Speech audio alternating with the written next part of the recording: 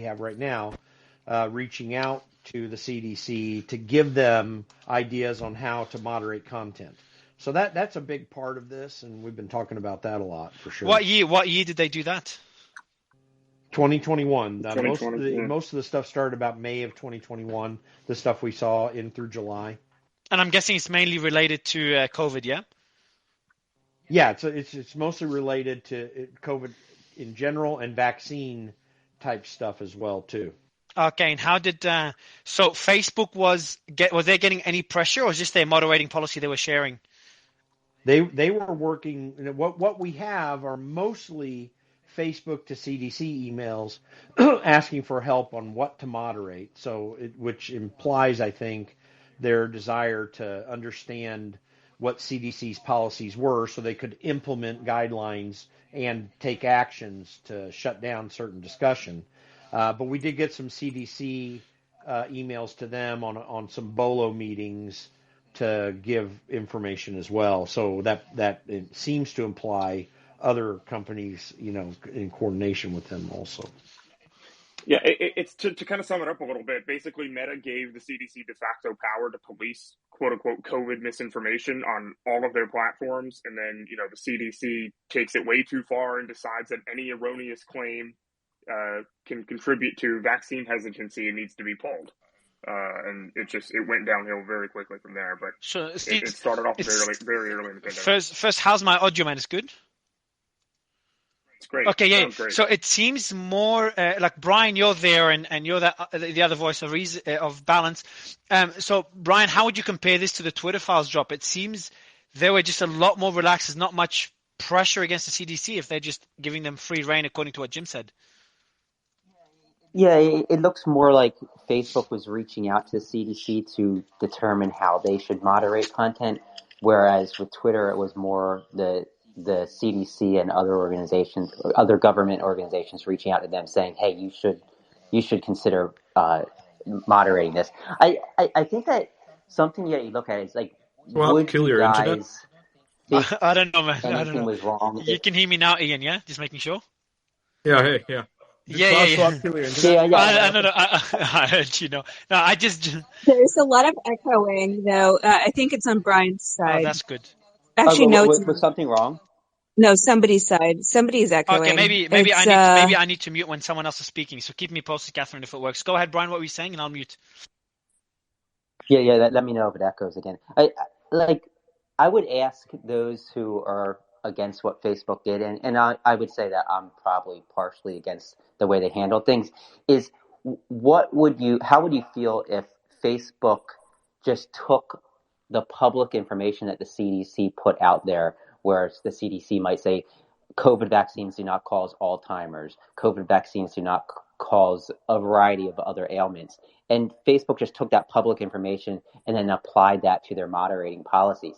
Would that be a different would you view that differently than the fact that Facebook reached out to the CDC and asked them, how can we moderate that? Before answering that question, I just want to know first, how's the echo, Catherine? Is it good? It's fine. Okay? It's fine. Everything's fine. Okay. So I just want to understand, and Ian, you've been covering the Twitter files from the get-go together, is who leaked this and how much of it did they leak? Did they leak it completely? What's the background of the person that leaked all this, that wrote about it? I think he joined as well, didn't he?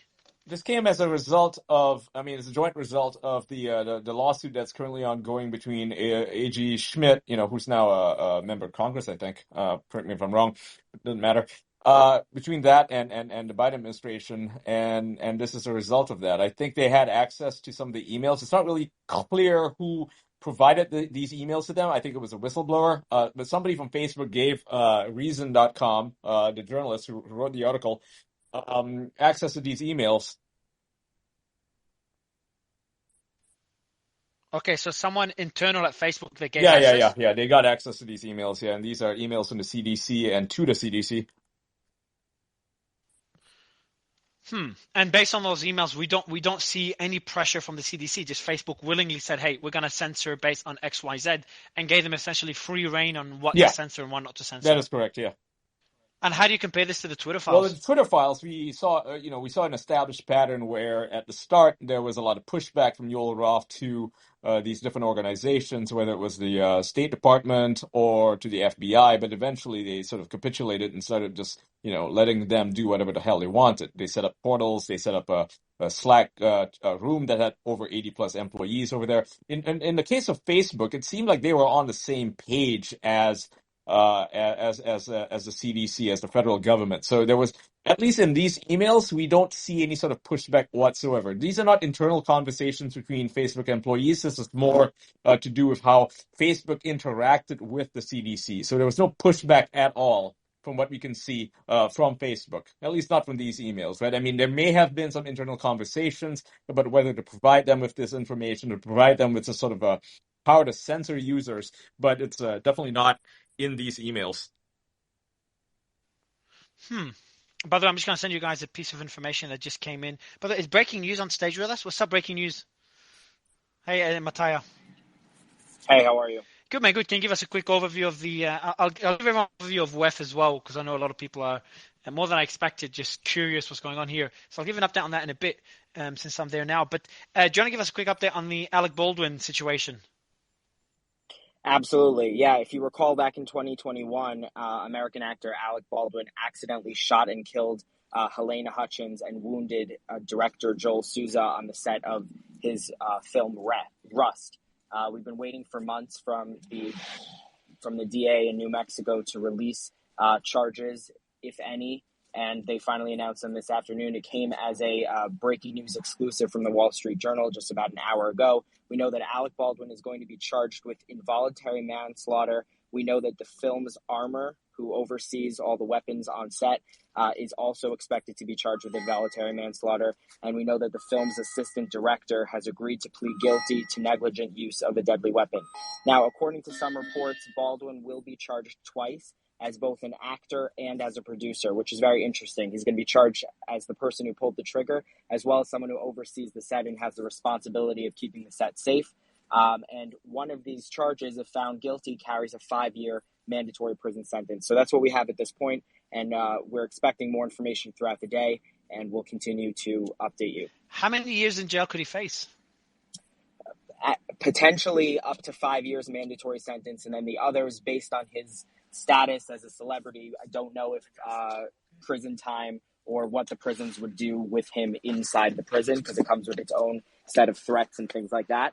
But we do know that one of the charges carries a mandatory 5-year sentence if convicted. Fucking insane. Poor guy. Wow. He deserves it. Wow. He deserves it. But Well, what makes you say that? Because he was fucking negligent. That's why. Like, you check your gun before firing it. You don't just you don't just fire it. You don't depend on other people. I've talked to actors about this. I actually talked to Adam Baldwin about it. And by the way, Adam Baldwin has handled so many guns. They never have like live bullets though in the chamber. They never do. And they always I would say the armor. Check, though. That's the thing. You can't take it for granted. This is what Adam Baldwin told me. So let me tell you what he told me. Right? He's Well, okay, go ahead. All right. Yeah. I mean, you can continue after. But like Adam Baldwin, if you don't know him, he was Animal Mother from Full Metal Jacket. He's been in Chuck. He's one of the main characters there. He was in Firefly. As a guy he's a gun guy, right? He's a gun guy. And in his estimation is that every actor and even Will Smith says this. Right? There's actually a clip of Will Smith handling guns, and he's doing so very, very carefully. When somebody points a gun at him, he's like, no, yo, put your gun down, right? Like, you always assume that the gun is live. Even if you check it, if somebody else checks it, right, they have to assume that it's live. So when you're handling a gun, when you have access to that gun, you have to check to see if it's live. Do not do anything with it before then.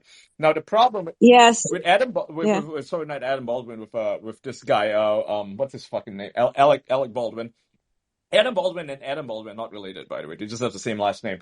With Alec Baldwin, he took this gun and he assumed that it was safe because it was supposedly checked by an armorer. The armorer, he's trying to throw the armor under the bus with this one. Like, he has claimed that the armorer, who is a very young woman, who's not that being a woman matters, is not someone who, looking at her background, is not someone with extensive experience in all of this. And to my understanding, right, the people on the set were the night before they were out shooting with those guns that were supposed to be used in the show, right, in the movie. They were out there having fun shooting these guns, and these are not like rifled down or anything like that. They're real guns, and so you're not supposed to load them up. But they were fucking around with it, and somebody down the line didn't check it properly after they're done playing with it. You're not supposed to play these guns. Everybody knows that. Yeah, you're not supposed to play with it. So that explains what happens. Yeah. So that solves the mystery of it. Yeah, they were not supposed to. I mean, I do think the armor, like as young as she is, like then they shouldn't have hired. Like she did not do a proper job. Like any set that I've been on, they are very careful with this stuff, and he shouldn't have pointed it, but like the odds of a stray bullet being there were very low. But if they were shooting these guns the night before, wow, okay. Yeah, with Baldwin, the issue here is the reason why he's being charged twice, once as an actor and once as a producer, was because he was negligent in his duties as a producer of that movie. It's kind of his job to ensure workplace safety, right? So his job as a producer is to ensure that, and he wasn't like he was negligent as a producer, not as an actor necessarily, but as a producer. He was very negligent in getting the workplace safety, in making sure that they hired the right people. But Ian, wasn't there someone? And Nelson, you could just jump in, bro. But wasn't there someone checking the guns? Like someone was responsible purely for the props? That'd be the armor, and it was a young person, very young person. Wasn't really qualified for the job, And this is who he hired. He wanted to cut costs on his movie, so that is that's where the producer's responsibility comes in. Yeah, that's what I'm saying, though. That's what I'm saying. Where are the charges for the producer? No, he's getting charged. You can't blame the actor. He's getting charged for that. So he's getting charged twice. No, but Nelson, I'll rephrase Nelson's question. Why isn't the person, by the way, name redacted? You got to fix your internet, bro. But why is the props person also not getting charged? Because I mean, it's kind of like it goes up the chain, right? It goes up the chain. If you hire somebody who's not qualified for the job, is it really their fault that they fucked up, or is it your fault for hiring them in the first place? Right? It's his job as a producer to ensure the safety of everybody on the set. It's not the armor's job necessarily, unless that armor was like actually part of the fucking round crew. She wasn't, right? She wasn't part of that crew, but the producer was unable, and the producer in this case is Alec Baldwin. He was unable to ensure the safety of the set, of all the people involved working on this film. He did not do his job as a producer to make sure that these people were not fucking around to begin with. That is why they're charging him with manslaughter as a producer. Now, as for the other charge, which is him as an actor, maybe that one will be dropped, right? Maybe he will actually win. They'll find him not guilty in that. I think that it shouldn't necessarily be his fault, because as an actor, it's not really his fault, that he didn't check the gun when he fired it. You could argue it's negligent for him not to do that, but they're charging him with that anyway.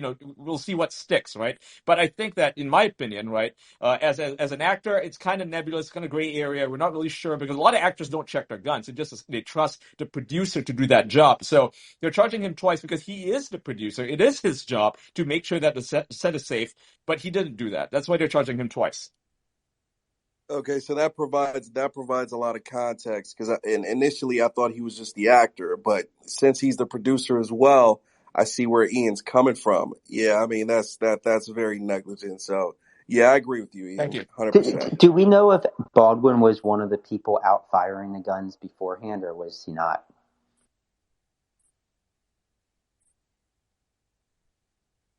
I'm muted. Sorry, Matthias, you just jump in, man. Yeah, you don't have to sit there waiting. Go ahead. Yeah, no, that's nothing I've heard of, Brian, but that doesn't mean it's not necessarily true. I just wanted to let you know that I'll step back in if there's any breaking coverage, but I'm actually heading into dinner with my family. So yeah, man, just jump in if there's any updates there. I do want to go name redacted. I want to go to you quickly because we've got a lot to talk about. Man, you've been ringing the bell about Facebook for a while.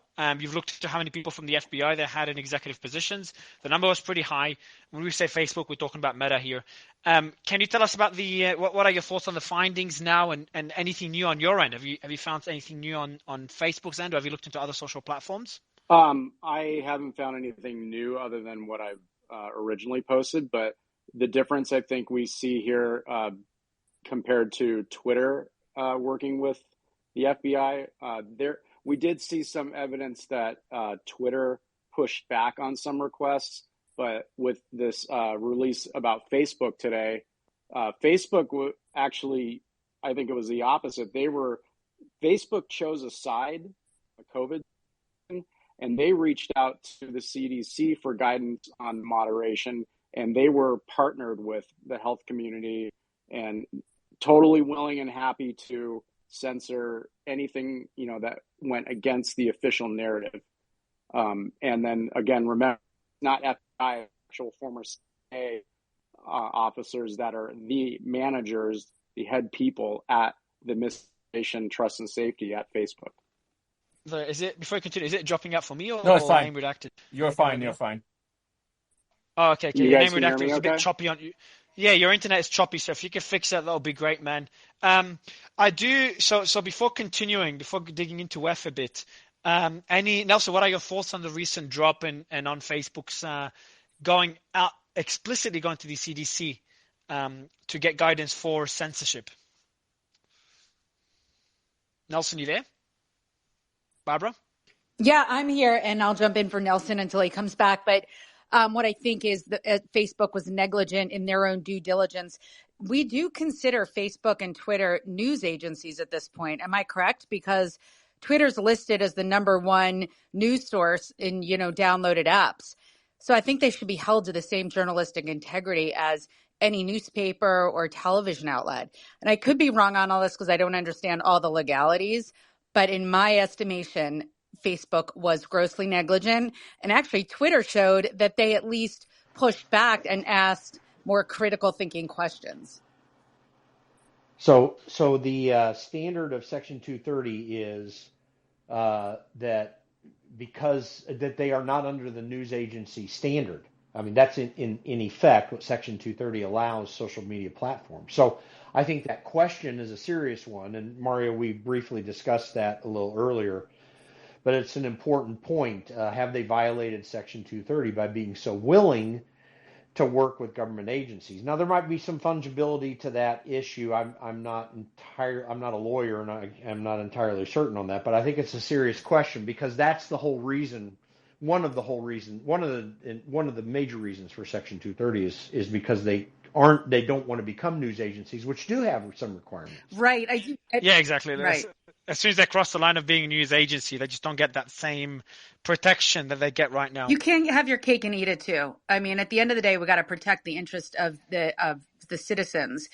And so, Jim, I'd love to understand more about 230. And I didn't want to ask because the conversation was flowing, but maybe we open up another room and dissect journalism. Yeah, we could bring it up. Yeah, I think we do space on this. I do want to go. So another breaking news now: Vince McMahon from World Wrestling Entertainment has agreed to a multi-million-dollar legal settlement with a former wrestling referee who accused him of raping her in 1986. According to people familiar, that's just crazy. Like first, it's like discussing. Those allegations, if true, is disgusting. It's number one. Number two is like, that's 86. That's insane. It's before I was born. 2000. How many years ago is that? 40 years ago? A long 30-something years ago. ago. A lifetime ago. 36 years ago. 36 years, yeah. Yeah, it's crazy. It's crazy how like something you do when you're a kid, when you're 18. Isn't that what happened to that actor from House of Cards? I'm not good with names.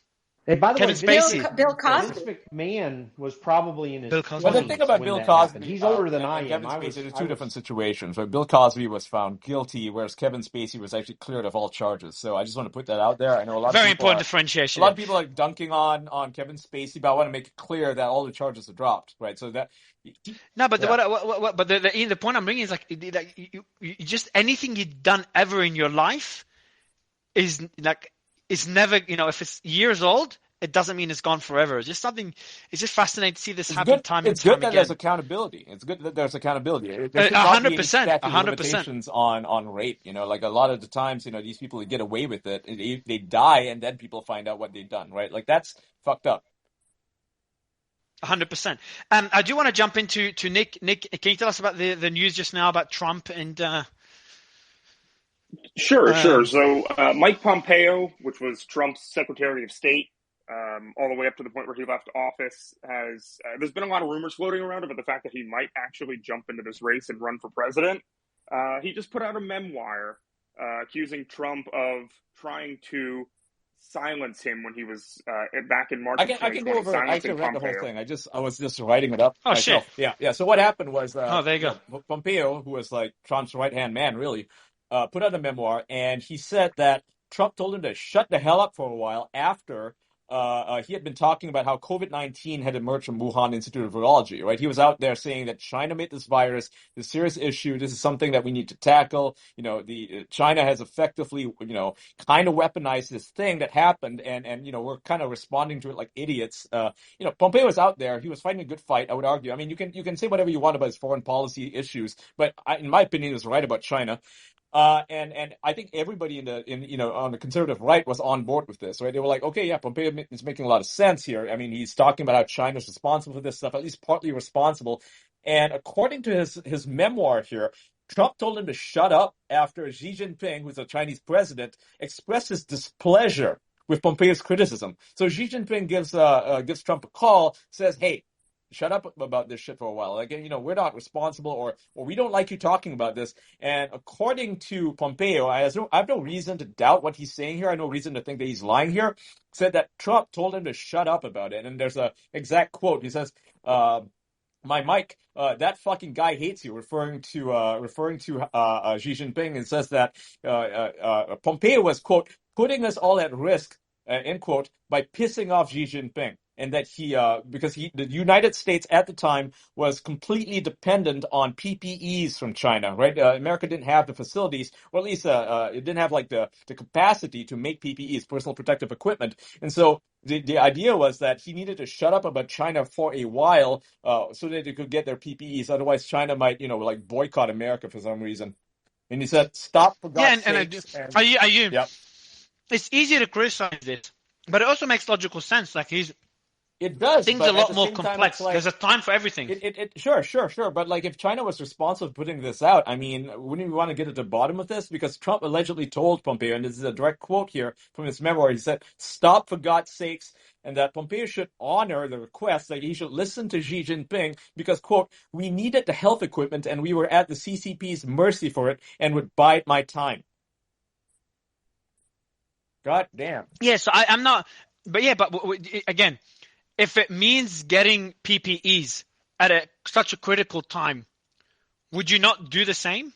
We're not like, guys, let's not do this now. There's a time for everything. Honestly, I mean, if China was responsible for this, and we don't know if they are, because the NIH has a lot of ties to this, so I would argue that it's probably a combination of both the U.S. and China that produces the stupid virus.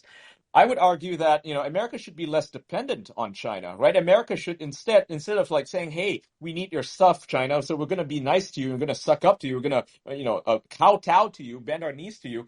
Instead of doing all of that, America should have responded. Trump should have said, you know what?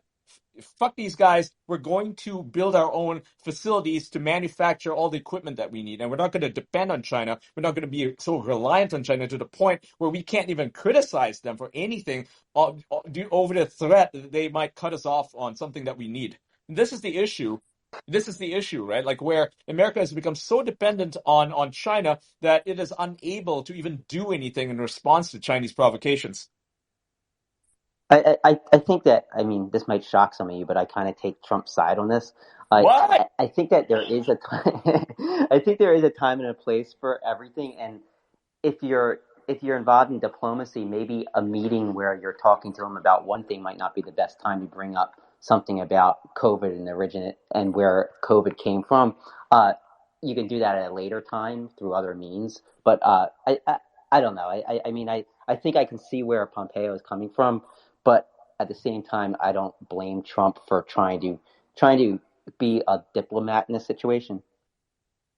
Do you mind if I pop in my opinion? Yeah, because go ahead. I'm an insider with one of these two people. So I have something okay sorta to say about Mike Pompeo, but I am no Mike Pompeo fan. I know Mike Pompeo. He is a self-absorbed person who, from my experience, who is trying to run for president, and definitely is attempting to distinguish himself from Trump. And this indicates to me his intention to possibly go after it now. That having been said, I do believe the basic substance of this story. I do think Donald Trump probably told him that, and I don't know if I believe Pompeo's characterization of his reaction to it entirely. That may or may not be the case. So I think there's more to this story, but I think it's substantively correct. I mean, if you really consider, Donald Trump didn't quite make this a China issue directly until sometime after this was rolling out. But the other part of this that I'm curious about is Donald Trump did call for restricting people coming from China fairly early on as we were figuring out this thing was spreading. So that goes into the mix here. And the reason I think that becomes more significant in my mind is that I've had bouts with Mike Pompeo personally, like through the years, and I do not find him to be an altruistic person. I do think he's right on China. I agree with Ian on that. And I'm not saying he's totally worthless. But when it comes to motivations, I hold no positive feeling about Mike Pompeo because of my experience. Do you not think he's a good actor? I mean, at least in this case, you do not think he's being honest about what's going on? He's being honest, but honesty's not always. Honesty's not always. Again, we go back to the noble lie. Like, I can't be in Trump's shoes or Mike's shoes, obviously. But if you're remember, Trump would love to blame this on China. It fits his entire narrative, and it blames a foreign country. So politically, it makes sense. But for him to do this, to be able to get PPE to save lives, it's hard to argue such a decision. Now, we are simplifying probably a very complex matter. But, I'll let you jump in, Jim, since you're a bit of an insider to this discussion, or both people. Yeah. But to me, it just sounds like a logical situation. And then Mike, for him to come out publicly with it now and him to listen to Trump before, again, I think both of them did the right thing. And there's just a private conversation. And it kind of opens up it just gives us an idea of how many of these private discussions are happening behind the scenes. And there's just so much we don't know. It is worth noting right now. Let me just say real quick before you jump in, Jim. I just want to add one thing. We're talking about Mike Pompeo jumping in and saying something about, naming it after Wuhan, naming the virus after Wuhan. Trump was already calling it the Chinese virus in March of 2020. And then he stopped for a while. Right. Yeah. So that kind of gets into the extension of my comments here.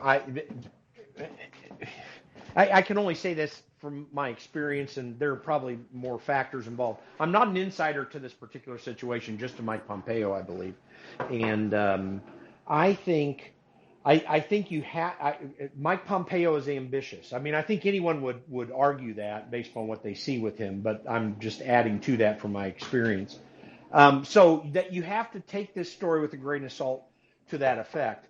I think he's not possibly not characterizing in this, or leaving out because of his characterization, is that it is possible that Trump was trying to massage this situation long enough to get PPE in. I think we can give everyone credit, even though Fauci was a stupid idiot on all the PPE stuff.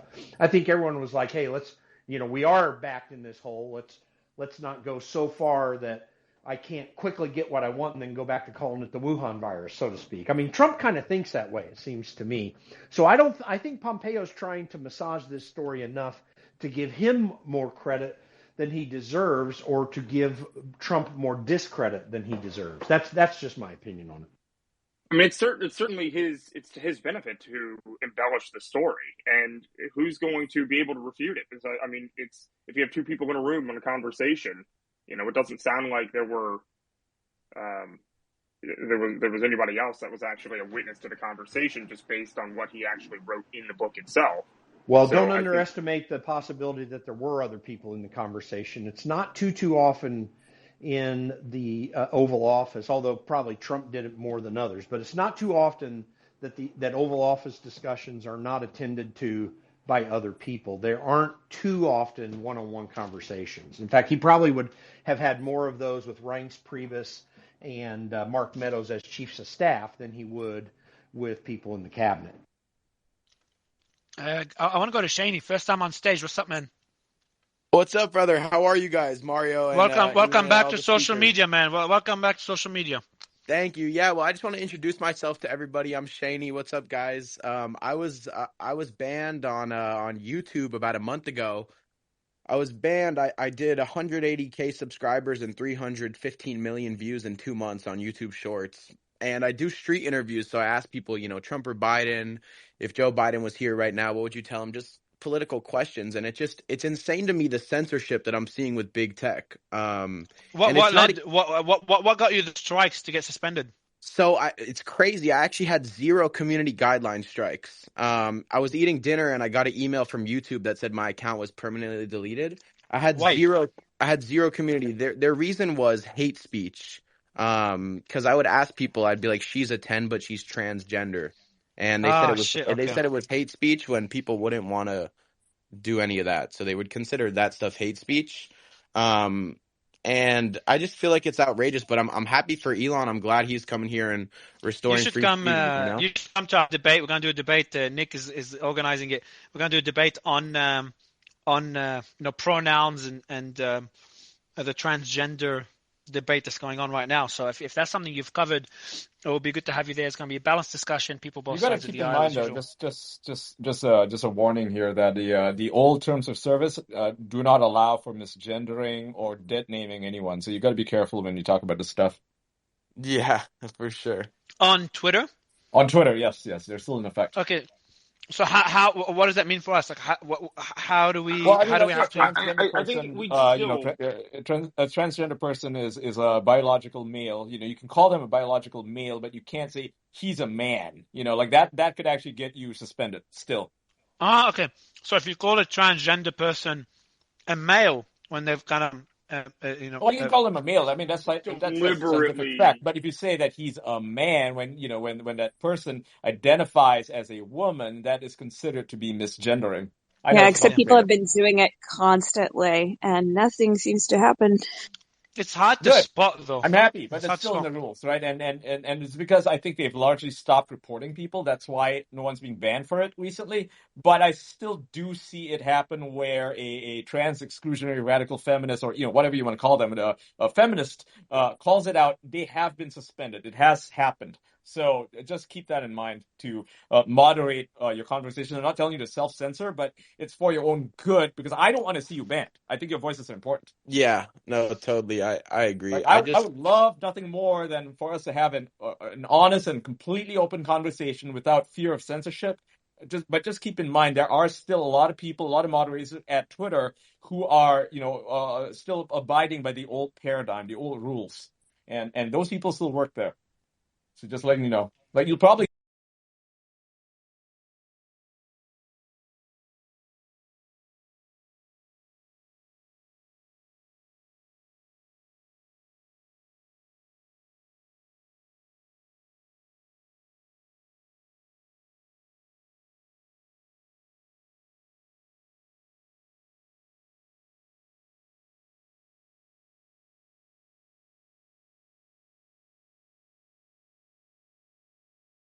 forum.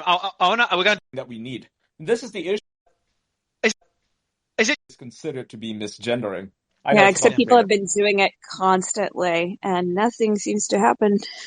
It's hard to spot, though. I'm happy, but it's still in the rules, right? And it's because I think they've largely stopped reporting people. That's why no one's being banned for it recently. But I still do see it happen where a trans exclusionary radical feminist, or whatever you want to call them, a feminist calls it out. They have been suspended. It has happened. So just keep that in mind to moderate your conversation. I'm not telling you to self-censor, but it's for your own good, because I don't want to see you banned. I think your voices are important. Yeah, no, totally. I agree. Like, I would love nothing more than for us to have an honest and completely open conversation without fear of censorship. But just keep in mind, there are still a lot of people, a lot of moderators at Twitter who are, still abiding by the old paradigm, the old rules. And those people still work there. So just letting you know. Like, you'll probably get unbanned eventually, but you might not. Yeah, I wonder what's going to happen with the whole YouTube thing, because I see a lot of creators migrating over to Rumble, like Andrew Tate. Is there Andrew Tate, because he had no choice? Is there actually a lot of people that are migrating to Rumble? How are the numbers at Rumble? Does anyone know? Has anyone checked the metrics? I can look it up real quick. I'm pretty sure that that they're doing some crazy stuff. Let me take a look. They just redesigned their site. It looks really nice. Yeah, well, their stock's up 20% this week. They went public. Let me. Yeah, they're good. They're doing good. I mean, the issue is that I think you need to be either Canadian or American to even be monetized. So there's still some hurdles there to be tackled. I talked to them about it. I couldn't get monetized. It's going to be interesting to see how the monetization works. Like, are there going to be enough advertisers to let them compete with YouTube in terms of monetization? Yeah, I think that's a big question there. Yeah, like with at least with Twitter, it's going to be a lot easier once Elon has all the monetization systems in place. All right, guys. Before we dig into WEF, I know we're going to do a whole space on WEF tomorrow. WEF. So World Economic. Who calls it WEF? I don't know. Everyone seems to be calling it WEF. I didn't know about the term till like WEF. Yeah. Yeah, well, people have been telling me like, I've been getting people like, I get a call, someone like, hey Mario, how's WEF?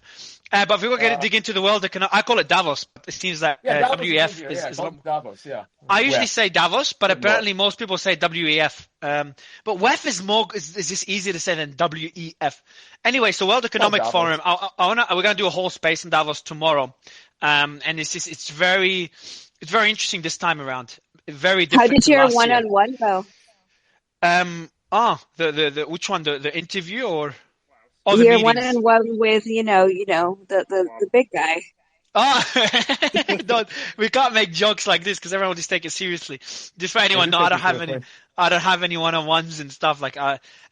Some of the messages I'm getting, people criticize me. I'm like, I wish what you said is true. I wish I had that much influence where I could just get in a room with these guys.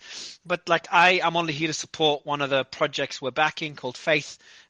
Anyway, so I got a lot of stuff to share, and we're going to do a whole space on it tomorrow. But before that, I wanted to ask, what was the question I wanted to ask? Rumble, quickly.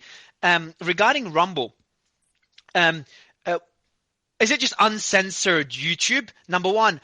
And number two, where are they? They're based in Canada, so doesn't that mean, not Canada, but where are they based? Because does the US, Canada, because doesn't that don't they have the same legal requirements? There's things that social media platforms have to legally abide by, especially in Europe.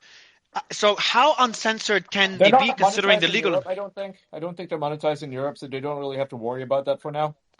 They're located in Sarasota, Florida, I think, which is like an hour from now. What I think Rumble needs to do is they need to get more creators that are not just political. I feel like they need to reach out to creators that are already on YouTube, which they've already started doing, but I feel like they need to reach out to creators to try and email them again and be like, hey, you want to run my entertainment channel? Yeah, because I mean, the thing about it is right now it's a lot of people on the right, and I feel like they just need to open up more to everybody.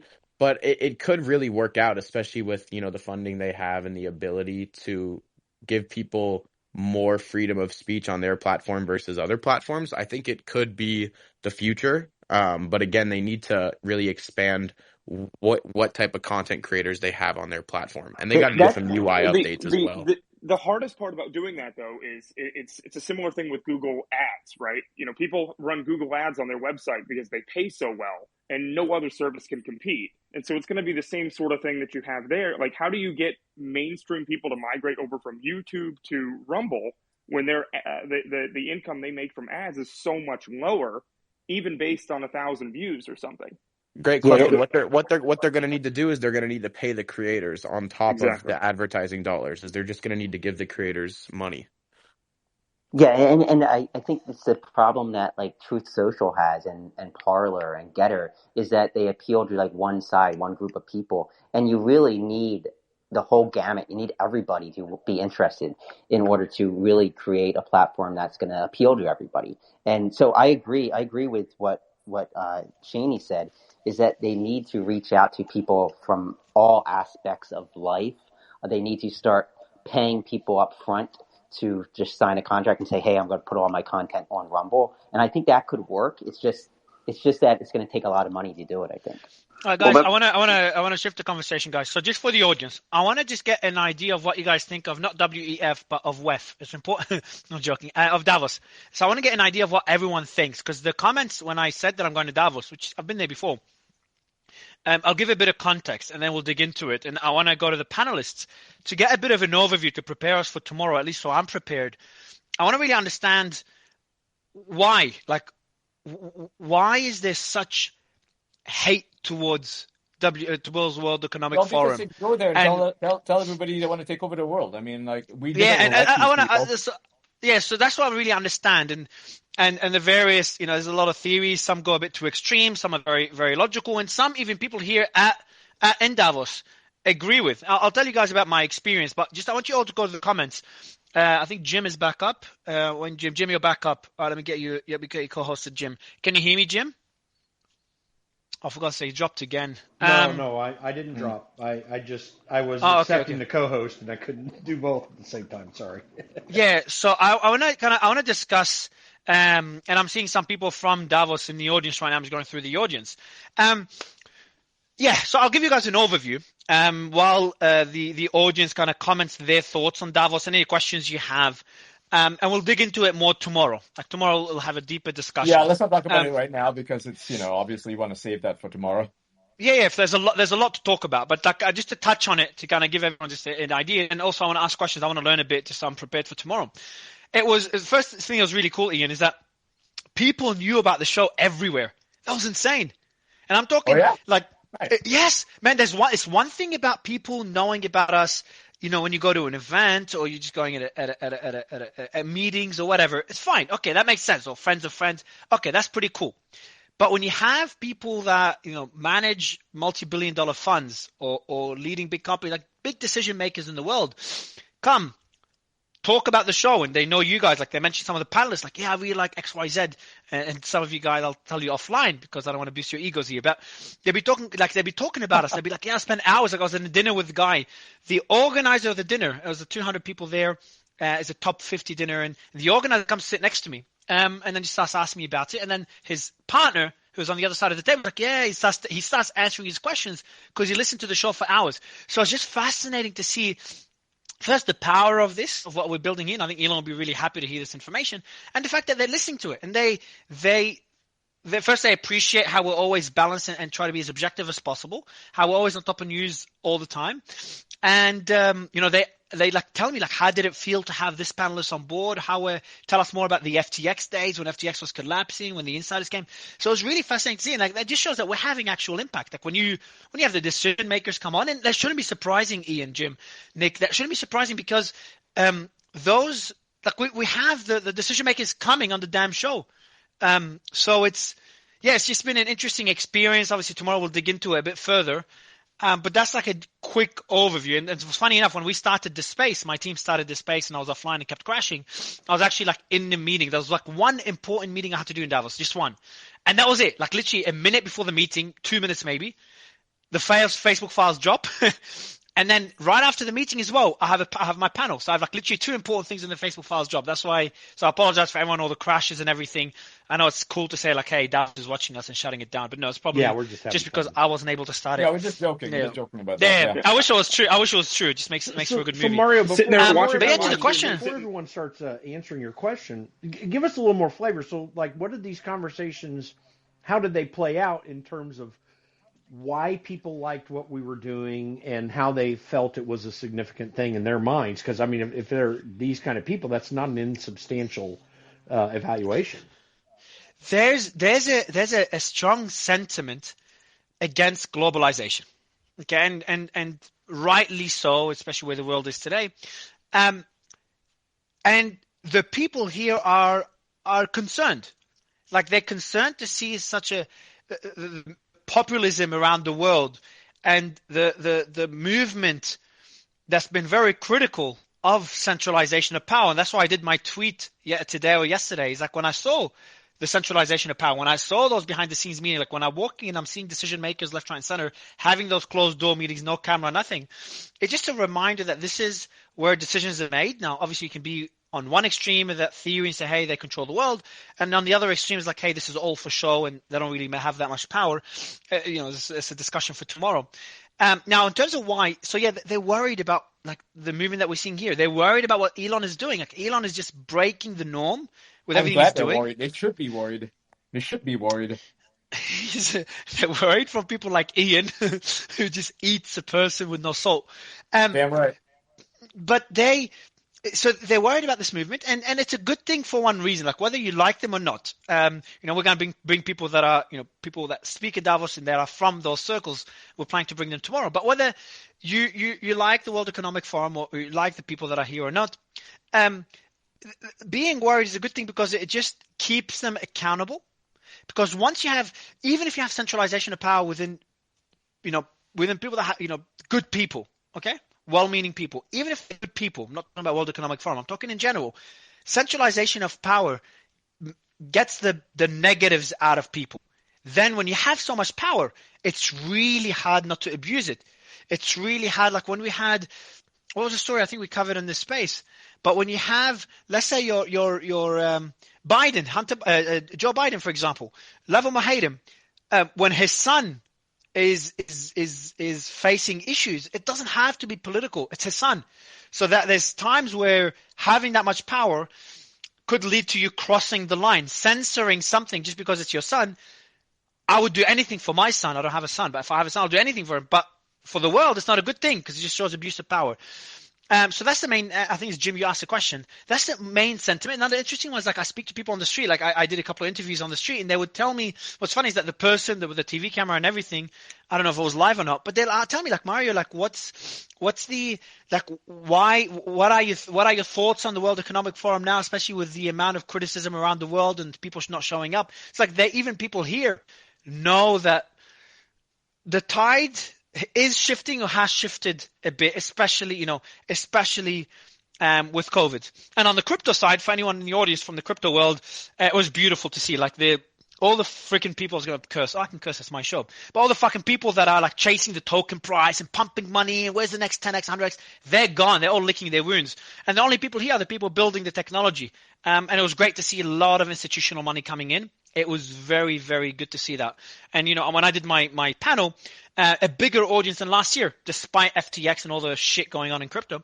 So it was beautiful to see. It was beautiful to see the builders have their time under the limelight. It was good to see traditional people coming into the space and being curious about the space.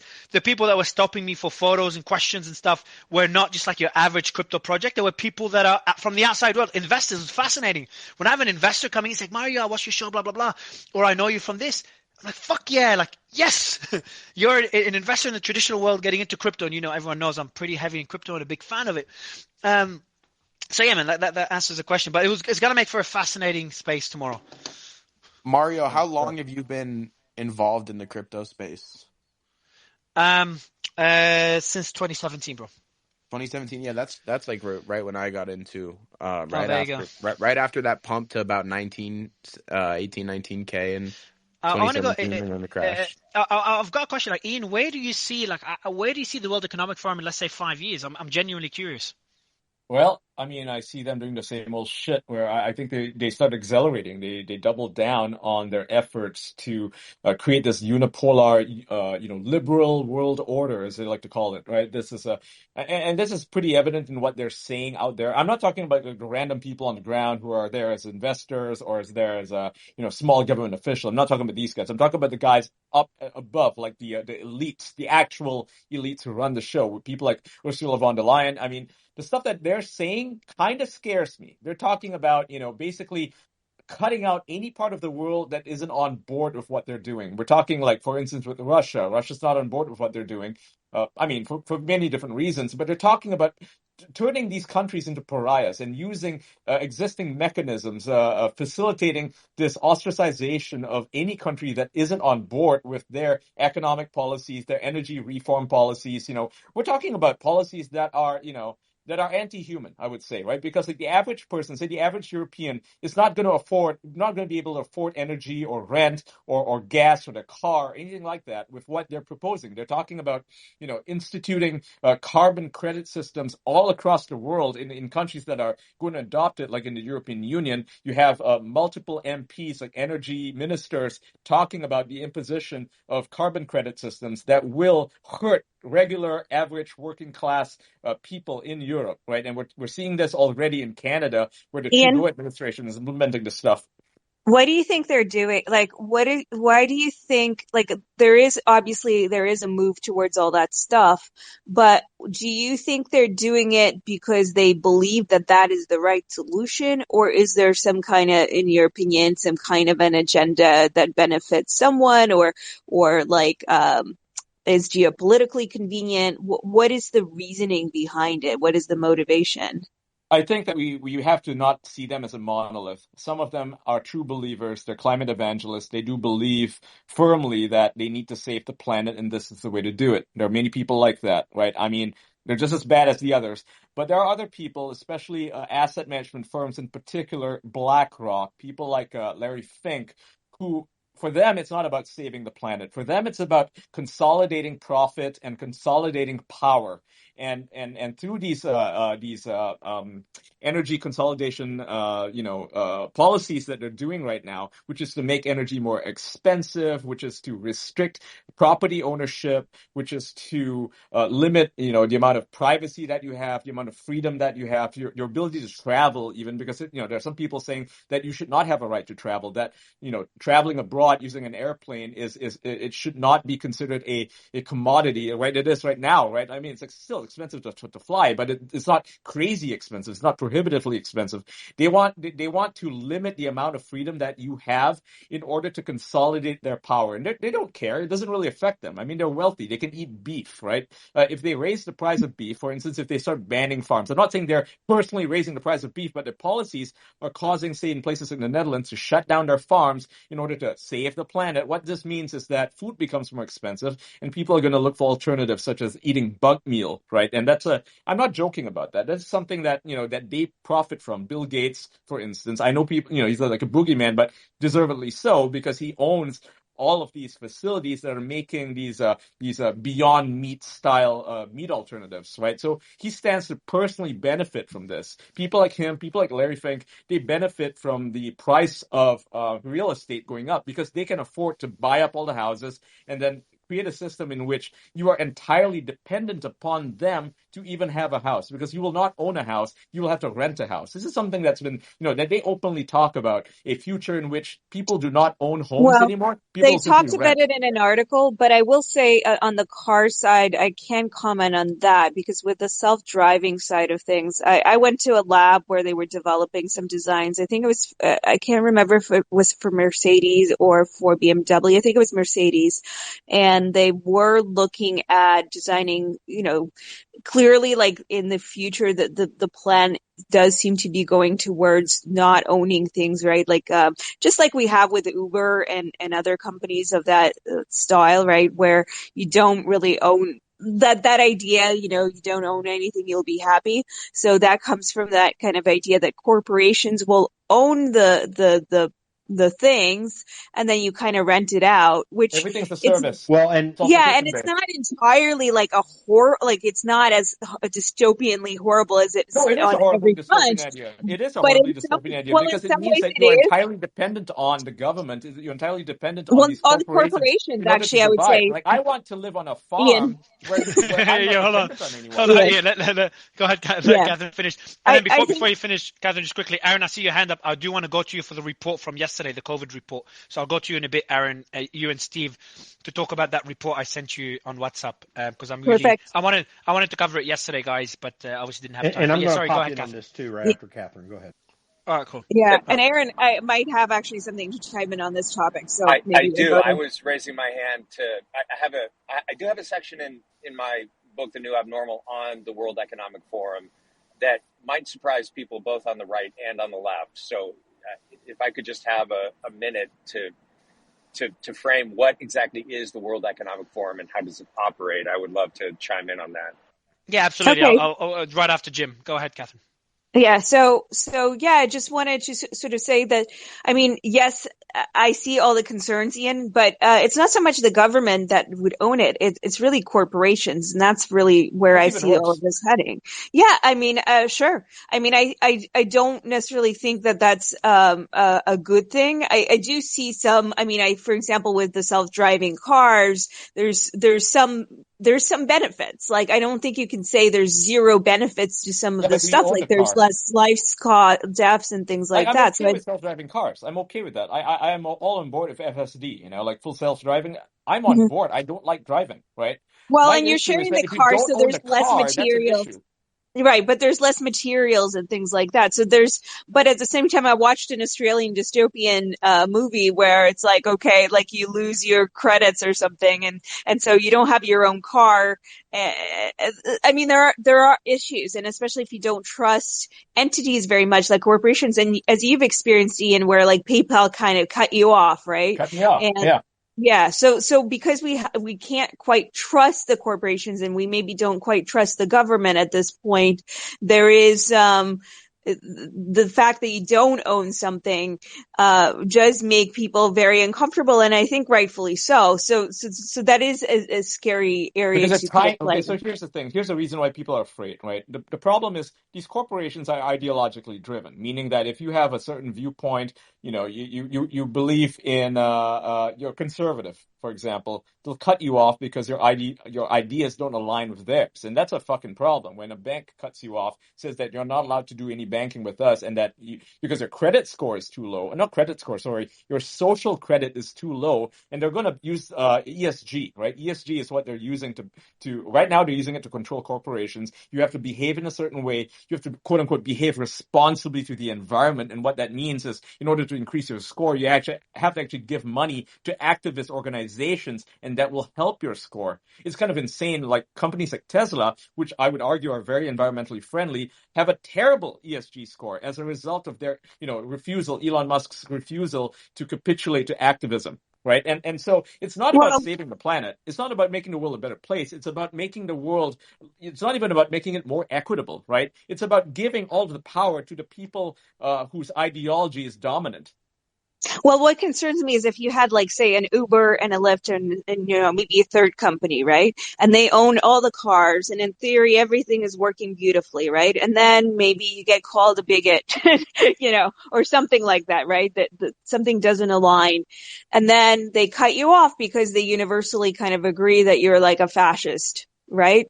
And then suddenly you have no access to a vehicle. So, maybe 10 years ago that seemed like an unlikely scenario. And now it seems a very likely scenario, even for someone like myself. Right. Let's say I spoke against the mandates, that probably already makes me like a target. So things like that. So that's where I'm very concerned. We should go to Jim, I think. But so you see a lot of parallels here with the issue with Facebook that we're talking about today as well, because you're looking at the Great Reset.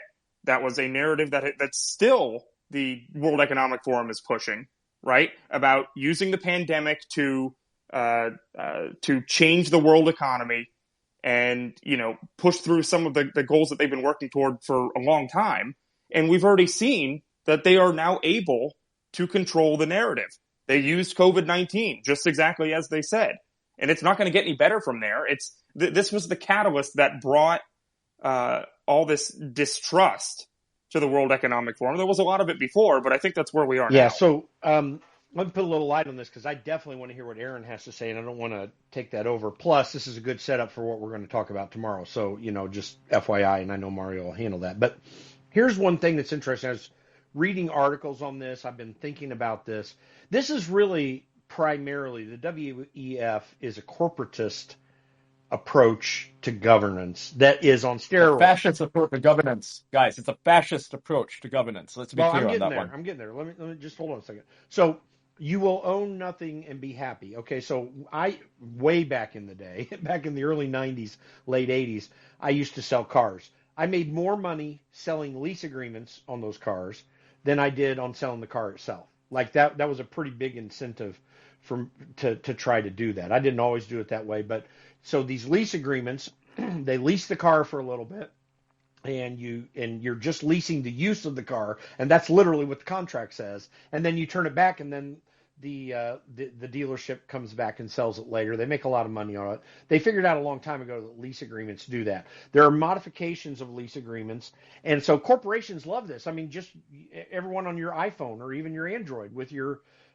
cellular provider, your mobile provider. I mean, you just turn that thing in, you keep churning it, they sell it to someone else, they make money off of it. So there's that aspect of it. That's where, so when you put this on steroids, then you've got companies able to do things at much higher margins. I would tie that in to things like the TARP bill that the United States put out to save the banks that were quote unquote too big to fail. No, they should have failed. If they were screwy, they should have failed. It'd have been just fine.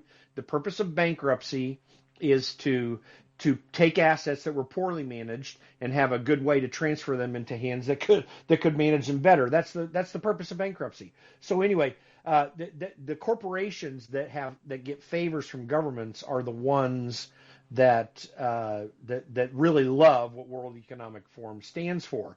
That's the less nefarious part of it. I'm with Ian, though. I think there's even more nefarious things. Klaus Schwab is an egomaniac.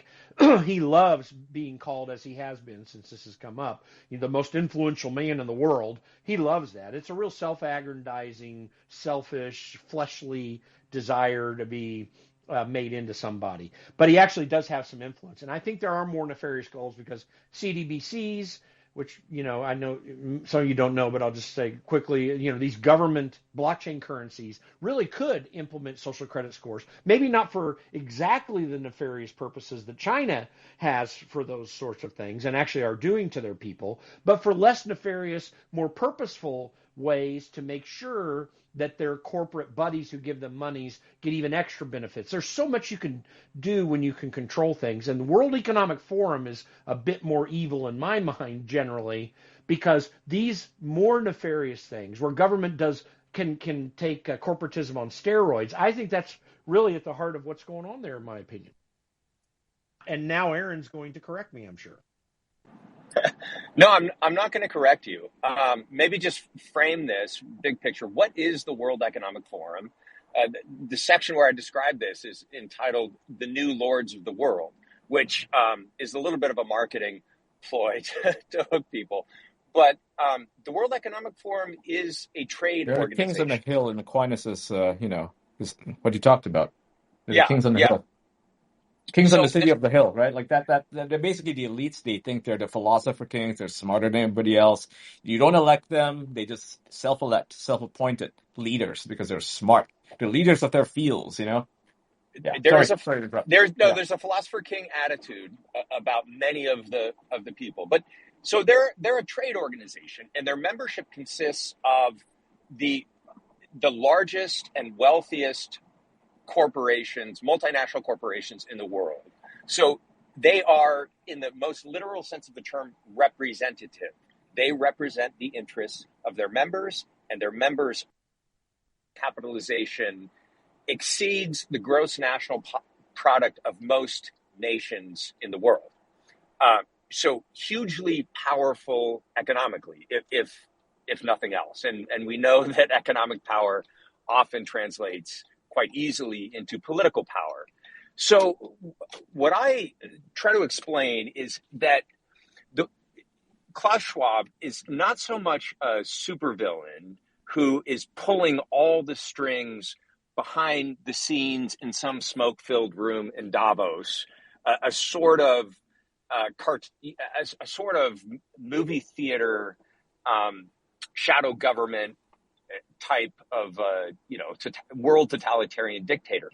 No, he is representative of a group of people with certain agendas, very often with certain ideologies. Does that mean that everyone who goes to Davos shares his opinions on the way the world should be moving, or on the fourth industrial revolution, or on the Great Reset? No, but he's certainly representative of most of the people in his trade organization. Otherwise, he wouldn't be heading it up. So I argue that he's more like a kind of cartoonish or garish mascot for a certain elite set that has, in general, shares certain ideas, or you may argue ideologies. And when it comes to COVID, it's important to remember that during the lockdowns, we saw the largest upward transfer of wealth in world history, from the working class and the middle class not just to the upper class, but to the very tip of the socioeconomic pyramid, to the corporations and the people that gather in Davos. So they gained by our pandemic policies. Why did Amazon lobby for lockdowns on the West Coast? Was it because Jeff Bezos shut down small businesses? Exactly. They shut down their competition, and when you have to work and live, at home, you're gonna be engaged in e-commerce. So just look what happened to Jeff Bezos's personal wealth and Amazon stock during 2020 lockdown. So not everyone was harmed economically by these policies.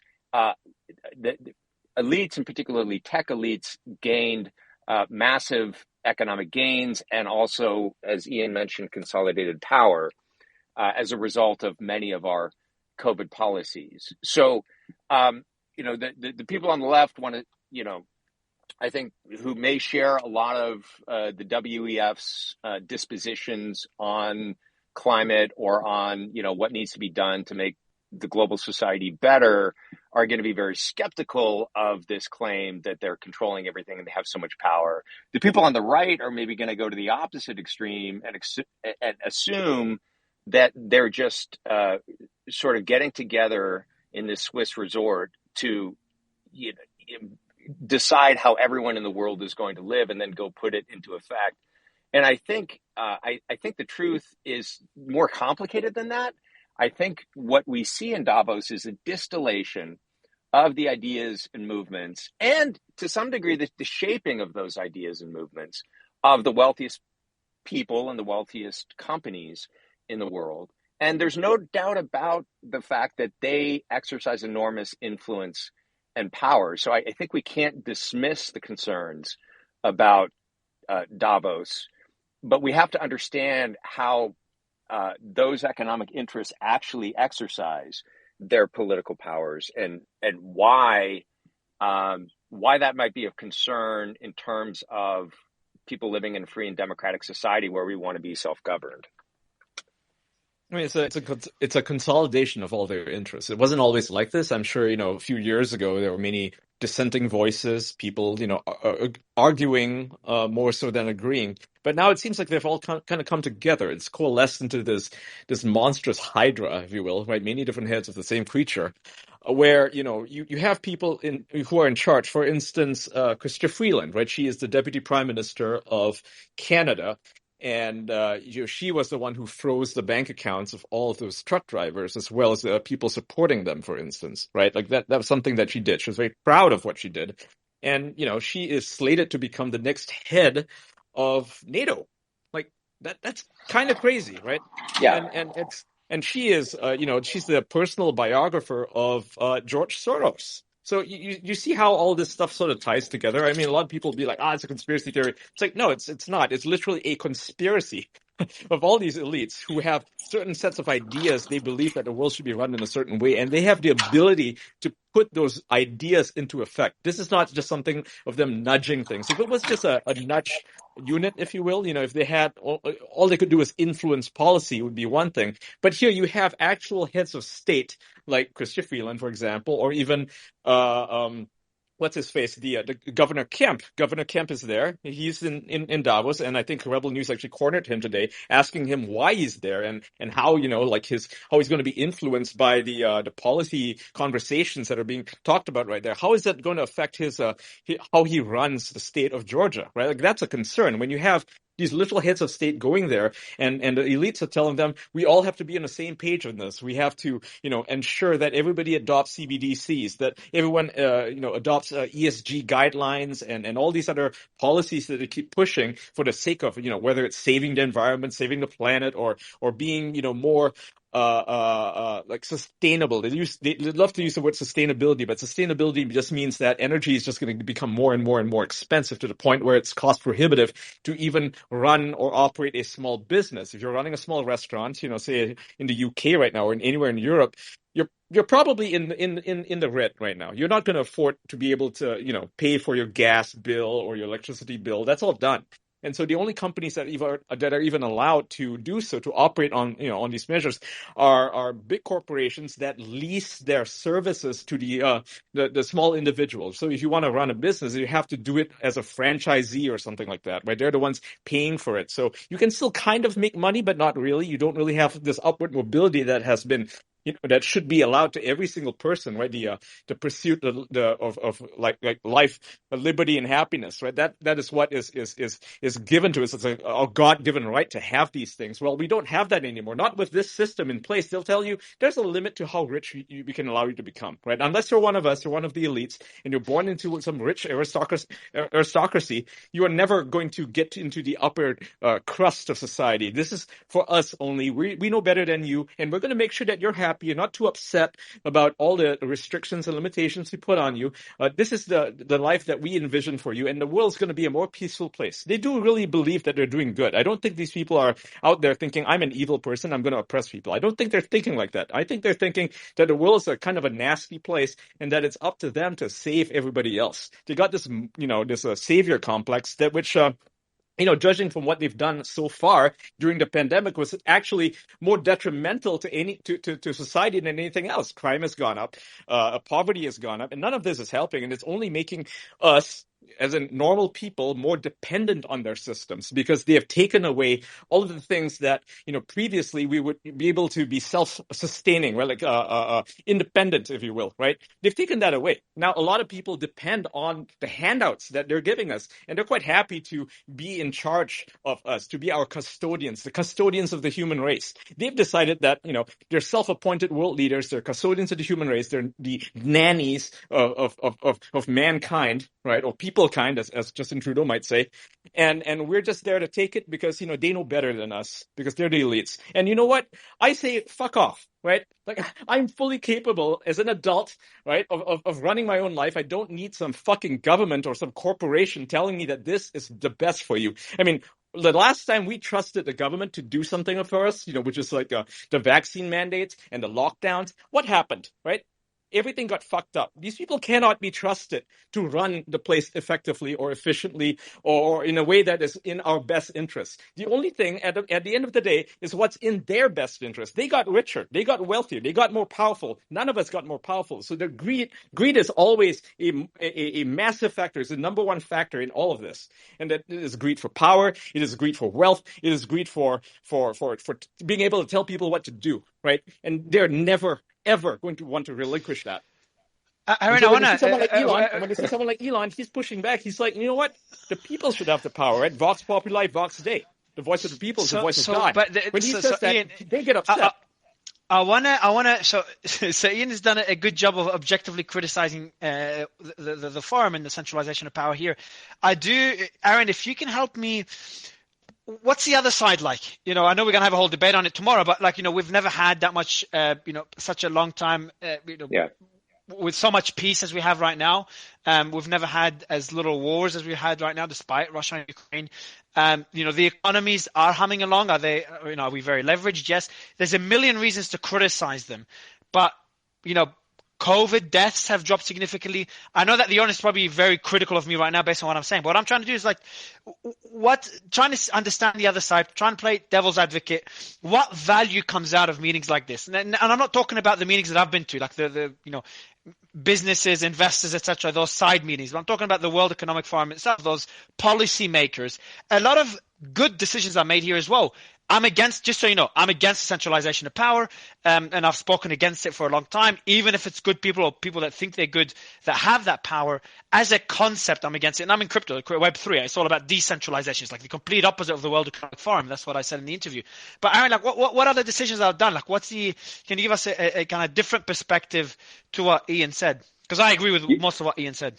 Yeah, I'm very sympathetic to Ian's position as well, but I will try to maybe find potential positive. I mean, look, we know that in business and in politics, things happen through networking. And, to boil down Davos to its most simplistic element, what is it? It's a networking meeting. And Ian pointed out, I think, that networking can very easily slide, particularly in the corporate and political realm, into cronyism, right? If you're a WEF young leader and you're part of our program, we're going to open doors for you and you're going to advance politically. And I think there's no doubt that we could see examples of how that worked. I don't know to what extent the opposite is true. If you don't play the game with us, if you're not part of our set here at Davos, if you don't sort of get on board with our ideas, then there's going to be doors that are going to be closed to you in terms of political or corporate advancement. It wouldn't surprise me if that was also happening, both kind of on the positive and negative side, just human nature being what it is. But I think there certainly is value in world leaders and corporate leaders networking and sharing ideas.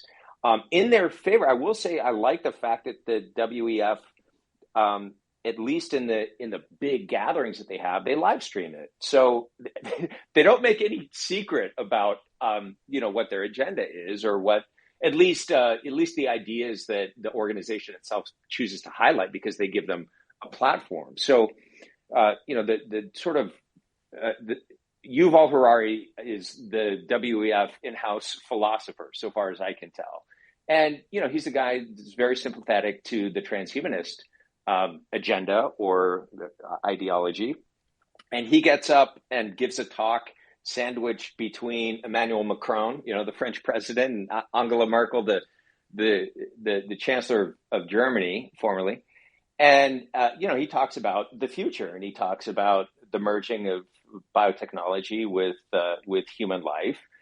Well, that's going to be, this is a guy who's playing in the sandbox with the big boys. And those are ideas that are going to be taken more seriously by the attendees and by the people that are gathering there, simply because of the context in which they're presented. The medium is the message. And so it is a powerful organization in terms of getting people's attention who are able to move the levers of world power, either politically or economically, and choosing what ideas to sort of forward and highlight.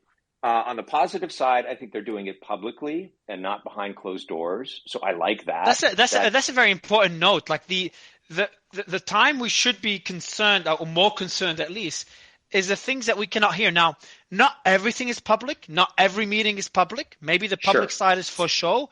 But like if you want to do something you don't want the world to see, well, there's meetings that happen behind the scenes. They could just give each other a call. So yeah, I just think push back on that, if you will. Go ahead, bro. Yeah. I think the reason they're doing this publicly is because of how much power they've managed to consolidate so far. They know that any sort of resistance to what they're doing is going to be impossible. So they're emboldened. They feel like they can do what they want. They're more worried than we think. Like the people that I've spoken to, and what we're seeing, kind of the people that just didn't show up. There are concerns. There's valid concerns around the world in the amount of criticism they're getting, the amount of the lack of trust there is. So you have to understand they've consolidated power after COVID, but the amount of damage they've also done. And I'm putting them all into one basket, but the amount of damage that's done is concerning. When you don't trust, they don't need the public trust when they have fear. They've got fear. That's what makes them dangerous. Yeah, but right? it's but fear. They would still be depending on us. True. But look at us. Like right now, we're covering the things that they don't want us to know. I don't want to sound too conspiracy theorist, but for example, the things that were censored behind the scenes. Well, that's all things in the open. Like it's very difficult not to keep a secret. It's only because Elon has allowed it. Elon has saved us to allow us to have this conversation. You cannot have this conversation on Facebook. They will literally ban you. They're using fear and control and power to suppress this kind of conversation. They will literally call people, anyone who criticizes it, conspiracy theorists, and the media is on their side. So keep in mind, even though we're having this conversation in the open, we are just a very, very small group of people that is having this conversation. This conversation is not being had in the media right now. CNN's not holding a panel about how dangerous the WF is. If anything, they're on board with it. You have CNBC, for instance, has an office there, and one of Rebel's journalists, Avi Yamini, cornered that man, and he threatened to punch him threatened to punch Avi Yemini for asking him questions about why he, as a journalist, isn't doing his journalistic duties to question the WEF. So these people, they have the media on their side. That's what's scary about these people, right? They have all that power and they're willing to use but even that the to power, suppress all you of keep us. mentioning media, but the power, the influence, I'll go to you, Brian, in a sec, but even media is losing power. Social media is kind of gaining that power, but then social media, what Elon's doing, true. right? No. They were losing power prior to Elon thanks to social media. But what's happening now is that social media, the influence or the power within social media is starting to kind of break down in a way thanks to Elon for triggering this. Now, we saw movements even before Elon. Other platforms, Rumble's a good example, Truth Social and others, some obviously kind of biased to one side or another, but there was that Twitter competitor, I forgot what they're called. But but obviously Twitter and Elon, kind of going against censorship is probably the biggest move in that direction. He threw a spanner in the works. The decentralization of social media influence or power. So which I think is one of the most important developments in our society in the last few years. Like if this pattern continues, it is like, again, before going to Brian, I'll end it with one thing. The spaces we did around COVID, we could talk freely here, and both sides of the argument could speak freely. On YouTube, we got censored and got that red check mark, whatever you call it, almost got suspended because we were streaming it on YouTube as well. So now we have to be careful what we stream. But yeah, Brian, I'll jump to you. Then I want to cover the study that came out that Alex covered yesterday, which we can take with a grain of salt, but it's definitely worth mentioning after I've asked a few doctors on both sides of the argument of the aisle. Go ahead, Brian. Yeah, I don't have too much to say, and I know you're covering this tomorrow, so I'll leave a lot to that. But I don't see harm in global leaders, global corporations, major corporations getting together, discussing the future, discussing technology.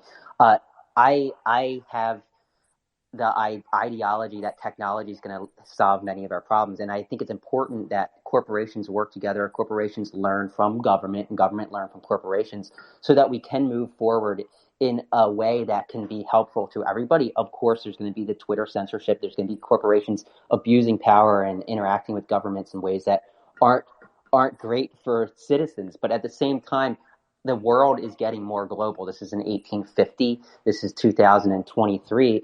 And I think it's important that as technologies bring the world closer together, we continue to reach out to one another. We work together to push technology forward. And I don't blame people for being hesitant when it comes to the World Economic Forum and thinking that there's conspiracies or whatever. And I'm sure that some of them are true. But at the same time, I think that we got to embrace that there's no stopping technology. Why do you have to embrace it? What happened to sovereignty? What happened to national sovereignty? What happened to our cultural heritage? That's all being taken away. Hold on, Brian. Embrace what, Brian? Just to make sure. Yeah. I was going to say embrace that technology is the future, and that we got to work together in order to make sure that the technologies are for the betterment of humans rather than get out of control, whether it's AI Who decides or what is robotics. better for humanity? This is embrace of woke critical race theory and DEI. Who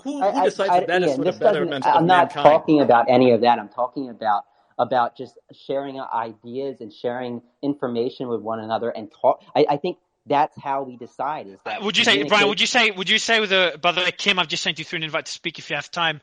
Good to see you, Brian. Would you say that and actually, Ian, I'll ask you Ian that question.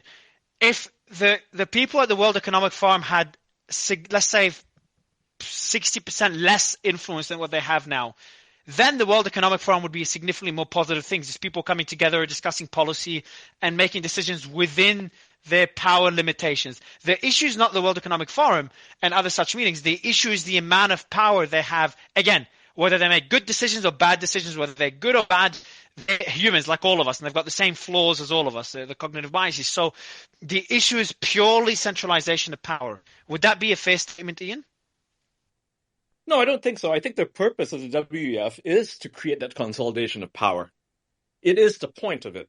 That's the whole point of the World Economic Forum. It's consolidation of power, but also move. It's to create this World Economic Forum. I mean, it's a one world government. Make decisions, but it's also when you meet face to face, the reason you go to events and stuff is that you get things done. Like you can easily do things over Sure. call and stuff, but when you meet in person, it's just easier to get things done, get people on the spot, build those relationships, getting people closer together.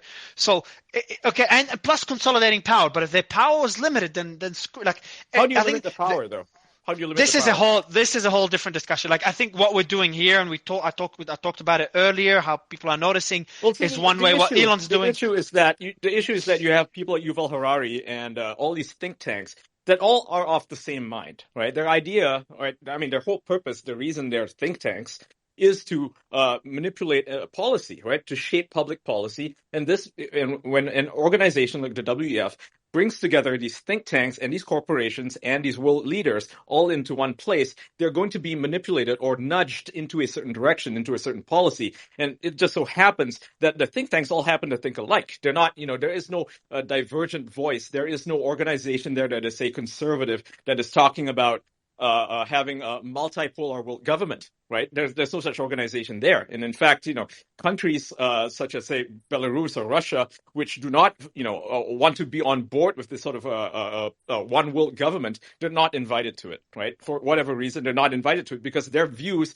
go against this overwhelming consensus that there needs to be a one world government and that it needs to look a certain way. This is not just simply, allowing every country to go about their own business and having their own cultures, having their own policies, their culture and the traditions, none of that. This is all about making everybody kind of the same way because that's the only way that their policies can even work. So, for instance, if let's say you have, religion, say Catholicism, it's not compatible with the vision that they have. They want, they talk about equity, right? This is where the DEI stuff comes in. This is diversity, equity, and inclusivity.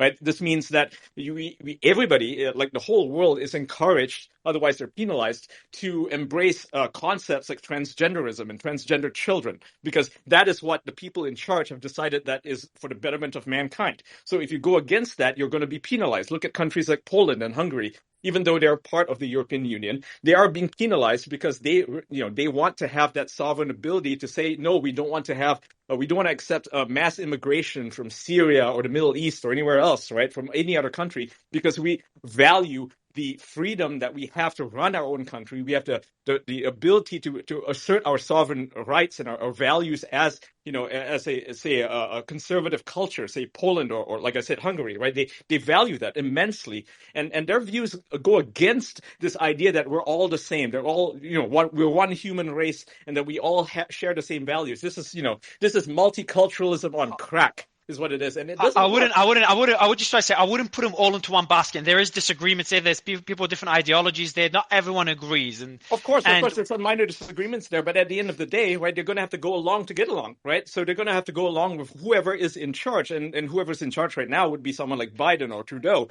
whose views outweigh in terms of the gravity that they have over everybody else, because there is money involved, right? They can say, you know what, if you don't go along with this plan, we're going to cut you off. We're going to cut you off from the World Bank, and you're not going to get funding for your projects. And so you have to do what we want you to do in order for your countries to be successful. And eventually, those countries become subservient. They become vassal states, effectively. Like, for instance, Indonesia right now is taking something like to the tune of $20 billion from the United States government in order to facilitate its embrace of what you call ESG policies, right? That's how they're getting in there. And so what happens is those countries lose their sovereignty because they are unable, at some point, they will become unable to say, no, we don't want to allow transgenderism into our classrooms, right? They will not be able to say that because they're so beholden to all this money. But they wouldn't. The decision of transgenderism, these are not the things they would discuss. These are not the main things on top of their agenda. I'm just using that as an example, right? That's just one such example. Other examples would be the allocation of resources and manpower, right? That's a thing, right? Like, so, certain countries are I would say they're producers of goods, right? And so they're going to have to behave in a certain way that is actually detrimental to the people working there. So, for instance, if you live in Vietnam, and if, say, the Vietnamese government is on board with all these policies, they're going to do things to get that money to the detriment of their own people. Their own people are going to find themselves effectively, taking slave wages in order for the government to be a part of this global system. This is why, globalism is actually really, really bad. You look at what it's doing to the American middle class. The American middle class is shrinking. shrinking. Every year it shrinks more and more. In Canada, the price of houses, of homes, has gone up by as much as 50% since 2015. So people are not able to afford their homes, right? They're not able to buy their own houses. In the future, they won't even be able to buy their own cars, right? Europe, for instance, is banning private transportation in some places. Like Oxford is trying a new policy where you literally cannot drive a car, right? I mean, and these are policies that are happening on a micro scale, like certain cities or certain states or certain towns, whatever. But that, has a much larger reach because it has this impact that people are just not thinking about. They're thinking, well, it's just one city, or it's just one policy, it's just one school board. But it's all part of a greater whole, right? That's why people might say, oh, conspiracy theorists are thinking this. But that is precisely what's happening. Eventually, the middle class won't even exist because the middle class gets in the way of this idea of DEI, right? Diversity, equity, and inclusivity. When you have the middle class, the kulak class, if you will, like the Soviets would have called them, they stand in the way of that vision, that utopian vision of equity. And what do you do with these people, right? When these people don't want to get along, well, you do things that disenfranchise them, that marginalize them, that take away their voting rights, that take away their ability to own anything. And eventually, when I'm not saying it's going to get to the point like this point, but if we look at history, these people are starved to death. I don't want to starve to death. And I don't want to eat the bugs. Now they'll say, well, you're not starving to death. We're just going to put you on bug. Yeah, but I'm aren't there people in the world that are starving to death? Like you're talking about the American middle class, which is insignificant in comparison in numbers to those out there in the world that.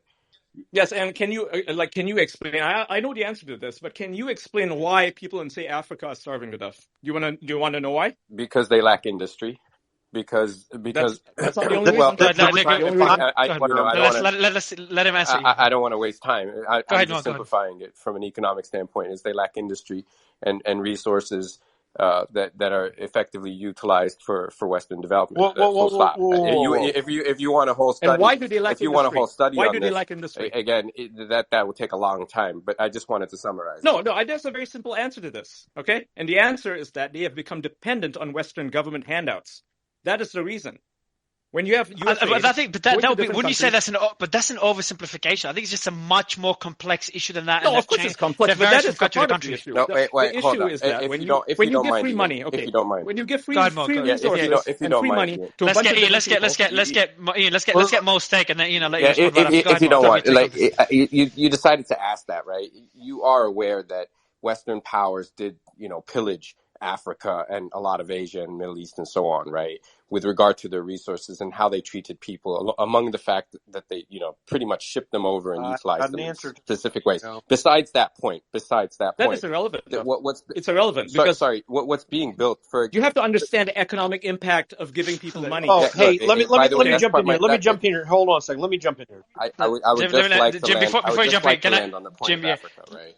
I'll let you land on your point, and then Jim, I'll let you respond. With regard to Africa in specific, there are studies. So when we build, for example, hospitals and schools, and forget to build the processes of industry, you effectively create good healthcare, good education with lack of resource to do anything with it, and this is problematic, and hence why Africa is the way it is.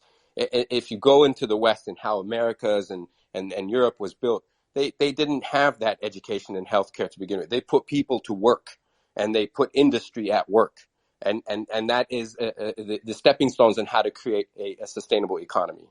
So there's a very significant factor to what's going on in Africa, which most people have no freaking clue actually exists. So when you go back to the colonial area and before, as Europe and eventually the United States or America, when it was being colonized, and a few small other parts of the world started thriving, was because the growth of the mercantile system was helped along because of natural ports all around Europe and America.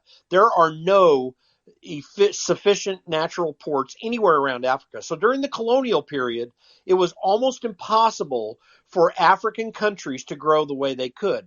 There were also cultural problems that, by the way, contributed to them selling their people off to white slave traders. Of course, that's part of it too. There, by the way, is no river anywhere in Africa that has the capacity to help commerce along, like say the Mississippi River in the United States, like the Danube and other rivers in Europe.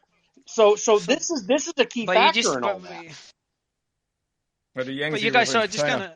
But it kind of concludes. Go to you, Justin. But before moving on to the new COVID study, but it kind of concludes the point. There's just way too many reasons to simplify it onto one thing. Whether it's handouts by the Western. The point I was getting at is, just focusing on the present, not necessarily the past, but some of the past. But when you say the past plays a key role. The past matters, but I'm talking about what's right now, like what we are doing right now. Okay, the existing system.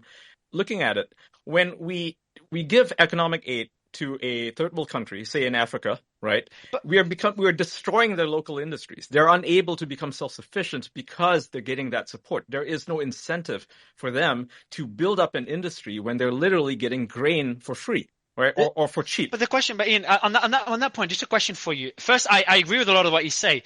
There's study after study that shows the inequality gap is increasing and globalization plays a key role. So I agree with you. I think it's deliberate. But like you look at, that's where we might disagree. Like everyone would love a lot of people, unless you're really evil, everyone wants to But you look at China, you look at India, you look at some African countries. A lot of economies have grown incredibly. Look at Korea, incredibly, and globalization played a key role in those economies to get them to where they are today. People are poorer than they've ever been.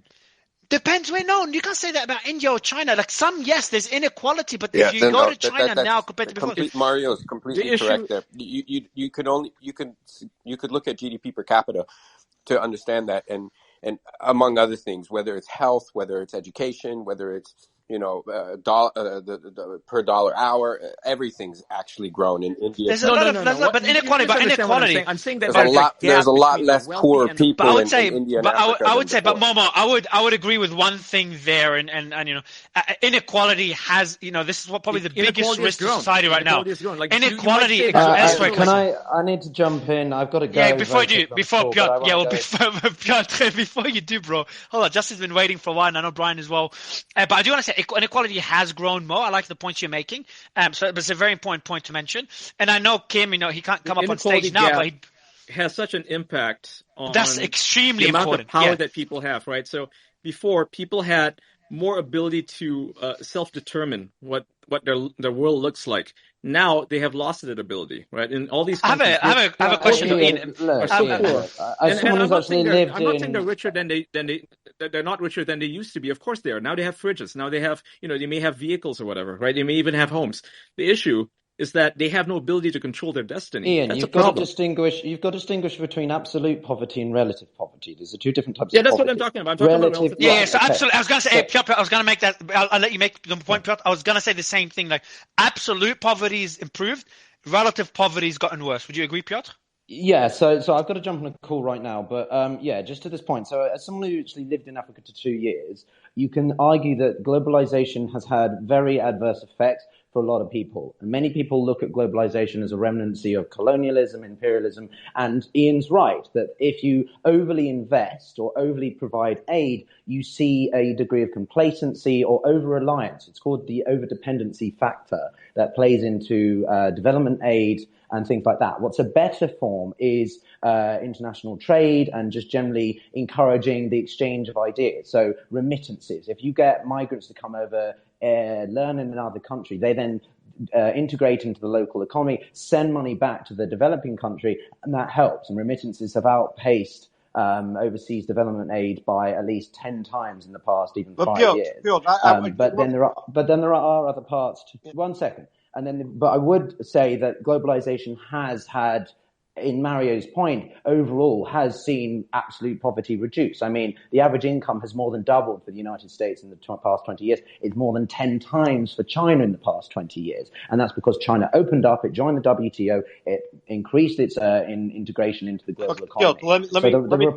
Guys, before Ian, just quickly, before you all go, Jim, sorry, just because Aaron and Steve, Aaron has to go, he's got a patient. There is that vaccine study that Alex put out yesterday, and I was about to do a space on it yesterday. I thought we'll cover it today. Aaron, can you give the audience, just update the audience on that study? You were very gracious, you and Steve, with your time yesterday, and we have Lisa coming in a bit later. Just tell us what that study means, objectively, because I know a lot of people have concerns with some of the work Yeah. that Alex has done. But I think this study is, I read the study briefly. I saw how Alex summarized it. And I think it's worth adding to the list, even though the study was on mice, it's still worth looking into further. And I know there's other studies ongoing as well. Just tell us why it's important, and also the other side of the argument, or maybe why it's not as important as some people would like it to be. And what the study means. A lot of people in the audience don't know about what study we're talking about. So very briefly, to the point, what's the study? And I appreciate you giving us the time. Yeah, so the study was an animal study, so all the usual caveats has to be replicated in humans. First in vivo in maybe tissue culture in a lab, and then in vitro in an actual human being. So with those usual caveats, whenever you have something happening in other mammals, it's reasonable to believe there's sometimes very, very good chance that you'd see the same thing in human beings. And this was a study basically looking at sequential dosing, basically boosters, and suggesting that, to kind of boil it down to its simplest terms, multiple boosters can have effects on the immune system and on the immune system regulation beyond just the intention of the vaccine, which is increasing antibodies. So there's two branches of the immune system, to oversimplify: the B cells, white blood cells, that produce antibodies in response to either a vaccine or the virus, and the T cell branch of the immune system, which basically T cells are responsible for killing infected cells in your body. And there's a lot more that goes on in the immune system besides those two things, but kind of at a very basic level, that's the immune response in a nutshell to a pathogen. And what this study, and I would say other studies, have suggested, so it's important to always place any individual scientific study is almost never sufficient to answer a complicated question. Like, are boosters a good or bad idea? Are they helpful or harmful? It's a complicated question. But if you place this study in the context of other studies, there are now multiple studies suggesting immune system dysregulation, meaning harming, most of the studies suggest a harm in the T cell response with multiple doses. So the effects of the third or fourth dose may not be the same as the effect of the first or second dose. And it's a very important issue to pay attention to now. There's multiple studies suggesting that the rates of adverse effects may increase with multiple doses, especially after you've had COVID.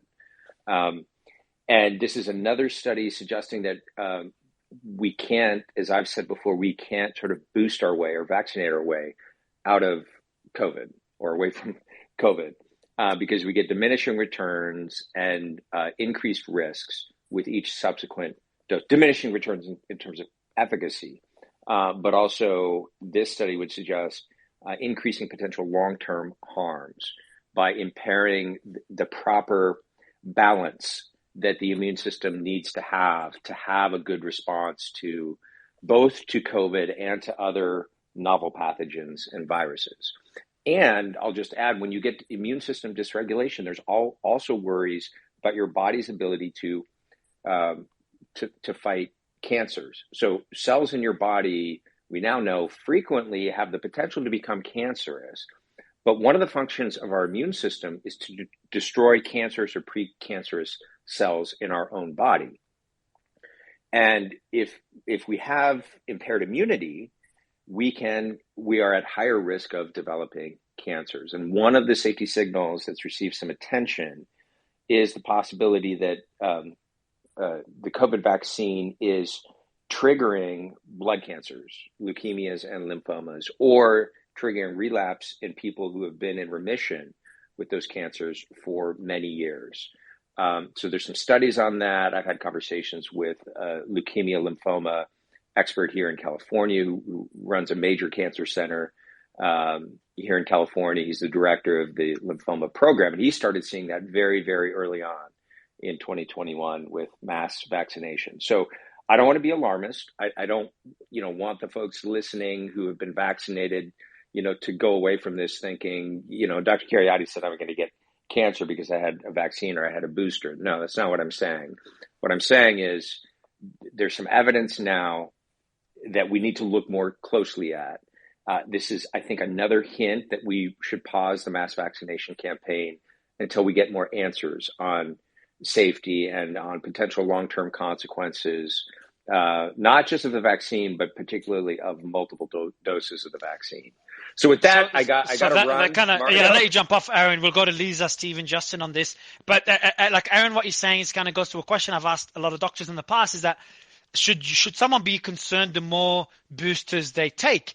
And it seems the answer, based on this study and others as well, maybe we'll go to Lisa to balance it out before going to Stephen, Justin, is that the answer seems to be yes. And this is a newer study. Again, this is a study on mice that shows that boosters reduce one's immunity, and we're seeing. Again, it just doesn't mean you shouldn't take the vaccine. It just means and it doesn't mean, obviously, I'm not saying you should or shouldn't. I'm saying just another study to add to the repertoire of things you should not take the consider. boosters. You shouldn't take the boosters. The New York Department of Health actually said that people who take the booster shot are going to be more vulnerable to COVID. So why are we still pushing boosters? More vulnerable to. Okay, Lisa, for that Ian's statement just now and what Aaron was saying, I did send you the study and you were very gracious as well to go through it. And then we'll go to Steve. Lisa, your thoughts on the study? Does it mean that the boosters likely reduce your immunity? And then obviously Ian's statement of makes you more susceptible to COVID. And would you still be recommending boosters with all the studies out there? Is there enough studies for you or other doctors to say, hey, maybe think twice about boosters? Liza? Liza. No worries. Liza. No worries. That's not a problem at all. So I've only had a chance to very shortly skim this study. But I think that in previous sessions, we've talked about, the relative benefits and safety of the initial vaccines and versus boosters. I personally think that the jury is still out on boosters. I think that there is accumulating evidence that it may not be beneficial in different demographics. I do think that at the moment, if people are in a situation where they're exposed to some of the newer variants of COVID and they've had a discussion with their physician, and they've got underlying medical issues that may make them more predisposed to having severe outcomes with COVID, then it's worth discussing boosters. Like I've said, I'm double vaccinated, but I haven't been boosted, and my sons are double vaccinated as well and haven't been boosted. I don't necessarily think that boosters are in and of themselves harmful. I think that with the new variants that are out there, there's the idea is that the boosters can address those new variants and prevent severe disease in susceptible populations. I have a question. As a doctor, how do boosters stop the the infection from getting as bad as it can be? I mean, what's the mechanism there that makes them do that? I want to know. So with the initial mRNA vaccines, they were targeting, and they're talking in this particular study about targeting the receptor binding domain, the RBD part of the protein. Antibodies are directed towards that. As the virus evolves, it can have mutations that change the way that receptor binding domain looks to antibodies, and so the antibodies might not bind to it as efficiently and neutralize it. So the goal with some of these newer boosters is to adapt the vaccine to some of the mutations there and address it so they fully neutralize it. So that's the goal. Once again, we're learning together about this. Got another question. Why do we still call them boosters when the function of a booster is to immunize a person to a disease, right? For instance, with all previous vaccines, whether it's a smallpox vaccine or whatever, right, meningitis or polio, those immunize the people who got it, right? Like effectively, if you got the polio vaccine, you would be immune to polio. But why is it that this? Why are we still calling them vaccines? That's a really good observation and question. And so there are vaccines that actually kind of sterilize, or I don't want to say sterilize, it's not people are getting sterilized, but they promote a permanent immune response. So or very long lasting immune response. So once enough of the population is vaccinated, the transmission of the disease falls enough that you're not going to have it be problematic. That's different with rapidly mutating viruses. So one of the reasons why people get flu shots every year is because the flu itself mutates all the time. And so they pay attention to where the flu starts every year, because it's a seasonal disease, right? And they get very early on in the flu epidemics. They'll get the early viruses, sequence them, and try to make a vaccine that is targeted towards that virus. And the reason why you get flu shots every year is because the virus mutates. Viruses like polio and measles and things like that, you get actually long-lasting protection. They don't tend to, well, measles, if you have a very low population, you tend to get big measles outbreaks and a lot of deaths in kids. I think if you look at the outbreak in Samoa in 2019, it was pretty apparent how rapidly that virus can get out of control.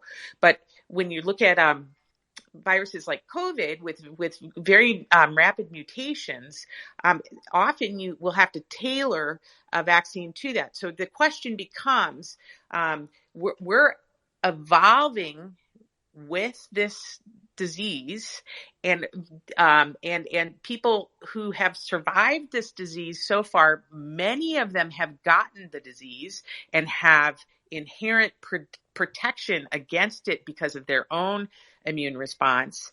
And then people who got vaccinated at least one time around after infection seem to have an improved immune response to this disease as well.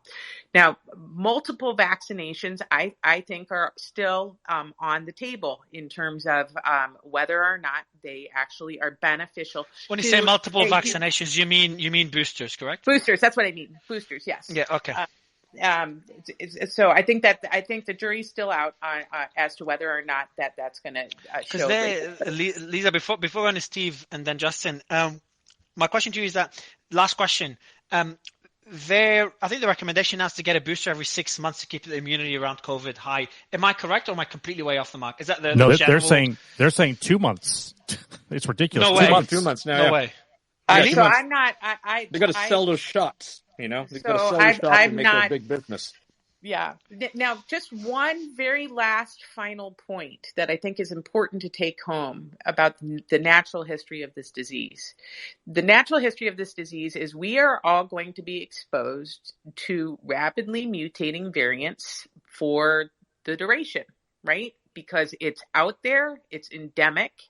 And so we will be making our own immune responses to the disease.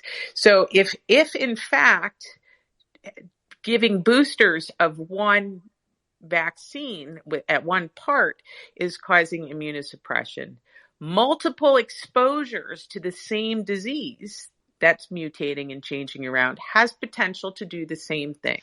This is the question. So Liza, I'll jump into Steve if you don't mind, because Steve, it goes to the point that Liza made. Steve, are you with us? I'm here. Yeah, I've been listening to everything. Good to have you back. I really appreciate it. So again, you've also been very, very, very kind to give me your thoughts on that study that I sent you yesterday. And it seems that you and others have said, like, this is something we already know, Mario. So I'd love your take on the study and what Liza just said, and kind of the argument being made that, hey, vaccines may have some side effects, not as bad as some people make it out to be, but COVID has worse side effects. So we'd love your take on that point as well, as you give us your thoughts on the study. Yeah, well, sure. I'll just tell you what the data shows. That the data doesn't support what Liza is saying, and so the jury being out, I don't think that there's any question that if you're a jury member and you look at the data, I don't think you're out trying to figure out what's going on. I mean, so just for an example, an expert like Paul Offit, who's one of the most respected vaccine experts in the world, he's on the FDA committee, he's seen all the data. He's not getting any more boosters. He's not getting the bivalent booster. He came out and said, I am not getting the booster. There is no benefit and all downside. So the jury... Hold on, this is someone that works at the FDA? So I know Paul Offit. I spoke to Paul Offit. And Paul Offit is the reason why I say the jury's out on the boosters. So he's the reason why I made the decision that I made. Which is, what's the decision again, Liza? Not to take boosters, correct? Yeah, she and her family are not boosted. Yeah. Yeah, Liza's not taking the booster. Paul Offit's not taking the booster. The jury's not out. Paul Offit is supposed to be the smartest light bulb. You know, he's on the FDA outside committee, okay? And he is one of the most respected guys in the world. I don't think you could name anyone who is more respected than Paul Offit. So he's like the Supreme Court Chief Justice, and he has said, look, there is no data showing that these things work. I'm not going to take it without data. So Steve, question about this quickly, Steve. So put it in simple terms, right? The boosters are bad for you. Don't take them. No. He has not. I don't think he said it's bad. I think it's just the benefit there isn't enough benefit to take it. No, he said he said that the benefits of the boosters do not outweigh the bad stuff that you take from the boosters. Therefore, simply put, the boosters are bad. Don't take them. I mean, if something is -1, but it's plus nothing, it's like, why would you take that? I think that you've got to take into account at-risk populations. So I think that it's more nuanced than bad and good. I think that there are people who are more at risk of severe disease that may benefit from boosters, and that's why I want to be cautious. Show me the data on that, Lisa. Show me the data. Yeah, show me the data. Show me the data. Dr. Liza, I think you would Lisa, agree. This is so irresponsible. I'm really upset. This is so irresponsible that these physicians are making these advice based on, well, I think, and they don't have any data to back it up. Lisa, I want you to go look at that Cleveland Clinic study that's referred to in Alec Berenson's article. If you think I haven't spent a whole lot of time looking at studies about this, if you think that I don't take Where's the data? Where's the data on what you just said, Lisa? Steve. Lisa, show me the data. Steve, it's Liza, and I have spent time talking to you about the data. And if you want, I've just read this paper now. Well, Liza, I think Liza, you just said it's not the same for people in high risk groups. Okay, you just said that. You have never provided me any data to back up that claim. Show me the data. I want to ask you a question, Steve. Show me the data, Liza, before going to Justin. Show me the data.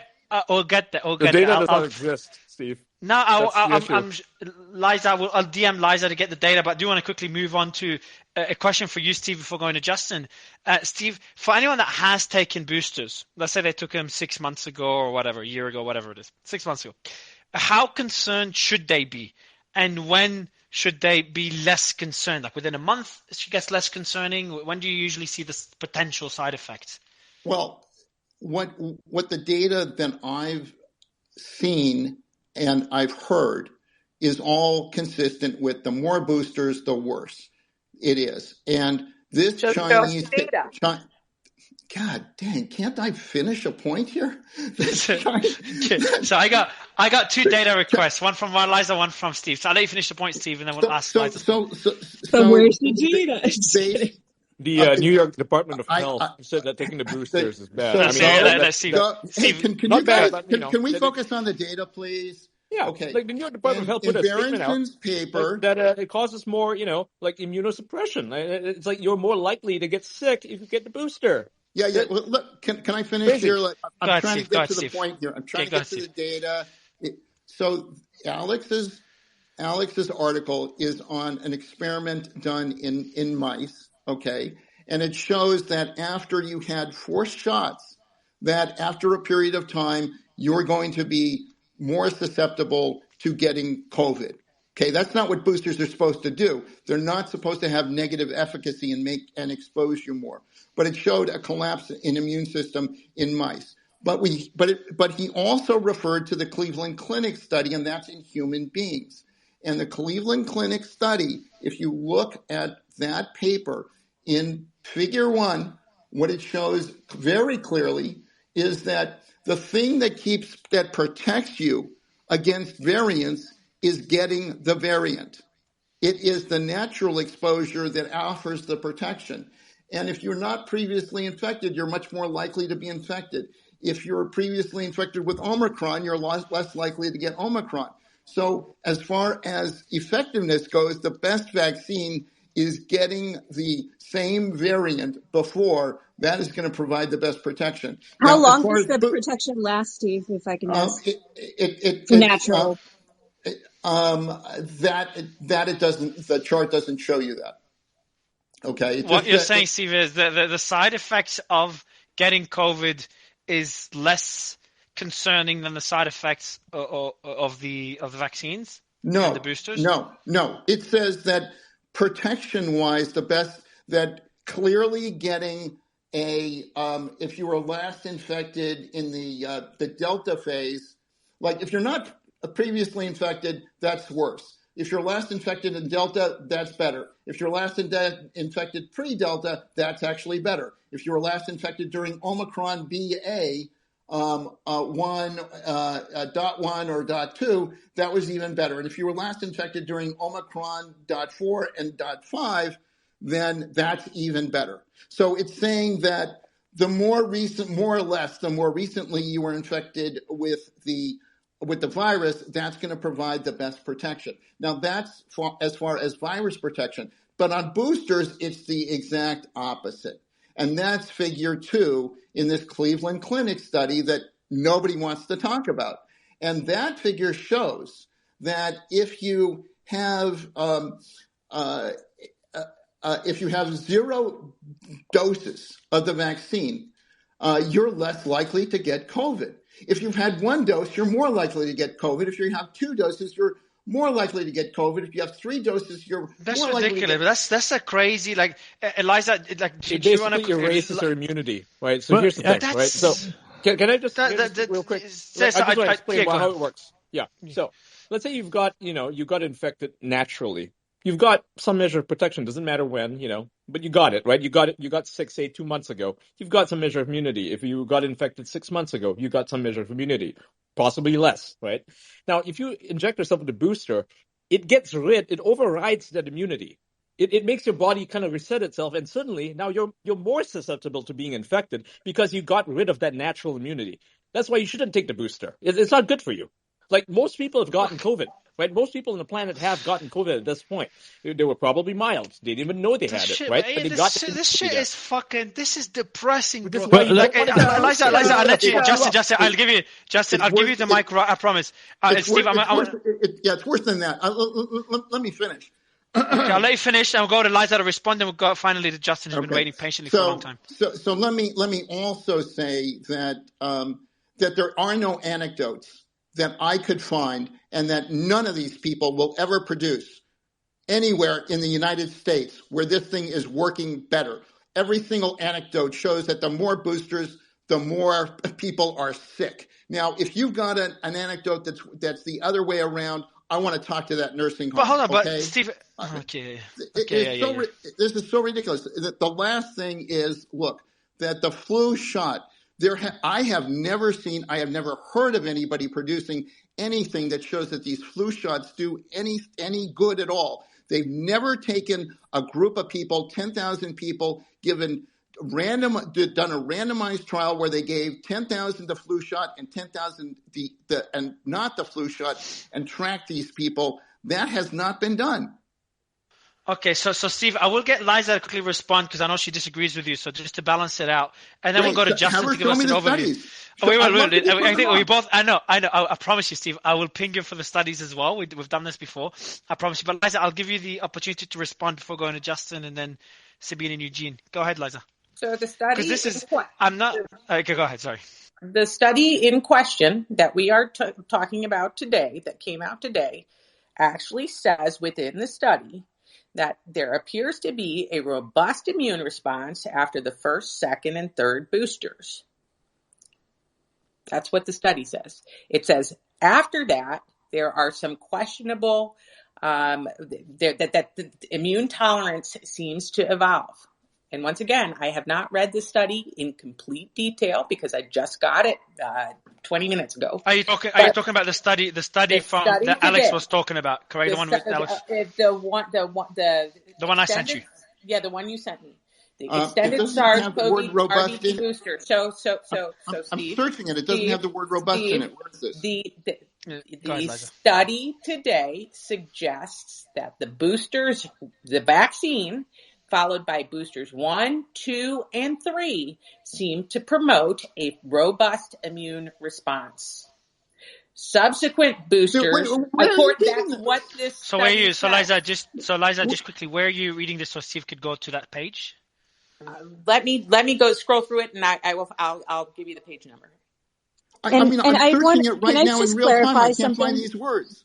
Well, she's going to give you the page, but can I clarify something that was said here? And I want to clarify it from some of the medical practitioners. So something that was said here is that a claim was made that if you get a vaccine, and we're talking not boosters, like not shot number 3 or whatever, but so vaccine number 1 increases your likelihood of getting COVID, and vaccine number 2 even further increases your likelihood of getting COVID. So I would love to hear from some of the MDs here, on that Catherine, claim.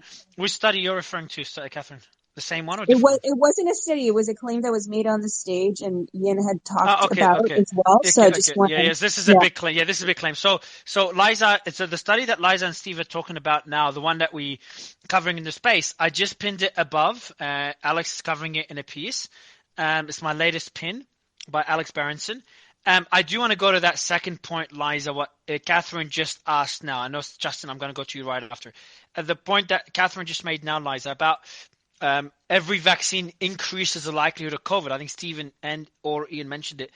That's like, this shit is depressing. What's your take on this particular point, Liza?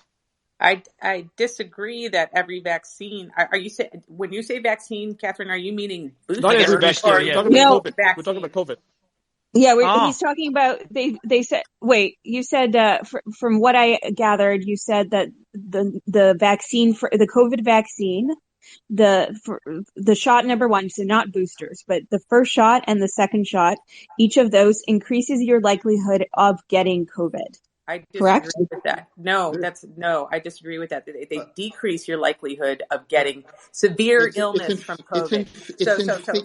It's in figure 2. Steve, it increases or decreases your likelihood of getting severe COVID or dying from it. Now, you may be exposed to COVID. You might find COVID in your mucosal membranes of your nose where you test positive, but testing positive is different than getting sick and being hospitalized. So you may have asymptomatic disease. You may have a little runny nose, but the point of the vaccines is not that you don't test positive and not that you don't sneeze and other people can get the disease from sneezing, right? Because you can spread it.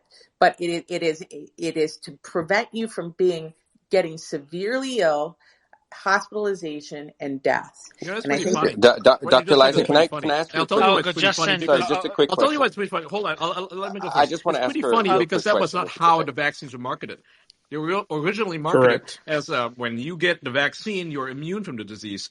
And then afterwards, it shifted. The goalpost shifted. They're like, well, you have a less chance of getting sick at all. Like, But Ian, they do advise you to. They do advise you to isolate in the very first process when you get it. Dr. Liza, can you talk about that? So, with regard to the first 24 hours of when getting administered, isn't that when you are actually more susceptible to catching COVID? I don't think so at all. I think that everybody's got a risk of catching COVID because it is endemic, right? I think that when you are administered the vaccine, if you got administered the vaccine and in 24 hours you got COVID, your immune system is still responding. You've probably gotten COVID prior to the vaccine administration because you're developing. It takes several days for you to develop symptoms. So if it's not that you're more immunosuppressed, you're at your baseline immune response until your body takes the time, has enough time to process. Yeah, but isn't it in that like, let's take this anecdotally, isn't it in that time frame is when the receptors are basically because they're trying to form, right, based on the vaccine, that's when COVID can create an adverse reaction. Basically, assume no one has COVID here. Assume they've just been administered. If no one's had COVID, right, and they got the vaccine and then they get exposed to COVID the day after they get the vaccine, first of all, that exposure is not going to get them sick that day either, because the virus has to take time to get into the cells and replicate in the cells to cause disease. So that's called the incubation period, when the virus is actually invades, it gets past the guards of your mucous membranes, the antibodies that are in your essentially boogers, right? You've got a concentration of a kind of antibody called IgA, okay? And if the virus can bypass that and get into the cells and then multiply, take over the machinery of the cells and multiply in those cells and then explode and pass on to new cells, that takes time too. So the fact that you got vaccinated doesn't make you more at risk of getting sick. The fact that you got the disease and happened to get vaccinated at the same time, and that vaccine didn't have enough time to make those proteins and introduce your immune system to them, is the reason why you got sick. Your innate immune system, the first line fighting army against viruses and bacteria, they come out in all force and cause inflammation and a variety of different protective mechanisms to then try to get a hold of the virus or invading bacteria. It chews up that virus or bacteria and spits out protein parts on the cell membranes and introduces those parts to your immune system. And then your immune system winds up going, your adaptive immune system. And that adaptive immune system winds up making antibodies and winds up making killer T cells and winds up making memory cells. So the next... Oh shit! I muted you by accident, Liza. But since I'll let you finish your point, Liza, and then I want to go to. I just want to say, I don't understand the point of getting vaccinated. It doesn't really protect you. Okay, no, why are we? We sold a drug that they promised would give you 100% immunity. That was 90%. That was 80%. That was 50%. That was 20%. Now it's 0% immunity. Hold on, where'd you get 20% from?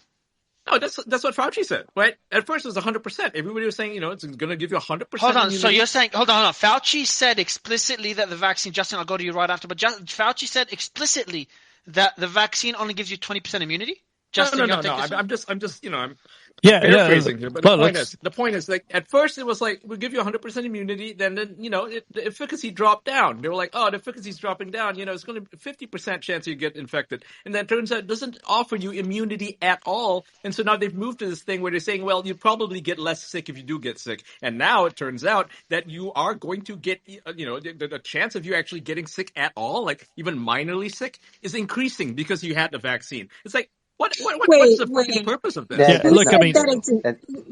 data does not show that it's increasing. Show me the data. No, we'll show you the data. I think that's why Steve has been... In Japan, where most people are vaccinated, they are actually getting sick at a much higher rate than any other country. There could be another factor, just not as easy as a correlation causation. I don't know. But that's what I'm saying. It shows that the majority of people who are sick with COVID right now, who are hospitalized with COVID right now, have been vaccinated. In contrast, to because people 80% of the population. But that's because Ian, that's what I mean exactly. I think that's because most people are vaccinated. Let me walk through it, Mario.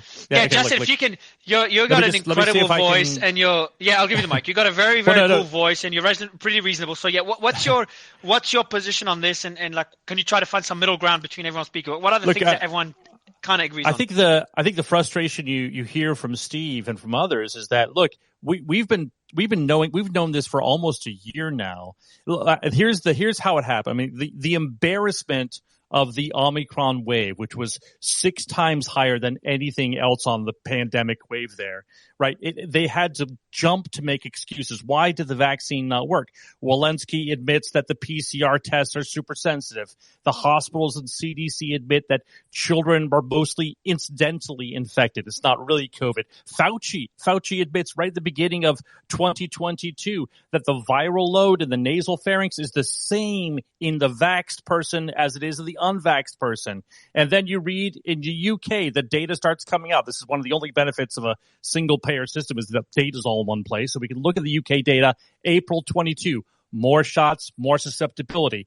July slide from the CDC, it's leaked, shows more shots, more hospitalizations, even beyond the base rate fallacy claims. This is what we're showing already in July of last year.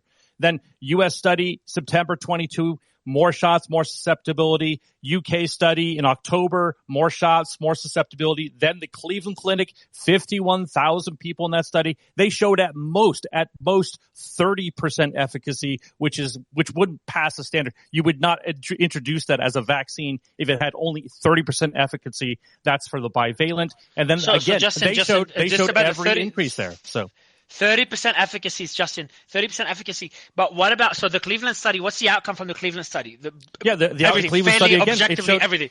No, so it showed lack shows, of efficacy, but did it show any concerning side effects? Well, it didn't look into the side effects. It was looking basically just saying, hey, we have 51,000 people in the same database. What happened to them? And again, they showed on this tiered scale, right? More shots, more susceptibility, more COVID for that population, right? And then you could see this, it's all falling apart. The FDA officials who publicly went to CNN and USA Today just a few days ago, upset with the vaccine companies because they weren't sharing all the data. FOIA's come out a bit against BioNTech, showing that the date of the Vax project actually was post-dated. All this information 2 days ago, a study out of France, another evidentiary study, more boosters, more susceptibility to COVID. I'll put these links in a big thread here, but it's pretty clear now. We've known for almost a year that that's the case. And you can see it. I mean, I would guarantee you, physicians that really love their patients, know their patients, they're not recommending this. You can see it with the uptick of bivalent. It's not even to 30%, right? My doctor said, don't take it. Anyone who took it, going to get sick. Don't take this. It makes no sense. And then don't you have, of course. Here's the funny thing. Here's the cherry on top of all this. Not only are you more susceptible to the virus, the vaccine has a side effect and various side effects that no one wants to talk about. So we haven't touched on that. Making yourself more dangerous, right? It's more dangerous. You're opening yourself not only to COVID, but to whatever fucking side effects are in the vaccines. And that's why you shouldn't take them. Yeah, that's the whole other and by the way, elephant in the room. I am boosted too. I got boosted last year, right? I got my 2 shots and then I got my 3rd booster, right?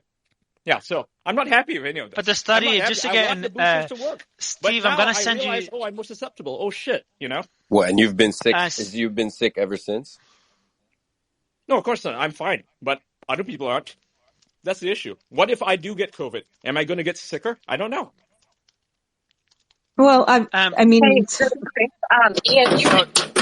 oh my God, Ian, you had said something about really quick. Ian, you had said something about them moving the goalpost. I kind of wanted you to finish that statement, or if you were done, I was going to add on to it and just say that they moved it again. I mean, you talked about right. So can you finish what you were saying there, because I think that was a really important statement. Oh yeah. So at the start, hey, 100% immunity, and then it drops to 30%, as Justin here just said, drops to 30%. So it's basically doesn't stop the transmission. And then they say, well, it prevents people from being hospitalized. Well, that's not true, because it shows now that more people are being hospitalized than ever when they're vaccinated. Okay. And so beyond all of that, beyond, being more susceptible to it, you're making yourself more vulnerable to it. Now we find out about side effects. It's like, oh, and now where does it end? Is it going to be a point where they're still pushing the vaccine and say, well, at least you won't die? It's like, well, we don't know about that, Ian, what study are you referring to that says that people are more susceptible? Because I don't see anything. I see a Walgreens study, but literally just cited all of them. He's going to make a thread. It was 6 going back to March of last year. We've got dozens of studies. There's a bunch of studies. Yeah, three in the last day. So for a time there, you weren't allowed to be hired without being vaccinated. And my question, especially while Steve is here, is there any validity to the fact that they're not hiring pilots who are vaccinated because of the, increased risk at altitude of having heart issues or so on and so forth? Is there any truth to that?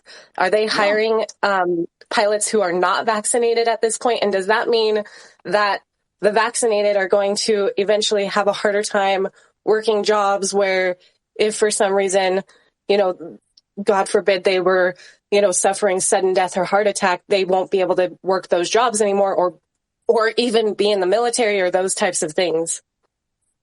I don't think they're going to do that because most of the population's vaccinated, so they can't exactly pull off that policy. The answer is yes. There are, I've heard from multiple sources many times that the wealthy people are looking to hire unvaccinated pilots. And by the way, I just posted the figure 2 from the Cleveland Clinic study. Anybody can look at it. It's right up there now at the top. You can click on that and expand it. I also posted it to my profile. And it shows you that the more doses you get, the more likely you are to be infected. And this is the study. This is what the Cleveland Steve, is there studies that show, and Eugene, by the way, I don't see your hand up. If you want to jump in on this, you feel free. But Steve, is there studies that show, it seems there are studies that support both arguments by the looks of it. Like the mice study, for example. I've sent you some screenshots, Steve. The mice study that we're talking about, we talked about the concern regarding the shots reducing immunity, but also in the same study, and look at the screenshots I sent you, the boosters do induce immune tolerance to COVID as well, based on the same study. But that's Mario. It's different talking about antibody response versus real life infections.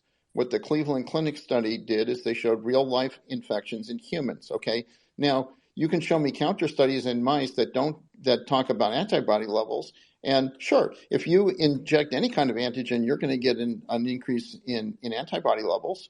Except if you've gotten a whole bunch of vaccine doses, in which case that antibody response may be reduced. But they were more concerned about the T cell response in that particular Chinese paper.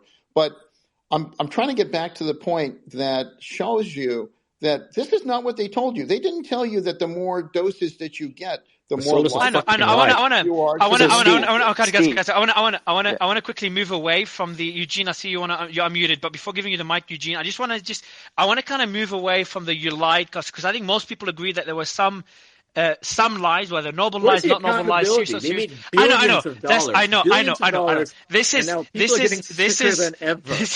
This is a good argument to have separate. What I'm really curious on now, and that's for selfish reasons, I'll give the mic to Tara and Eugene, is what does it mean now? Should people get vaccine boosted?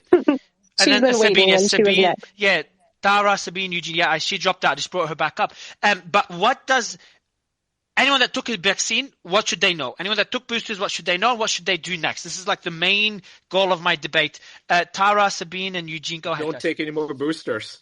So I'm definitely, that would be my recommendation, but I am not a doctor. But Dr. Sabine, I was just letting you know she was waiting. She got dropped, so she's back, but she was next after Justin, and we've had our in-between discussion. So I think she's ready.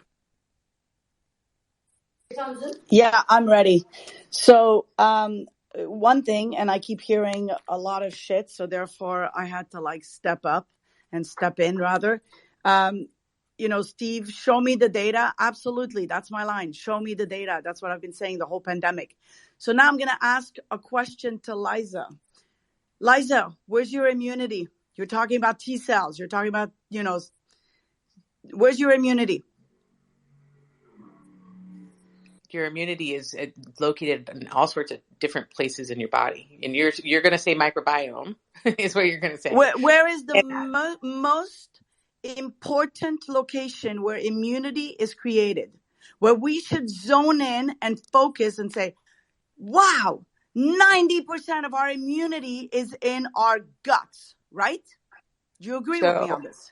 I would say that it depends on the pathogen. right? I think Depends on the pathogen. I think it depends on the pathogen. If it's a respiratory pathogen, then I think probably your most important immunity is in the And you don't think the mucosa respiratory pathogen? You don't think the respiratory pathogen gets to the gut? I think you don't think respiratory blood pathogen. circulates from the lung to the gut? Sabine, just quickly. Sabine, it's important just because to get the most value. I think you're asking very good questions. Just give Liza the opportunity to respond to each one would be great, and then you go back and forth would be great. No, not at all. Thank you. I do think that the respiratory pathogens get to the gut, but they also target the epithelium of the respiratory tract. And so, in my opinion, the most important part of the immune system, actually, in my opinion, the most important part of the immune system is the skin, because it is a protective barrier. So I think, but you are absolutely right. There's a lot of antigen presenting that goes on in the gut, and the gut is a critical part of the immune system. So I agree with you on that. Now, what if I told you, if I have Staph aureus in my skin, it's in my gut? Do you believe that? Yeah. What if I told you if I have influenza in my lungs, it's in my gut? Do you believe that? Yep. Okay. What if I told you I have COVID in my nostrils and it's in my gut? Do you believe that? Yes. Okay. So that's number one, right? Acknowledging that every microbe that comes in contact through our eyes, through our nose, through our lungs, through our skin, through our blood, ends up in the gut. Number one, right? I don't think we disagree. Okay, perfect. Now, we looked at the gut. We were the first study. Believe it or not, there were 2,000 studies on clinicaltrials.gov when we posted our first study on April 2nd that looked at COVID in the stools. We were only two, my lab and a lab in China. Why wouldn't we look in the gut? The gut, everything ends up in the gut, right? So when we found COVID in the stools in 100% of patients with COVID that were symptomatic, that had nasal PCR positive, we found 100% to have it in their guts. And it's still to this day, 1,000 sample later, we are still finding 100% in the gut, not PCR, whole genome sequencing. That means the entire virus from head to tail with all the spike proteins and all the gene mutations, okay? So you agree that that's a possibility, right? I think everybody knows that's a possibility, and they've been monitoring fecal and wastewater to look for COVID. No, we're not talking about wastewaters here. We're talking about human feces. That's what I mean. Fecal contaminated water is one of the ways they're monitoring it. No, human feces from an individual that gives you an individual strain of the virus. When they monitor wastewaters, they monitor the whole conglomeration of multiple strains of viruses. And then what probably shows up is the one that lights up, because genetic sequencing is that, right? It's what shows up as a majority that basically says, hey, we have Omicron now, right? But when you look at the individual species, and I've done this because I'm in Ventura, where they were checking the septics, and I was checking the human species. And I can tell you that at the time that they said Omicron is here, I was still seeing Delta. So Delta was still going into the septics, but it wasn't picked up. Do you understand the flaws in that, looking just at the septic and not looking at the human feces? Human feces tell you the story. Now, let me just extrapolate this to another. We said immunity is in your gut, right? Everything ends up in your gut. Now, the microbiome is important, right? You're hearing about it everywhere. Am I right? Right? Yep. Parkinson's, microbiome. Alzheimer's, microbiome. Autism, microbiome, right? Everybody's coming out with their data on the microbiome because this is the new frontier, the new field, right? Agreed. Okay. So we looked at stools of patients with COVID, and we decided, well, what is the microbiome doing in patients that have severe COVID, mild to moderate, or were exposed to COVID and never got COVID. You know what we discovered? 2 microbes, particularly Bifidobacteria and Faecalibacterium prausnitzii, were depleted, disappeared in severe COVID, gone. Now, whether COVID caused that and created a bacteriophage, or whether they occurred and they entered because the patient was already low in Bifidobacteria and Faecalibacterium, and therefore their immunity was lower. They had comorbidities, right? When you look at Bifidobacteria, it's huge in babies and kids, and it's zero or absent in old people, right? The process of dying is loss of Bifidobacteria. Bifidobacteria is that trillion-dollar industry of probiotics that they're selling you on everything. Fix your gut, take a probiotic. Fix your gut, take a probiotic, right? So there's an importance there, right?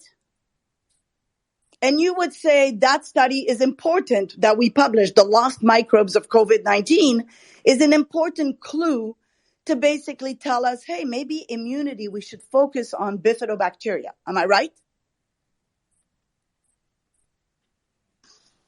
Liza? Yeah. Okay. So now follow my trend. We started looking at why is vitamin C working in patients with COVID? Why is vitamin C working in people that have a virus? Sure enough, we've all done these caveat, these anecdotal studies where we're having a virus and we pop some vitamin C and sure enough, we feel better. Why is that working? Well, we actually discovered that vitamin C increases your Bifidobacteria. So possibly, again, Bifidobacteria could be the clue to say, hey, we probably need to focus on the Bifidobacteria. We probably need to focus on the microbiome, right? And it wasn't only Bifidobacteria, by the way, that was, present in people that were exposed and never got COVID. There was a whole bunch of other microbes and a diversity, etc. But I'm focusing on Bifidobacteria because that's the trillion-dollar industry, okay? So if we start thinking of, let's forget the immunity, let's forget the blood, let's focus on the gut, because we just said the gut is 90% of your immunity, and every single bug from Botox you get injected to remove wrinkles gets into your gut. In fact, I found botulinum toxin in a lot of my patients that get Botox, okay? So everything we do ends up in the gut, and we need to focus. Nobody's focused on the gut. Now, let me tell you what I did at the beginning of the pandemic, because I saw the data on these animal studies that were poorly ran. And I also saw the fact that nobody was focusing on the gut. 2 studies out of thousands, everybody was doing vaccination and therapeutics. I decided to take a look at stool samples of people before they get vaccinated and after vaccination. And you know what I discovered, Liza? Please I'm tell sorry. us. I'm sorry. I was trying to get off mute. Yeah. I discovered that the microbiome was affected by vaccination. Okay. I discovered how many people were in that study? Sorry, 34 patients. And out of the 34 patients, 32 killed their Bifidobacteria. Now we continue to follow these patients, and we discovered that the damage is persistent. From damage from the vaccine? Well, what else? That's the only variable. How old were they?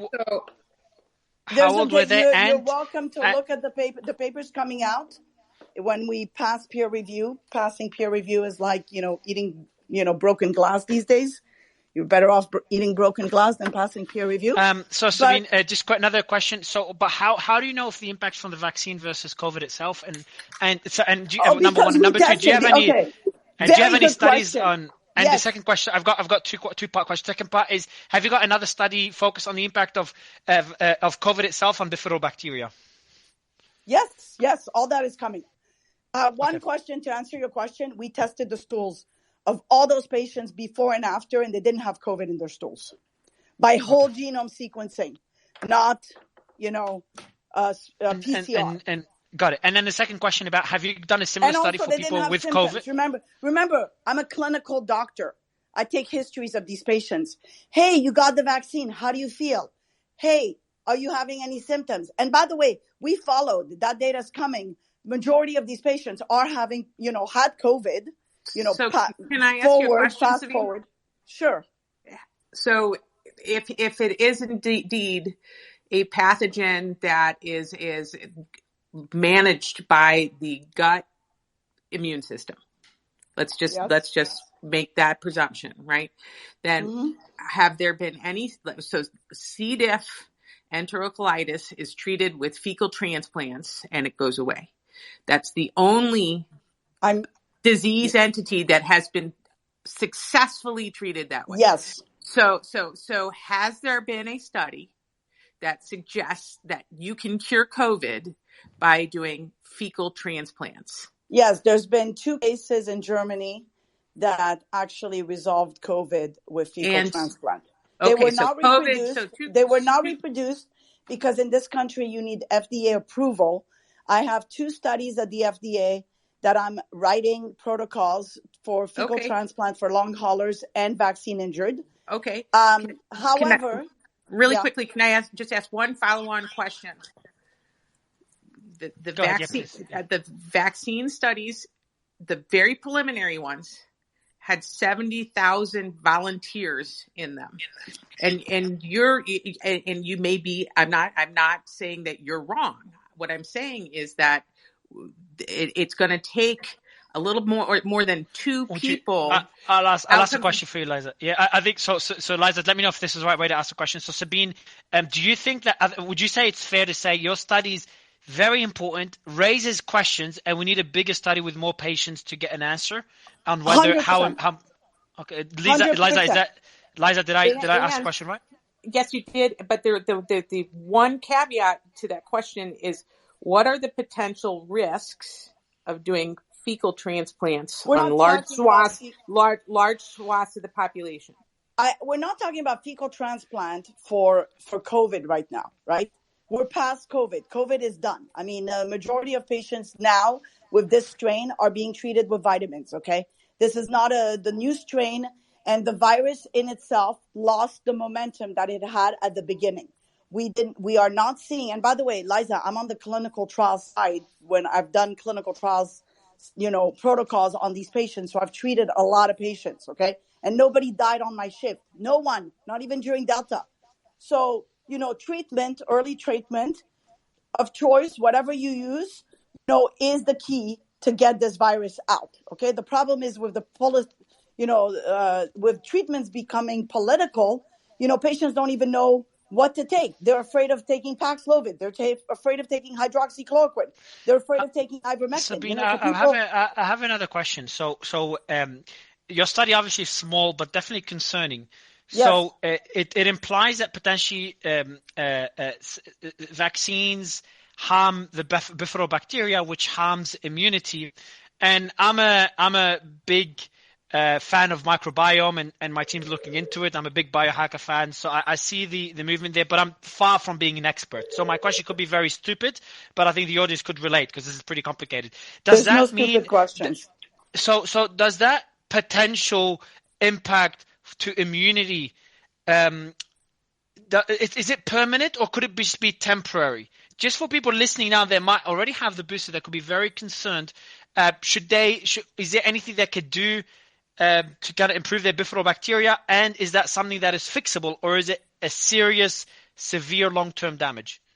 All right. So because I'm in the microbiome space and I'm leading the microbiome with 57 clinical trials on the microbiome and disease, we're seeing all sorts of diseases and the imprint, the fingerprint of the microbiome, the lost microbes of the disease, if you want to put it that way. Okay. So there is a lost microbes. Now I'm going to take you back on something that, Liza touched on, which is C. diff. Okay. C. diff was a little bacteria that, made us humble as doctors, I think, especially infectious disease doctors, because forever we were killing it with vancomycin, more antibiotics.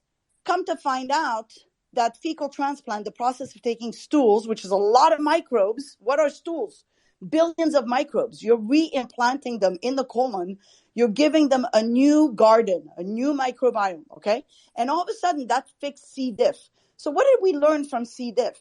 we learned that it's not about killing the microbe. It's about reinstating the balance in the ecosystem of the gut, right? So when you look at C. diff patients, you see they start having other problems, right? So it started with probably, hey, I ate a hamburger with antibiotics. I took some antibiotics. Bam, I get diarrhea. I go to the doctor. He gives me vancomycin. Next thing you know, in 6 months, I get diarrhea again. C. diff comes back, right? Because what have we done? We gave antibiotics. We killed the diversity of the microbiome. We killed all the families. We let C. diff spread out and become a bacteria with toxins, okay? Same So principle can I with COVID. can I just Wait, let me make just one finish comment? my train of thought. Same principle with COVID. COVID entered most likely because there was a desolate gut to begin with. Now, of course, COVID is going to create its own hurricane in the gut and keep destroying everything that's left in there because it's a virus. Once you have a desolate gut, a gut that's out of balance, viruses are going to penetrate. This is why we have now, what happens when these viruses penetrate? Well, a year later, you start having other problems, right? That autoimmune process that you never had, that Parkinson's that no one has in your family, that cancer that no one has, because now your immunity is shut. It's a domino effect. So if you don't pick it up right now, from the moment that you've started the domino drop, your whole domino So is that going to means, drop. so Liza, before you ask your question, what you're saying is this could have long-term effects with the domino example. Absolutely.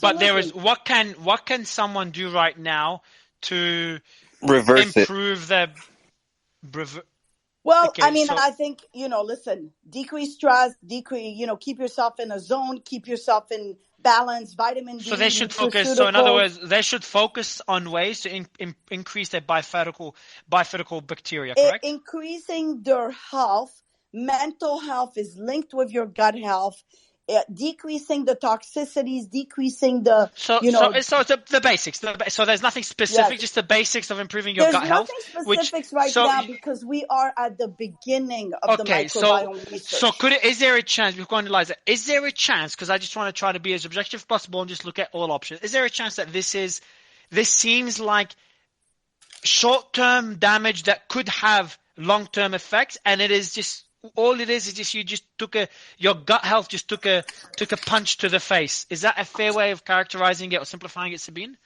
Yes, and also if you keep giving that punch, you're going to end up having problems. So we're seeing these people that are having 4 boosters and then they get COVID. ER doctor in county hospitals that are super healthy. Like one of my doctors, he's like Superman, right? He got boosted 4 times. Now he's super sick. He can't even practice medicine, right? We have to pay attention to that. This is the kryptonite of Superman.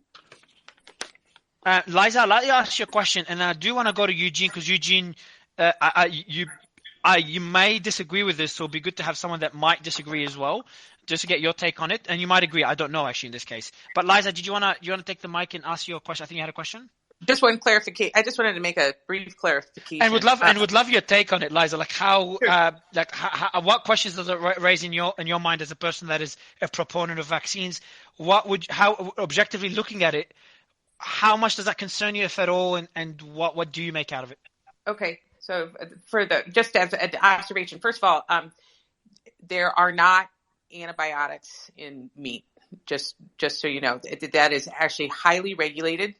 And so you're not eating antibiotic residues in meat. Just so that's just to clarify that. That was stopped by the FDA about 4 years ago. But before that, there were antibiotics in meat. Okay, please. So antibiotics are not in meat. It's highly regulated. I think it actually was regulated far before that, but I will double check to be sure. And that also precedes COVID. So that just to put that on the shelf. Secondly, I think that the microbiome is actually very incredibly important. I think Sabine's right that it has a lot to do with how we absorb things, how we build our immunity and things like that. I think that is a correct statement. I think that there are trillions of gut bacteria, and we don't have a clear idea of what the microbiome on your skin, the microbiome in your gut, the multitude of things that you eat and drink and are exposed to every day affect all of that. So I think and we know that we've existed with our microbiome in a symbiotic relationship for a very, very long time. So I would hesitate to say that the root of all disease is the microbiome, and the root of all wellness is microbiome. Because I just don't think we have enough evidence. I do want to. Sorry, Liza. I want to add one thing to that point before you make your last point. Is that this is a bias that exists within not only the medical industry, in any industries. That I remember Ray Dalio had a great book called Principles, and he talked about when he goes to a surgeon, the surgeon is most likely to recommend surgery. If he goes to an alternative health person, is more likely to not recommend surgery. So it's like every doctor will look at their area of expertise and comment. So it's a valid point, but that's exactly why we need people like Sabine on stage to kind of give that different perspective. By the way, Liza. Sabine, I'll let Liza finish her point, and I'll give you the mic to kind of respond to Sabine, and we'll go to Eugene. Go ahead, Liza. Sorry. Last but not least, COVID, the virus, has the spike protein and expresses the spike protein. And if you get sick with the virus, your body is seeing a whole lot more of that spike protein than you do with the vaccine. So I think that your gut is exposed to that protein and can have a big reaction to that protein as well. So I think that. So what you're saying is that the COVID could have even a worse impact on that. Okay, so Sabine, as you respond, that kind of goes to my question. Do you have any results from the study on people that have COVID and the impact on your gut health or by feral bacteria, or not yet? Yeah, so there is a paper. So if you look on Progenobiome, the publications, there is a paper called The Lost Microbes of COVID-19. Okay. There's a lot of papers. There's a couple papers on long haulers. So I think we talk about microbiome. There's 2 papers that were accepted, one on long hauler today and one on the effects of ivermectin that were accepted. That's going to be on that website as well. There's a lot of papers coming. You're right. So the COVID, Sabine one, the COVID one is. Do we have any numbers yet, or not? The impact of COVID on gut health? There's in that study. There's 72 patients where 20 were healthy control. Okay, and how is that? So we've talked about the negative impact of vaccines. Is there any concerning impact of COVID on gut health? Yeah, so that's coming on the long hauler study. That's coming out. Okay. So but Mario, Sabine, isn't she saying that if your gut health is good, then you're more than likely to deal with COVID and take it out pretty quickly? Yes. Like just trying to figure that one out. Yes. So how would it have an impact on your gut if your gut is healthy? Yes. Yeah, so but if 300 can't the same way a vaccine can impact your gut even though your gut is healthy, I think can't COVID also, and this is me again, a simplistic person to say, can't also COVID, like even if your gut is healthy, your gut will better fight it, but doesn't mean COVID won't have an impact on it. I know we'll find out when the study comes out against Savina. We're just trying to speculate. But Savina, would you expect there to be a negative impact of COVID on gut health as well? Yes, because it entered and, like I said, it created a hurricane in your gut. So Sabine, would love you to message me when that study comes out. We'll do a space immediately to go through it, because I'm fascinated by microbiome studies and the amount of focus on microbiomes in the last few years. Do you mind if I'll let you finish your point. Can I just finish one point? Yeah, Can please, I just finish go ahead. one point? Because I have to also leave. The one point is the process of dying is your microbes in your colon are taking over your body and putting you back into the ground. And those are not the good microbes. Those are the bad microbes, okay? So the process of dying is what puts you back into the ground and decomposes your body. So we have to pay attention to the microbiome. It's very important. I agree. And we have the technology now, and this is where we need to focus on. Eugene, would love your take on Sabine's point. Like, do you disagree with a lot of the things she said? Do you agree? Are you more concerned? Because it seems like a very reasonable.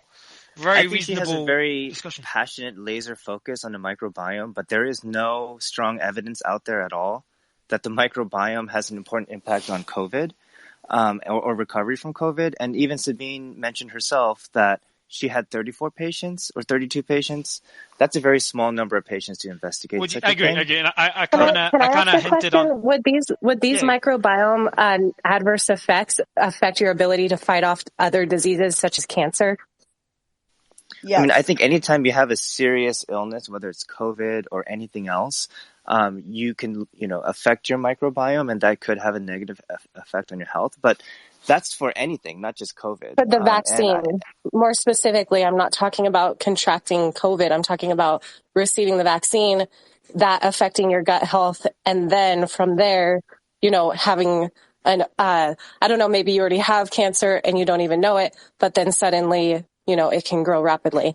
That was my question, because I've seen a lot of people make statements. I haven't seen specific studies, and maybe you guys have, but that they are connecting, vaccines with the COVID vaccine specifically with increased cancer. Yeah, so I think there's almost zero evidence that the COVID vaccines affect the microbiome other than the 34 or 32 patients that's being investigated. I haven't seen anything in the literature. It's not a topic that's majorly discussed. So would you Who's say... paying for the studies on that? Nobody's paying for the studies on that. Go ahead. You have a passion for the microbiome, and that's fine. But you're focusing on a topic that is very ancillary or not even existent on COVID-19. So no one's doing it. That doesn't mean it shouldn't be done or wouldn't exist if people were doing the study. We should devote our discussion on things that have evidence, not like hypotheses, not people's pet projects. So would you agree, Eugene, in the way I worded it earlier, is that and I think Sabine also agreed that yes, the study is relatively small, which is not enough to kind of have conclusive, not to act on it. But would you agree that it is raising questions on a field that's getting more and more important, and we just don't know, and it's definitely when you have 34 people, still better than zero, but not as good as 70,000. Does it mean yes, it's something probably worth looking into further? Is that a better way of... yeah, I mean, absolutely. If Sabine gets 70,000 patients or 1 million patients and can investigate that and then comes up with some important conclusions, of course, the whole scientific community would love to see that research, see the results, debate it, do a peer review. Nobody's saying don't investigate this or don't investigate that. We're just saying if there's no evidence, we shouldn't devote the majority of the time to talking about a gut microbiome when that isn't even a thing with evidence with COVID, other than her 34 patients. Eugene, the great thing is that research won the award at the American College of Gastro, so 18,000 GI doctors are paying attention to it. So even though it's small, we in GI believe that if you see a Martian in your backyard, we don't need to do a placebo-controlled trial to know that there's life on Mars. We just need to see one Martian, okay? When a patient with Alzheimer's is improved with fecal transplant, we pay attention and we start doing the research. So that's how we function in GI. Sure, I'm not saying the research isn't important. Continue doing that research, but until there are results and evidence, I think it's important to. It's not enough to say this study is good enough reason not to get the vaccine, but it's just another study to add to the repertoire of things to look into about, because there's just so many unknowns. So I'm just trying to a thing to look into and investigate. Yeah, absolutely. Again, fair. I think this is for me. This is the. Go ahead, Jerry. Sorry. Yes, but I did want to circle back on an earlier claim. I believe that strong claims require strong evidence, and there was a claim made in this space that more vaccines that you get, the more susceptible you are to COVID. And then I think, Steve, you posted a Cleveland Clinic study right here saying that more shot, more likely to get COVID. But the evidence that you presented, Steve, is a preprint paper that hasn't been peer reviewed. So I just want to reinforce the fact that preprint paper that hasn't been peer reviewed. Can you explain what that means?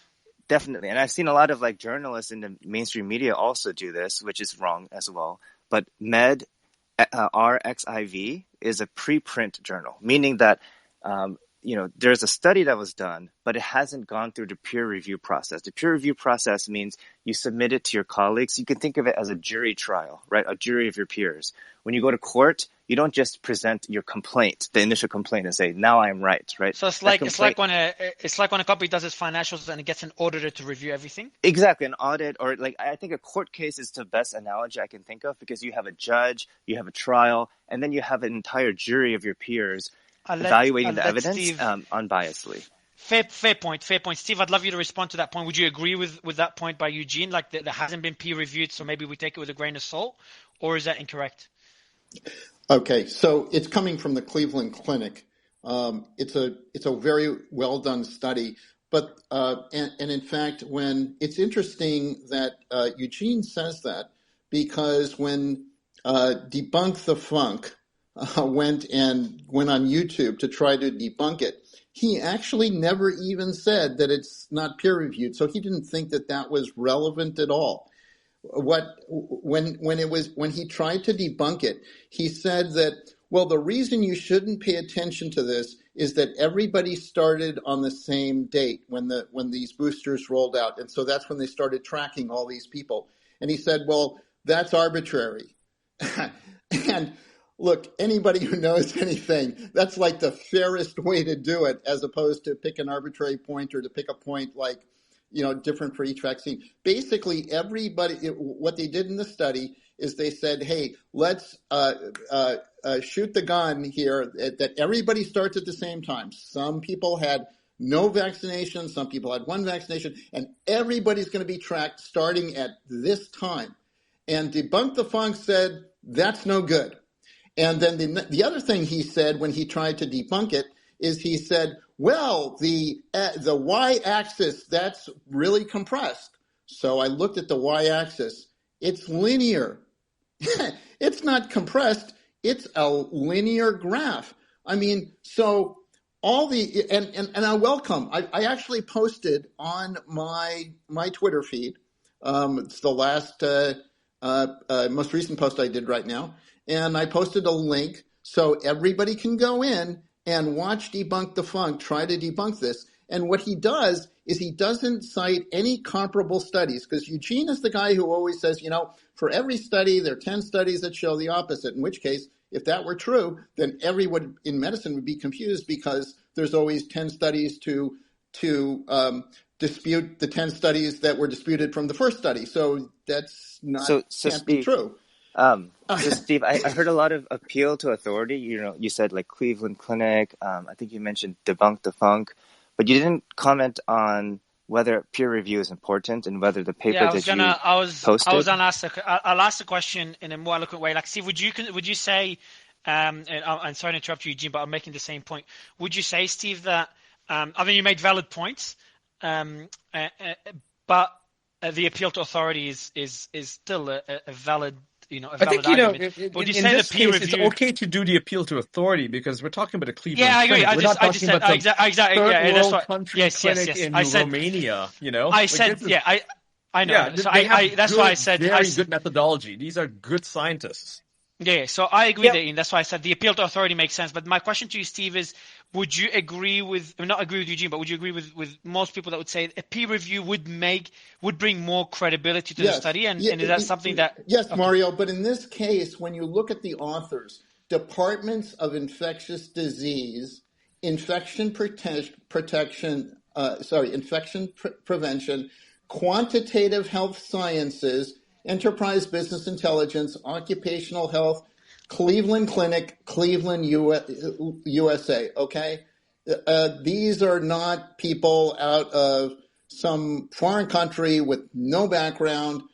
We can go and take a look at the track record of the first author and the senior author, and we can go look that up. But generally speaking, these the studies that go through here, if they get rejected in peer review, it's probably because they go against the narrative. And that's what people need to understand is this stuff is not legitimately based on science alone. It's also based on conformity with the narrative. Now, and finally, if you let me finish, okay? Sure. Finally, when Debunk the Funk tried to debunk it with other studies, as Eugene is fond of saying, well, there are other studies that debunk this. He couldn't find a study that debunked it. He couldn't find a comparable study where people with different vaccination rates were started from the same starting gate and point in time and tracked over time to see what would happen. Now, if you have another study, Eugene, like that is peer-reviewed, let's hear what it says. But let's not just, throw, we should be taking this at face value, Eugene, because that's what science says. That's what the precautionary principle of medicine says, is that if a study comes out like this, we should look at that and consider that. And unless we have something that disputes this, that does the same experiment, I do want to comment is real not quick on that. legitimately based on science alone. It's also based on conformity with the narrative. Now, and finally, if you let me finish, okay? Sure. Finally, when Debunk the Funk tried to debunk it with other studies, as Eugene is fond of saying, well, there are other studies that debunk this. He couldn't find a study that debunked it. He couldn't find a comparable study where people with different vaccination rates were started from the same starting gate and point in time and tracked over time to see what would happen. Now, if you have another study, Eugene, like that is peer-reviewed, let's hear what it says. But let's not just, throw, we should be taking this at face value, Eugene, because that's what science says. That's what the precautionary principle of medicine says, is that if a study comes out like this, we should look at that and consider that. And unless we have something that disputes this, that does the same experiment and gets a different result, then maybe we should believe it. I just want to respond quickly to the comments that Steve and Ian made about how, since it's from the Cleveland Clinic, we should, automatically, or we should pay a lot of attention to it, because it's a reputable place. You give it more credence. Right. You give it slightly more credence than, your third world country clinic in Romania. I hear you on that, but I just want to mention that there are a lot of studies from very reputable places that end up being refuted and end up being kind of like almost like faked. Because I can just mention, when I was an undergrad at Stanford, there was Piero Anversa, who published a bunch of studies in Science, New England Journal, Nature, about stem cell research, and it happened that he just faked a bunch of that data. When I was in med school at Duke, there was a Dr. Anil Padi who faked a bunch of cancer research, got it published in New England Journal, all this stuff. So I'm just because there is like a person or institution that is very reputable, it doesn't mean that it's automatically true. Yeah, but I want to jump in here on that, because there's another important thing, Eugene, that you're not really bringing up. I mean, you're doing, and I'm not saying you're absolutely doing this, but you're potentially bringing up the opposite of the appeal to authority fallacy. You're saying because there have been, therefore, and it's very limited, because the reality is that the Cleveland Clinic or a lot of these other institutions, I mean, they really have to be careful not to find out that happens. Now, the peer review process is designed to try to deal with that, but peer review also is becoming more and more of an appeal to authority logical fallacy, in the sense that peer review is also used often to shut out the certain research that could otherwise be peer reviewed and is relevant on the basis of political situations. Now, that happens most often nowadays in areas like climate science, but it's happening more and more in medical journals as well. And so therefore, peer review is not perfect. There's a bit of an appeal. Well, let me finish this point. There's a bit of a peer review appeal to authority with peer review, because you know what? Sometimes peers get it wrong. I mean, the Lancet, the Journal of the American Medical Association, they've had bad studies and they were peer reviewed. So, it's really absolutely. So Jim, what you're saying, Jim, the point you're making is that peer review is perfection. No, I think what Eugene's saying is that peer review just adds to the credibility. No, listen, I want to be real clear. I'm not saying. Right. Well, hold on, let me finish this point. To answer what you said, Mario, I'm not saying peer review is something we shouldn't do or now it's suddenly invalid. That's not my point. What I am saying, it is not in the least the perfect way for us to be able to say that the conclusions of a certain study are valid based upon doing valid research. And in matter of fact, research well done is the biggest purpose for peer review, because logical conclusions, deductive conclusions at the end of research are debated long after a peer-reviewed study shows up. What we're doing in peer review is making sure that the process was properly applied, being reviewed by people who do similar processes themselves to a degree of excellence. But this is still a human thing. A Cleveland Clinic study is highly worth considering and definitely should be considered seriously in the very manner that Ian talked about. Let me shed a little bit more light on this. There's another very objective indicator in terms of credibility. It's called the H-index. Nabin Shrestha, I'm not sure I'm pronouncing his name correctly, has an H-index of 35. Now, H-indexes are really, really hard to get, and 35 puts him in a top tier of scientists. Now, Eugene Gu, for example, has an H-index of 4. Okay, Nabin is 35. So, and it's nonlinear. So, if we're talking about credibility, the author of this study has much more credibility in terms of his own peers than Eugene does. And Eugene, I've got in the nest, if you just pull down, I've pinned up there. The first link is to a study done by my colleague that was last year in April on the UK data that came out. The second link is to a Kaiser study. I'm pretty sure that may or may not be out of preprint. I wasn't able to track that down on my phone right now. The third study was to the Cleveland Clinic, and the fourth one is one that just came out 2 days ago from France. All of them showing the same thing, some initial efficacy from the first and second shots, but everything waning after that, and every single shot leading to lower and lower protection from the virus, and in fact, more susceptibility. If this was a case of something odd, like the third shot was showing more susceptibility than the fourth shot, and the second shot was it's all very linear, right? Like he says, you look at these charts and they're amazing because you realize the more shots you get, the more susceptible you are to getting the virus, and I think the less protection you have there. And if you look up, there's a second tweet I pinned up there. Let's be very clear. So many of these studies are done on antibody efforts, right? And there is no correlate between antibodies and protection. There's a link to a video of the FDA. Someone asked the panel there who was trying to approve, again, the stupid vaccine EUA status for 6 months olds to 5-year-olds, right? Based on 8 mice, right? Based on 8 mice. And they were trying to do it based on antibody studies. And the person asked the question, is there any correlate between antibodies and viral protection? And the answer was no. And by the way, this peer review thing, I just got to say one more thing. And because to validate hopefully what Justin was talking about, but in a more general fashion. Listen, a lot of people listening to this call that are non-scientists don't know technically what the peer review process is. Okay. Peer review is an attempt to find the truth or falsehood of propositions. That's the purpose of it, okay? But propositions are used to come to deductive conclusions, and deductive conclusions are not an evidence of truth.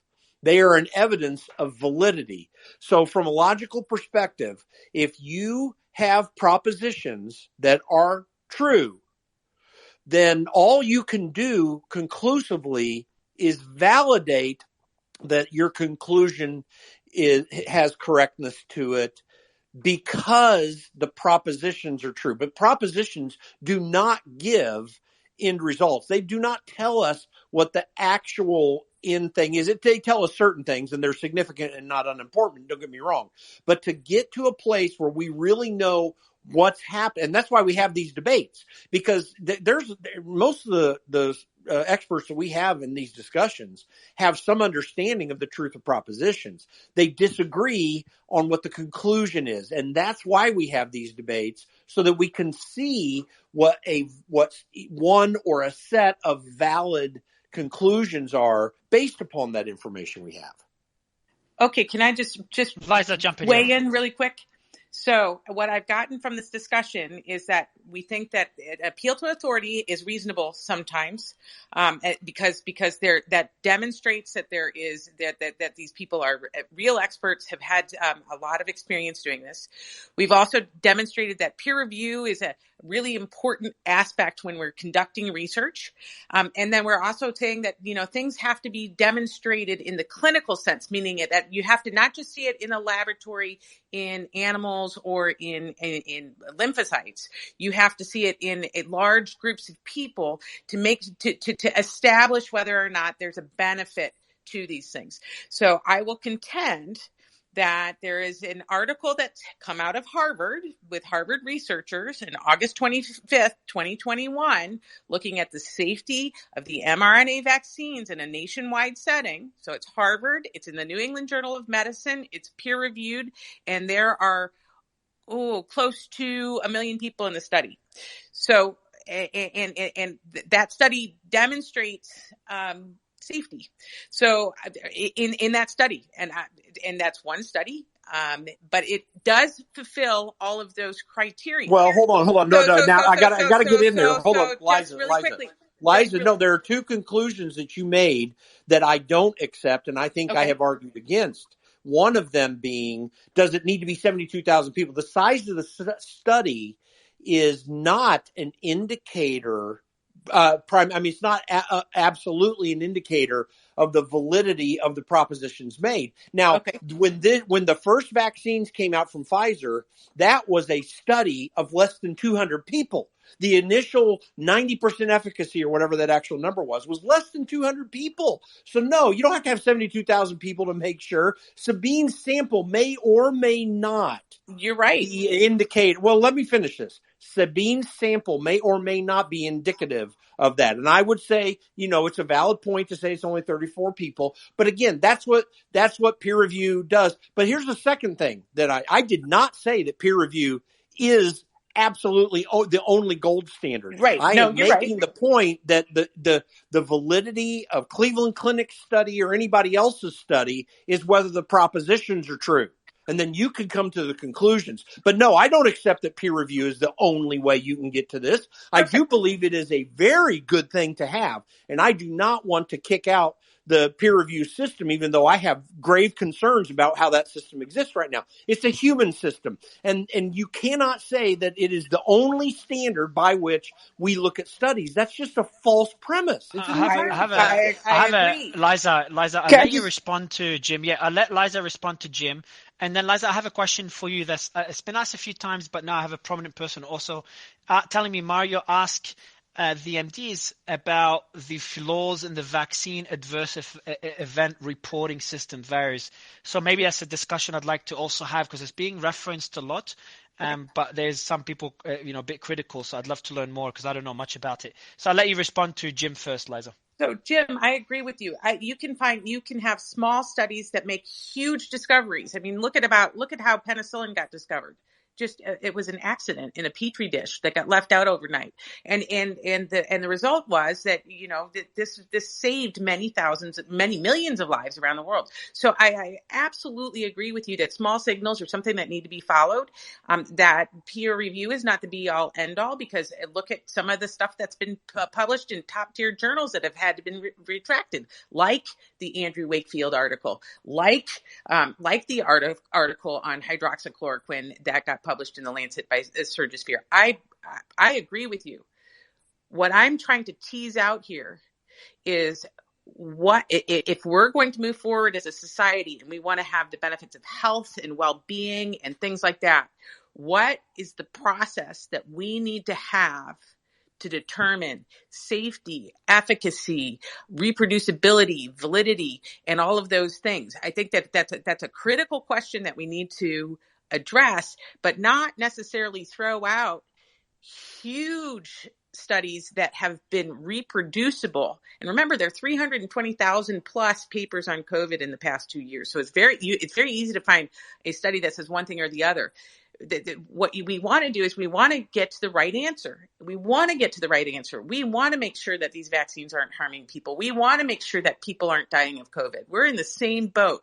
But I think that it's been really unfortunate the way all of this has been rolled out, and that people have not been able to have a forum in which they can have these discussions so we get to the best answer. And by the way, to independent Sabine too, and I know you're going to say something, Sabine, but I want to hold you up here for just a second in a positive way. So, but that's why when Sabine comes in here and talks about what she's saying, has she concluded decisively for all of us that what she's saying is absolutely true? No, but I can tell you what she has done.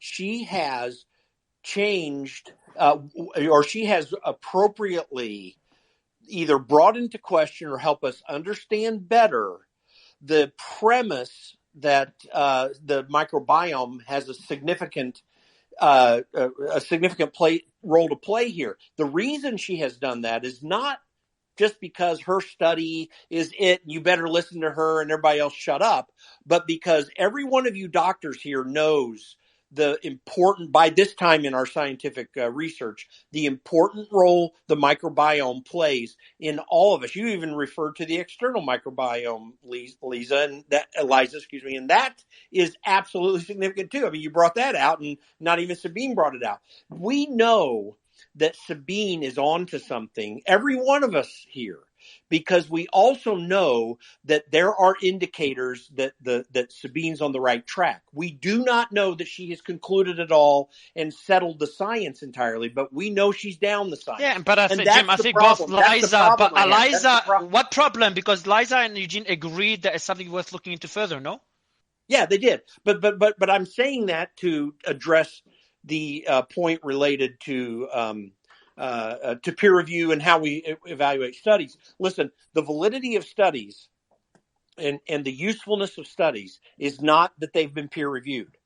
Peer review, peer review doesn't it add? Well, I'm getting to that point. I'm getting to that point, Mario. I'm getting to that point. What peer review does is give us, possibly when righteously done, appropriately done, probably gives us the best way to validate that the premises being offered are true, but it does not give us the only way. And I believe personally it is acceptable to proclaim that if Cleveland Clinic or a very, Johns Hopkins, when it's not a peer reviewed thing, when they do studies, then we may not have as good a standard as peer review to know that the premises are true. So I think we know that they are, but that doesn't mean that they're not true.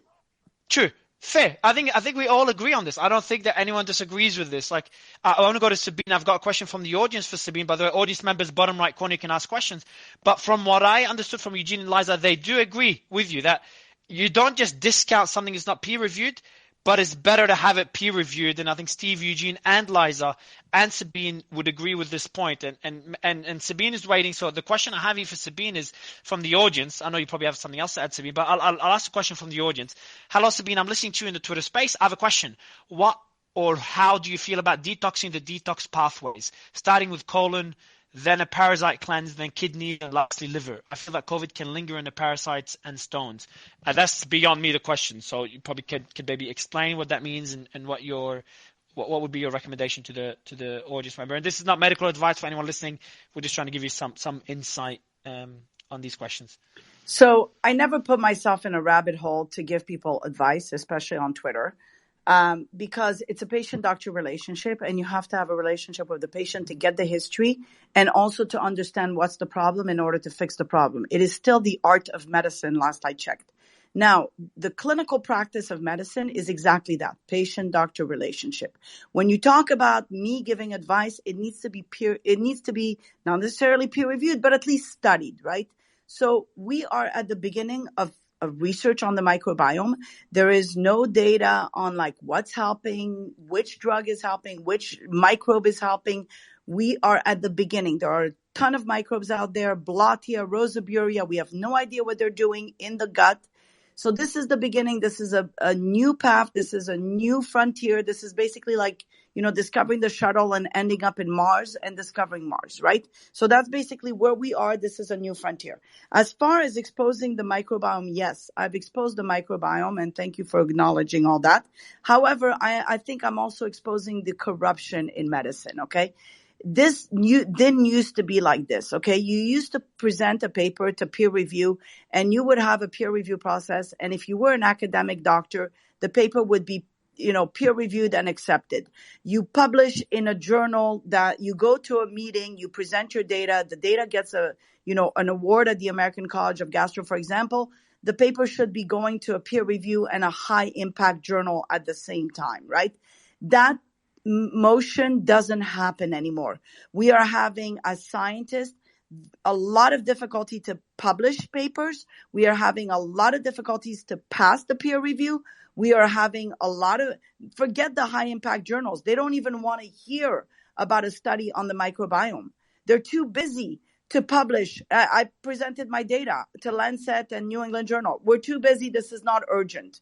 Really? I'm showing preliminary data on the microbiome being affected by the vaccine. It's not urgent. I mean, what if it is urgent? What if we are damaging the microbiome beyond? And then 10 years from now, we wake up and we say, oh, we shouldn't have done that. Well, shoulda, coulda, woulda doesn't do anything. You got to act now. Sabine? Hold on. Is Tara, Ian, is Sabine going in and out? Can someone tell me if Sabine is going in and out, or is it mine? No, it's you. I can hear. It's you, Mario. Sorry, guys. Sorry for fucking it up, everyone. Go ahead, Sabine. Sorry, my bad. No, I was just exposing, the difficulty in publishing. When I published a paper as a hypothesis, okay, in a journal, and the paper was maybe ivermectin increases bifidobacteria. I'm not saying it is. We need to do the research, but the fact is I sent it as a hypothesis to at least, get people thinking, to plant a seed in the scientist's brain or the GI doctor, right? To understand that ivermectin is a fermented product of a bacteria similar to bifidobacteria. So when I present that paper and I publish it, and then it's being threatened to be removed, or external forces are coming and quoting a law from Germany in German that I never looked at, that why did I publish that? Because it goes against the law from Germany in German. I mean, come on, there's a limitation. I believe every paper needs to be published. Every data is good data. There's no wrong data. Prove and disprove. That's what science is all about. You think I'm wrong? Redo the study. Make sure you follow the same methods in order to validate or reproduce the data. Because if you're not following the same methods, you're going to have crap in your research. Okay, and you're not going to reproduce it. So, when they did these studies on ivermectin, they used one ivermectin by itself. Well, it's combination therapy. We didn't kill, H. pylori with one antibiotic. We killed it with combination therapy. We didn't kill, hepatitis C with one drug. We killed it with combination therapy. So I think, there's a big problem in medicine right now. And there is a silencing and a censorship of the science. There is a reason that we all came together on the outskirts as scientists, as virologists, as infectious disease doctors, and GI doctors, and genomics experts to all look at this, because we saw there's something not right here, okay? We are being censored. We are not being allowed to ask questions. These debates are great because we come to the table, me, Liza, we bring in things, right? So we bring in ideas that, somebody didn't look at. It's important to have these debates. That didn't happen. So how do we make this better in the future?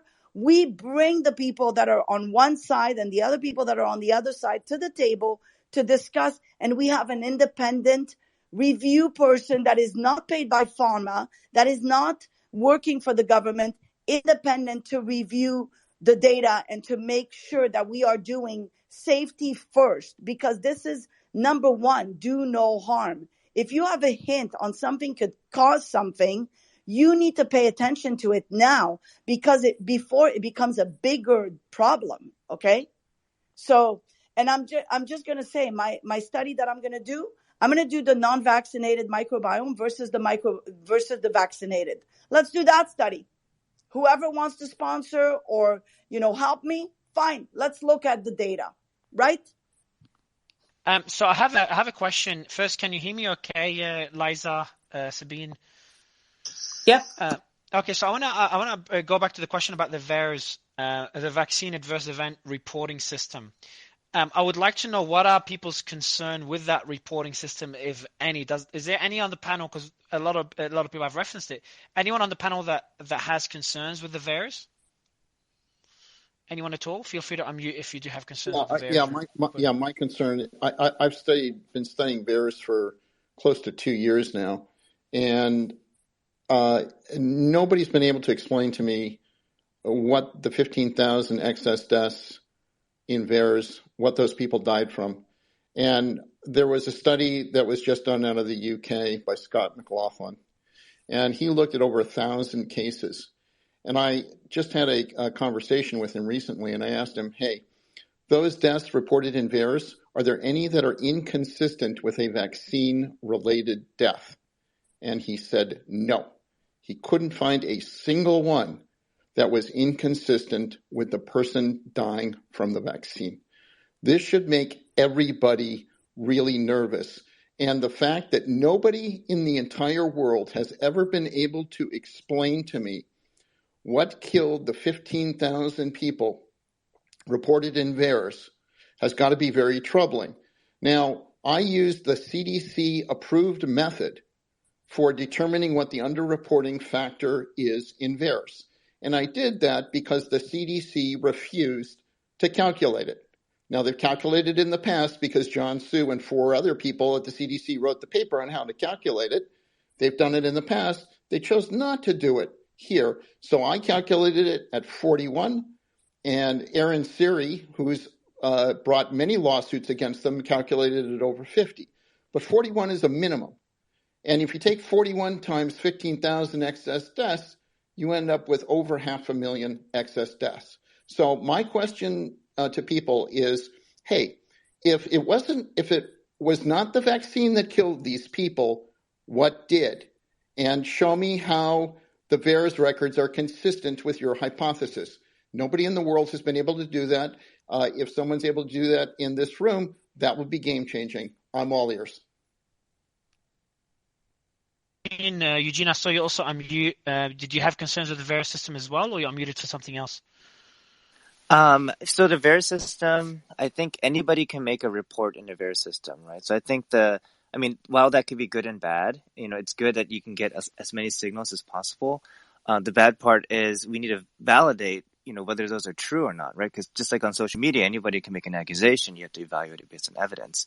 And so I think that's one of my critiques of the VAERS system, is that it's good at, finding signals, but it needs validation as well. Okay, hey, thanks. Eugene, by the way, I have 1,500 death reports. These are people who are vaccinated and unvaccinated who died in 2020, 2021, and 2022. And I have them by vaccination status as well. And I have the comments on what happened after they were vaccinated on 75% of those. And I have the reporter for each one of those. Eugene, would you like to go through that data set and take a look at it? Can I, Sure, Eugene, with your permission, can I make a WhatsApp group between me, you, and Steve? Is that okay with both of you? Yeah, definitely. Okay, Steve, are you okay with that? So then you guys could discuss it in that. Yes, and by the way, there are only 3 ways that those 15,000 cases can get into VAERS. It's either overstimulated reporting, which is what the CDC claims, but there is no evidentiary support for overstimulated reporting. So it's not that. It could be fraud, but there's no evidence for fraud. Or it could be that we have a really dangerous vaccine and all the evidence is consistent with that. Now, if there's another explanation, nobody has ever told me about it. So yes, Eugene, it's true that anyone can report to VAERS, but still, if there are so many reports for this vaccine and only for the COVID vaccine and no other vaccine, those are the only 3 possible explanations for how that can happen. So, Eugene, where is the evidentiary support for your hypothesis? I think I need to take a look at your data and then compare, but maybe we can do that at a later time. And Steve, why are doctors telling me that I haven't found one doctor that's actually made a VAERS report? The 4 that I've talked to said that they don't have time.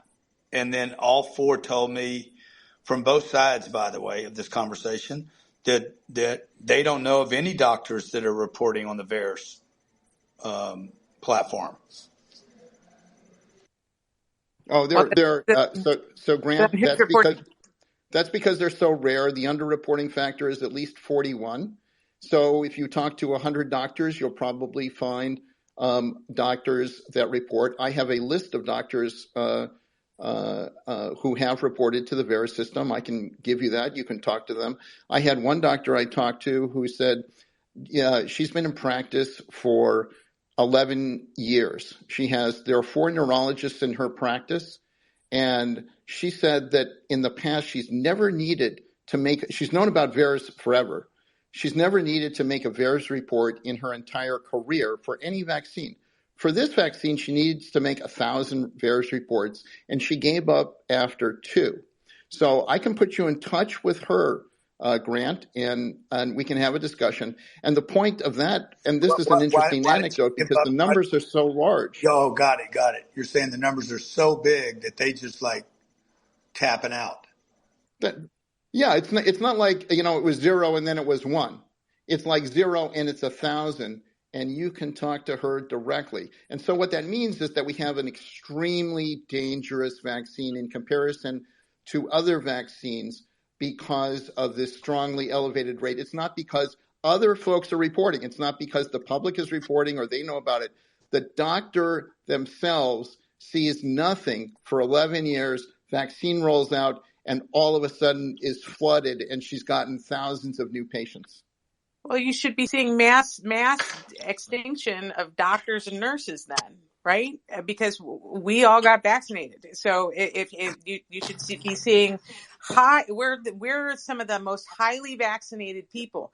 So if that signal's there, you should be seeing a huge uptick in those numbers. We are seeing it. They're not revaccinating. We are, Liza. We are. Not revaccinating is different than death. This is not death. This is not death. No.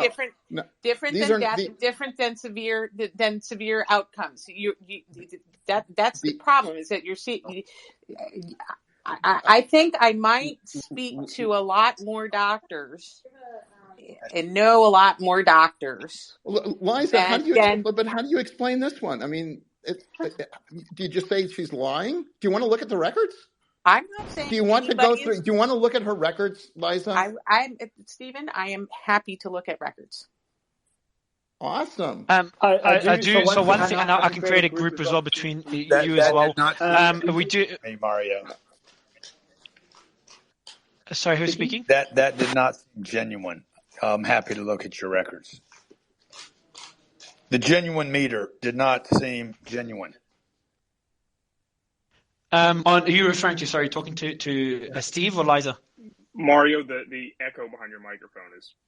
Sorry. Let me fix it. Yeah, hold on. Let me fix it. Hold on. Jim, take over with that study quickly. Yeah. So I just shared up in the group here in the space here a study that I had been reviewing, or an article that I had been reviewing related to studies. It was Just the News, John Solomon's organization.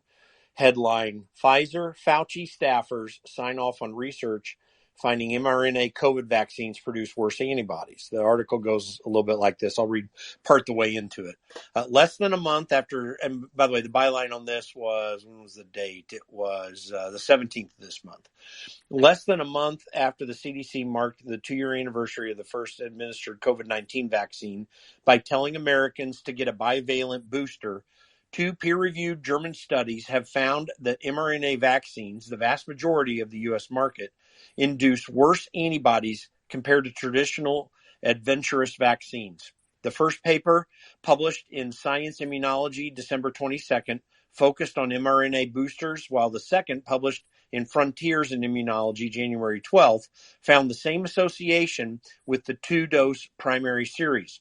Frontiers paper has the added distinction of a Pfizer scientist serving as its editor, and one of Anthony Fauci's staffers at the National Institute of Allergy and Infectious Diseases as a peer reviewer, suggesting the mRNA vaccine maker and feds were aware of a potential antibody problem around the time Omicron targeting boosters were authorized. And by the way, I want to emphasize as I read on, the article says it seems to indicate that, okay, so that they knew beforehand.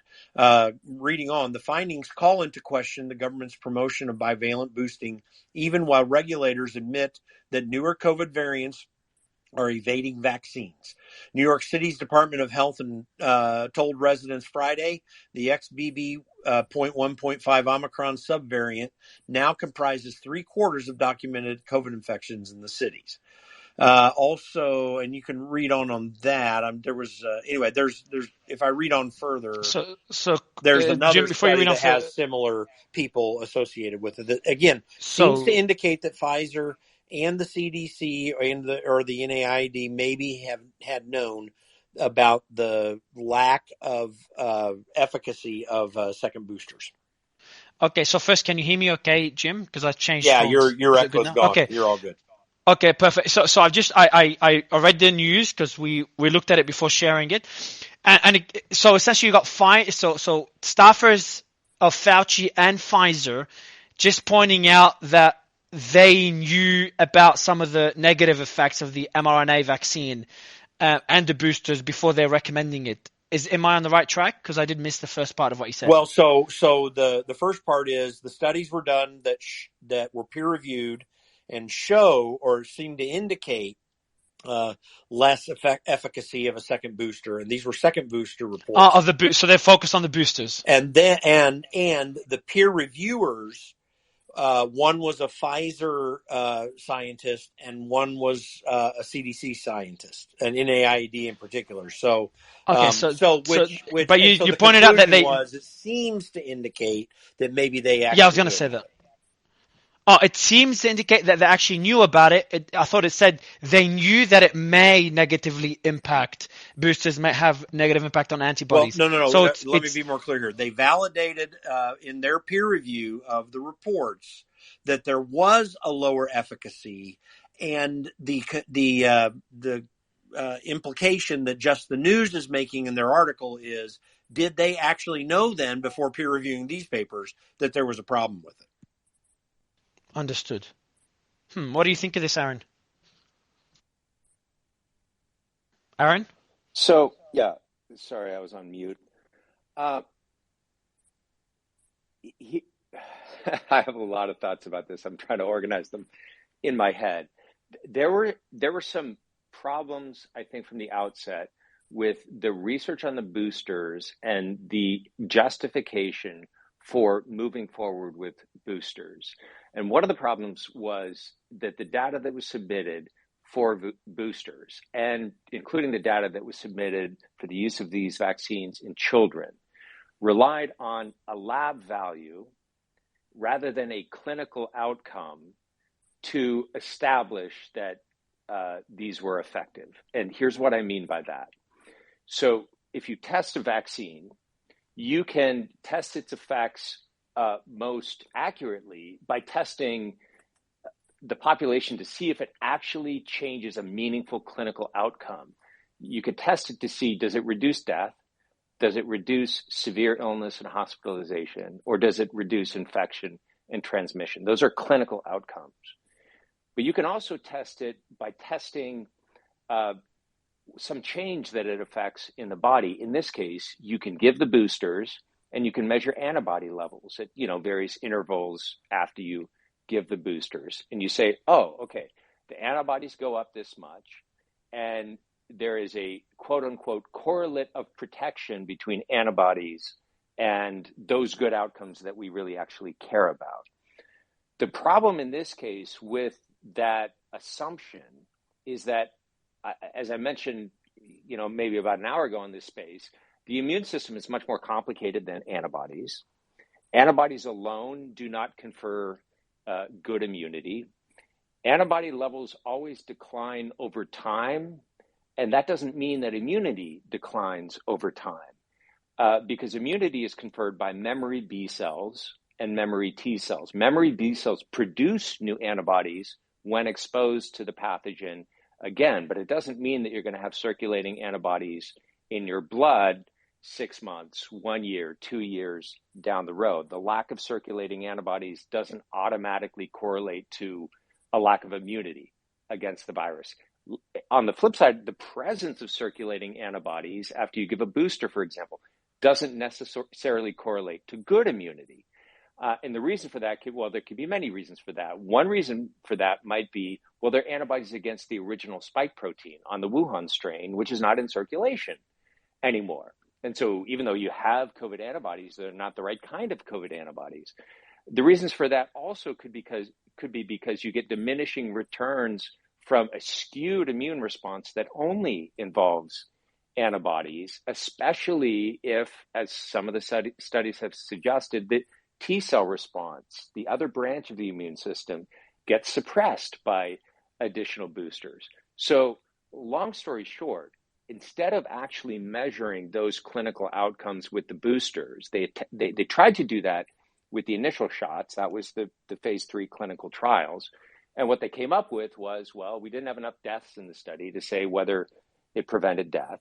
And we didn't have a large enough study to say whether it inhibited infection and transmission. We now know that it doesn't prevent infection and transmission. But it seemed to lower the risks of severe illness and hospitalization, at least for a period of time. Once that effect started to wane, they said, okay, let's just do it again. Let's give the boosters. But instead of measuring that clinical outcome again, they measured antibody levels with the boosters and assumed that was going to confer better immunity or more immunity with the third dose or the fourth dose. And what we're seeing now, I think, is that the story of the immune system is much more complicated than just testing antibody levels.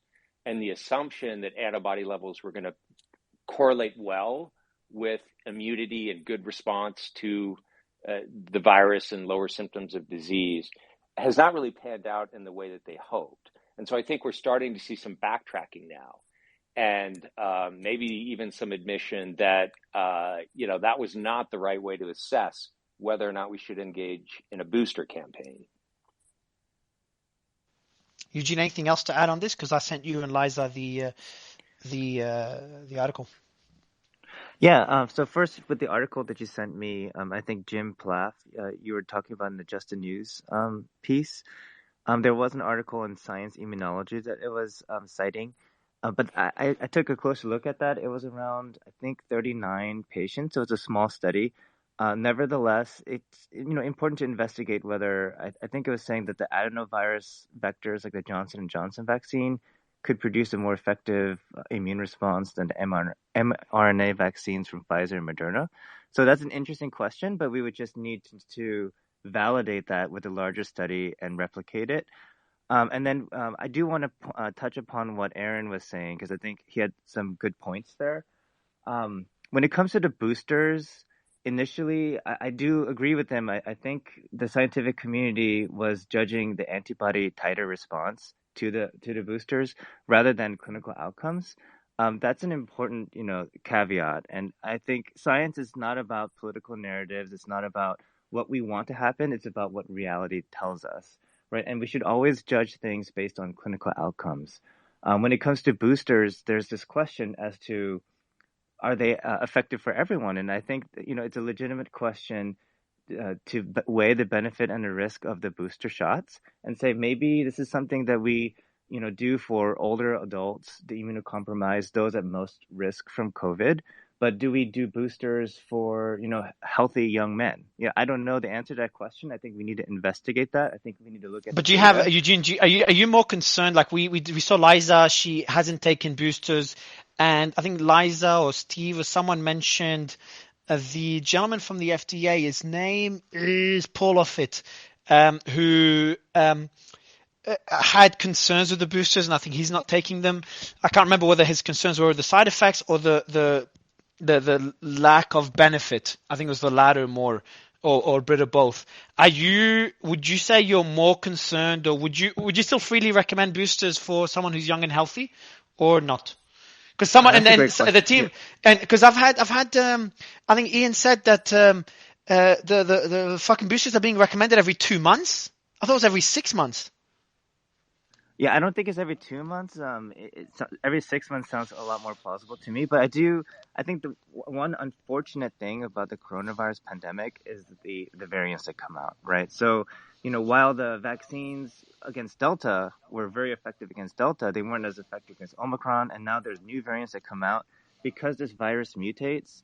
The vaccines that were good against the older variants may not be good against the newer ones that come out, right? So boosting repeatedly against the Delta variant or the Omicron variant. So essentially you're saying that the vaccine, just for clarity, like your argument is more in support of vaccines, just for anyone listening, while we've had Steve and other doctors, Simone, that had more concerns with the vaccine. But as a person that's a proponent of vaccines, the point you're making is that the vaccine efficacy or the booster efficacy is not catching up with the variants and the speed of variants, which was a big concern in recent months. Is that a fair simplification? Yeah. That's a good kind of summary of my thoughts. I do support the vaccines, but when it comes to boosters that are effective against the older variants, I don't know how effective they are going to be against newer variants that come out. It's just like, I think Liza was talking about how the polio vaccine was very effective in eradicating polio, smallpox against smallpox, measles against measles. But for the flu, we need to have a new flu shot every year because the flu mutates. It does this thing called recombination. So you get new variants of the flu. And so we need a new shot every year just to fight against the flu. And the same thing might be, the case with COVID. New variants come out, and we always need to, adjust to that.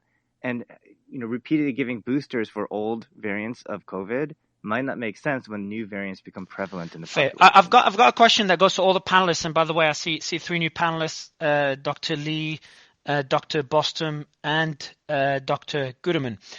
So feel free to jump in or put your hand up anytime. Justin, welcome back to the stage. So one thing that's just been driving me mad, and I think the audience would agree, like we're trying to as for anyone that is new to the space, like we try to keep them as balanced as possible and try to stick to facts, or at least things that have something to back them, back the allegations or the speculations that we make. So the thing that's driving me nuts with COVID is that there's just so many studies supporting both sides of almost every single argument. And then there's different ways to criticize each study, whether it's not peer reviewed or the sample size is too small, or who's funding it and the potential conflict of interest there. So I see both Andrew and Jeffrey with their hand up, so I'll give you guys the mic. But I will mention this from the audience. Again, audience members, bottom right corner, you can comment. And this is a comment from one of the audience members. Hi, Mario, I have a comment. And that's after Dr. Simone. Simone's study was not criticized, but we pointed out that the study sample size was too small. So this audience member says something we already said. Those panelists who insist at data peer-reviewed studies whenever someone brings results of a small-scale study, as done by Dr. Sabine, ignore or downplay the fact that who is going to sponsor large-scale trials. So the problem is, and there's a lot of corruption within science on how these studies are funded and the conflicts of interest there. So it's a valid point. Individuals cannot have large studies or large trials with limited resources. Those who can are either government or industry backed. So it's a valid point. If no one's going to fund and study these hypotheses, the various hypotheses, how are we going to get data studies? And then panelists say that there are no studies data review. So it's a valid point. I'm not sure if you want to touch on that point or something else, Jeffrey and Andrew, but I am curious because I'm just struggling to differentiate between the studies we should trust and the studies we should question, as a person that is very fact based. So yeah, maybe Andrew, you want to take this first? Sure. So a lot of this discussion, at least what I could hear of it, I think has been taking place in a vacuum. We actually do have, it was very difficult to obtain these data, but we actually do have data from the Pfizer and Moderna randomized controlled trials. I would describe the process by which these very able investigators got the data as really the moral equivalent of disimpaction, which says quite a bit about the forthcomingness of Pfizer and Moderna. But be that as it may, and they were still left without the actual individual patient data. They got the breakdown by vax and placebo, but they were sort of summary data, which is not acceptable, but it is what it is. And so there are three studies that have come out, two that have been published. I don't know, the third one may be in submission. The first one was by Christina Stabile-Ben, who has at least 30 years of experience as a clinical trialist and vaccine epidemiologist from the University of Southern Denmark.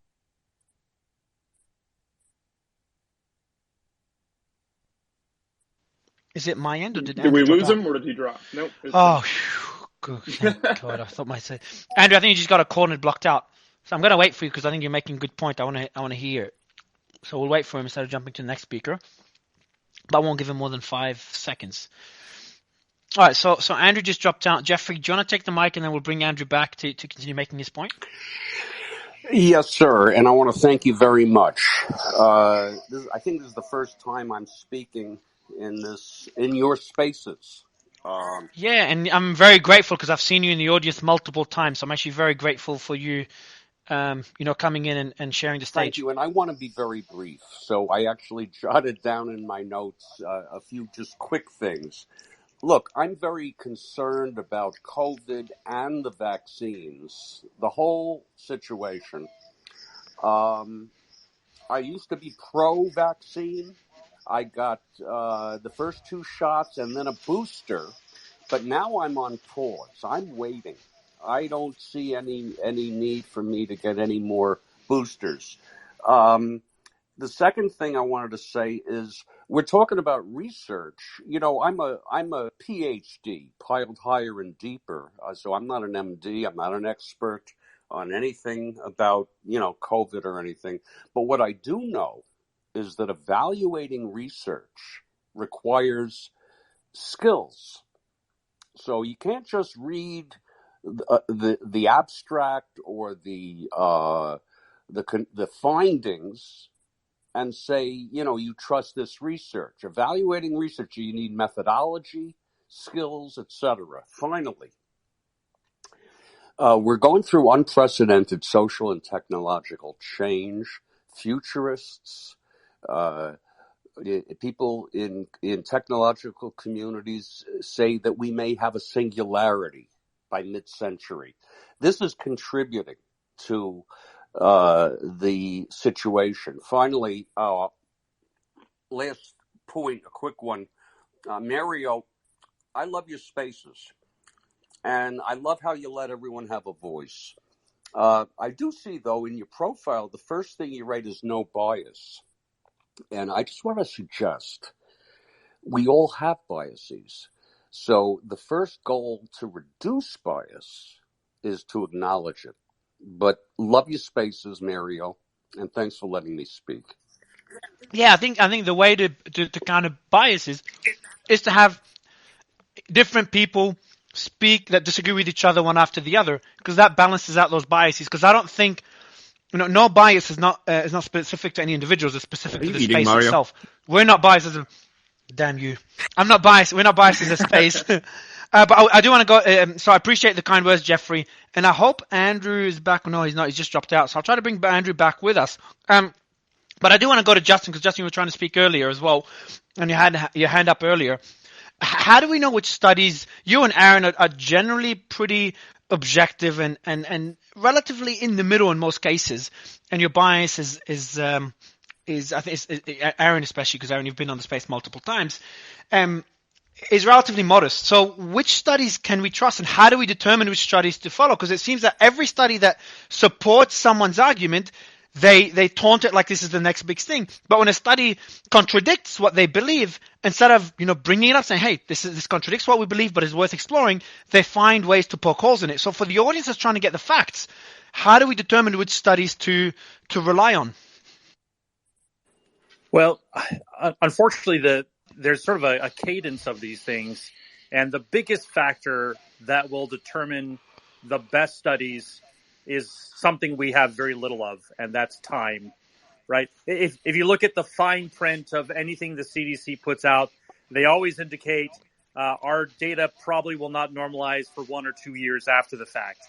And the challenge that we had in the middle of the pandemic is we wanted them to act like overnight ballot machines, right? And give us the totals so we can throw them to the dashboard. And so we, as I say in my book, we shouldn't be surprised when we end up with hanging chads and big bags of votes from Broward County or the equivalent of it, right?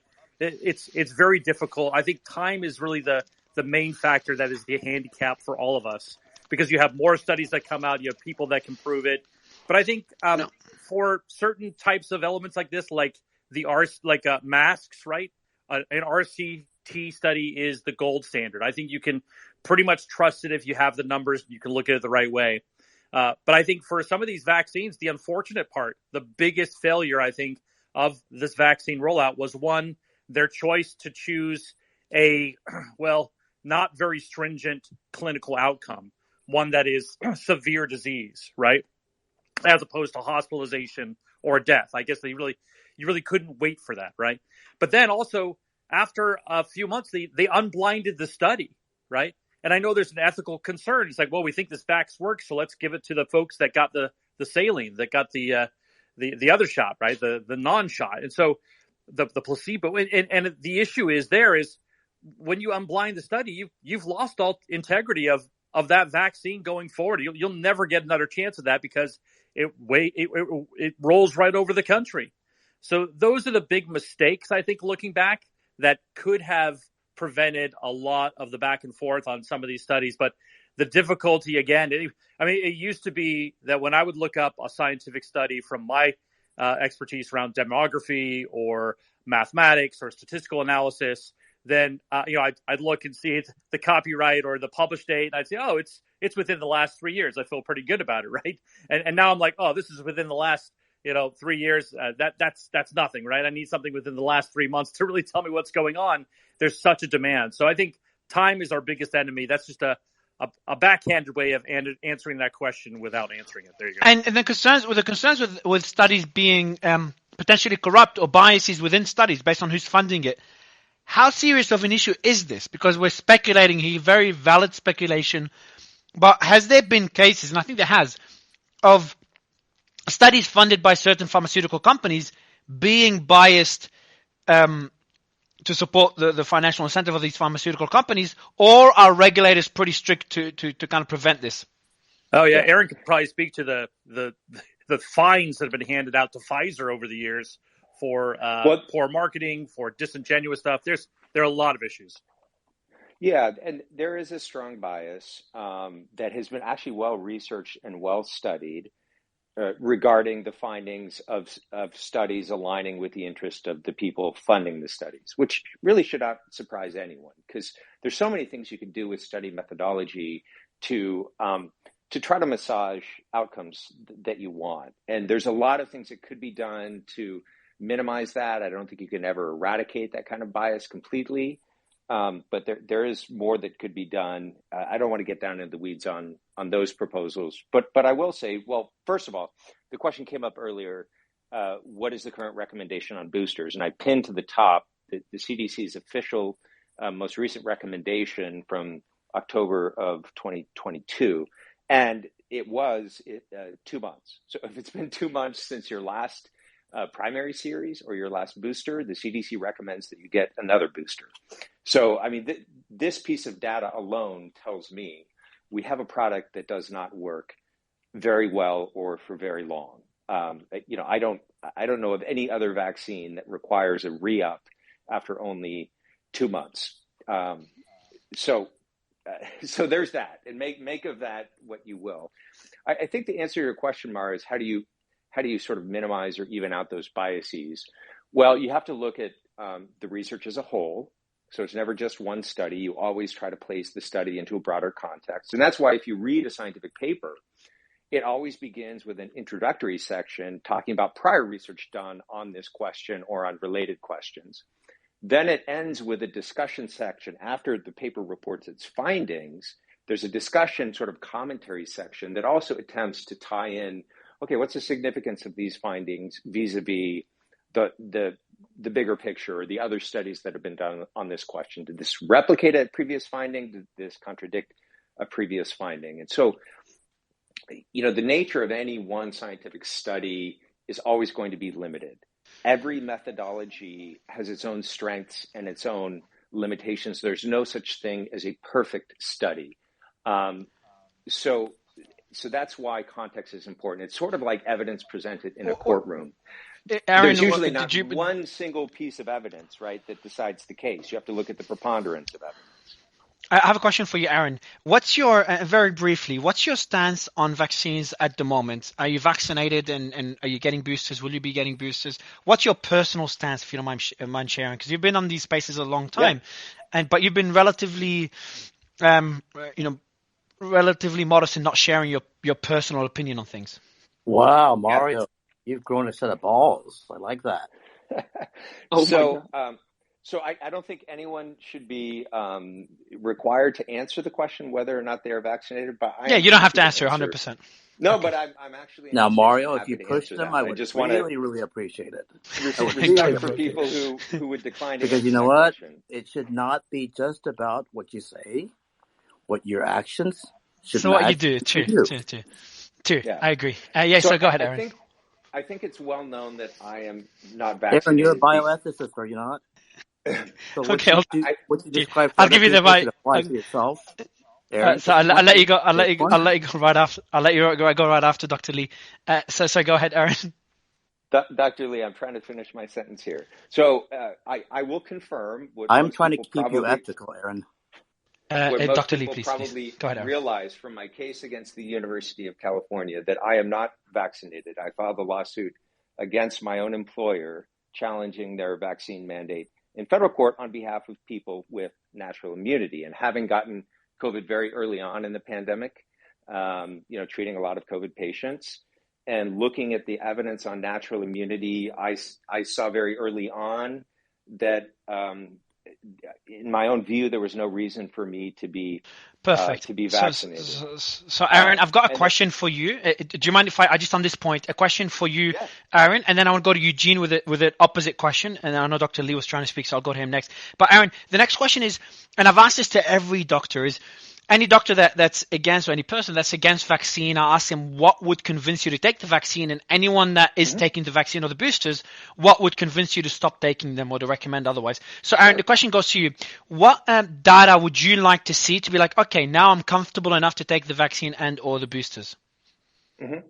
So let me answer that theoretically as though I hadn't had COVID.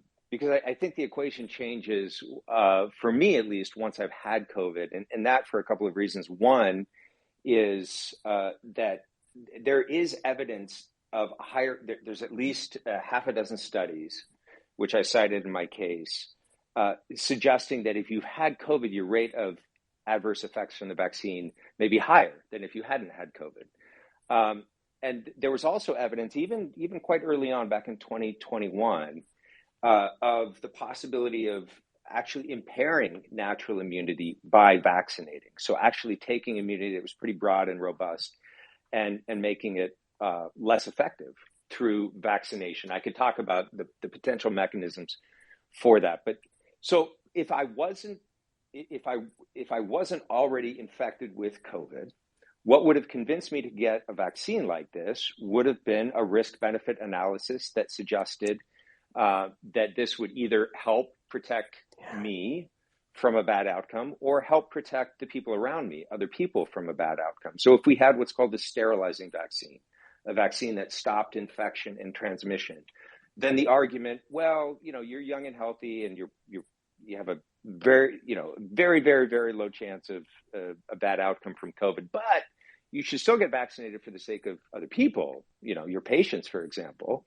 Well, that argument would have held sway with me if we had a sterilizing vaccine, if we had a vaccine that stopped infection and transmission, like we have with measles, for example. The measles vaccine is pretty close to being sterilizing, meaning not only do I not get the illness, but I don't get an infection that I can pass on to others.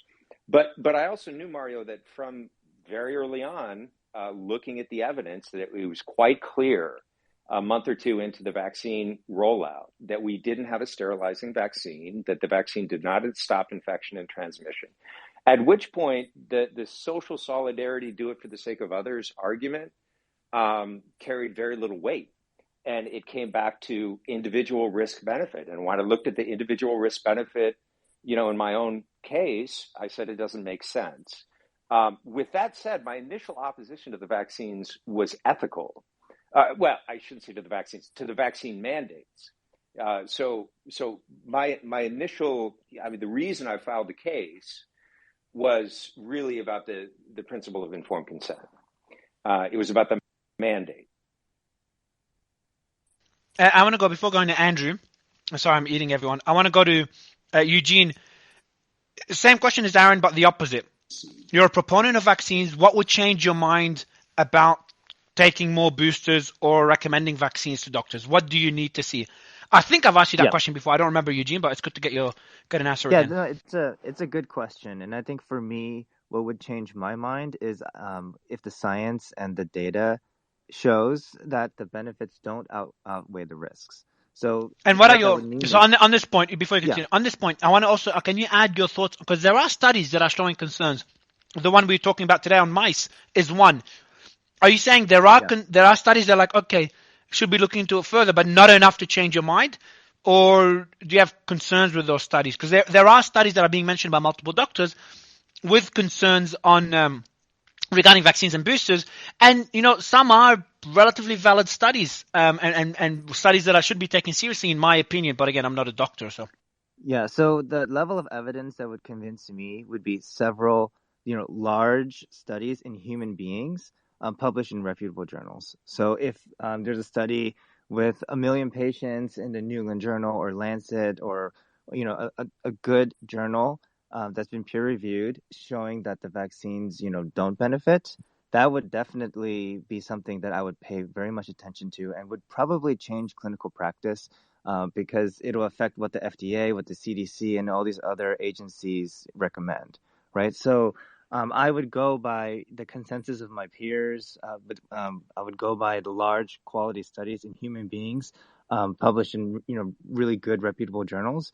And if that did happen, that would totally transform the entire landscape here. Because science is about always listening to what the data and reality tells you, not what policymakers say. And one last comment I want to make is, in Aaron's case, I think his story is pretty compelling.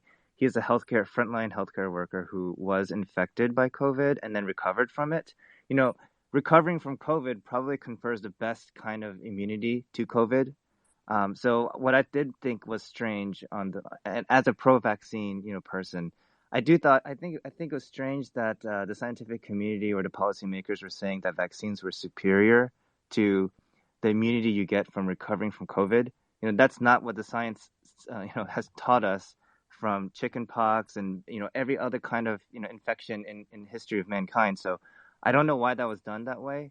And I think Aaron has a compelling case. If you recovered from COVID, why do you need to be vaccinated?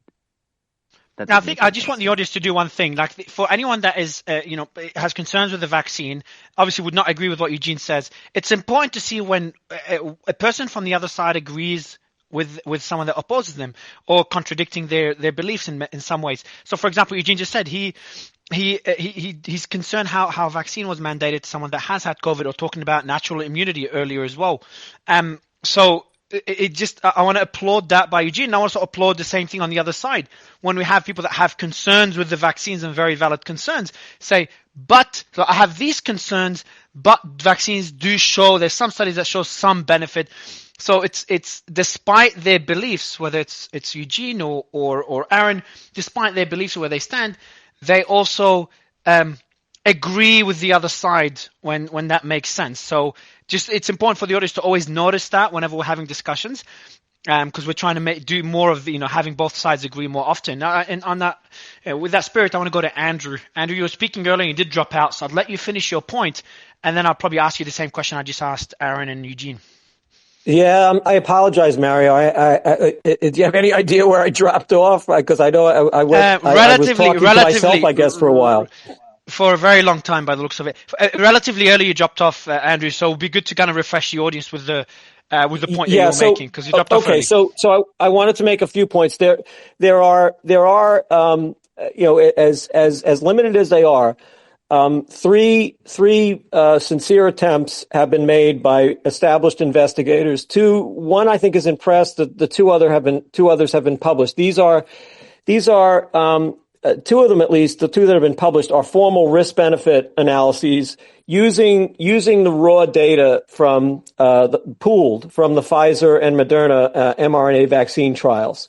One was by Joseph Fraiman and colleagues. The other was by Kevin Bardosh and colleagues. Fraiman's paper was published in Vaccines. The Bardosh paper was published in the British Journal of Medicine imprint.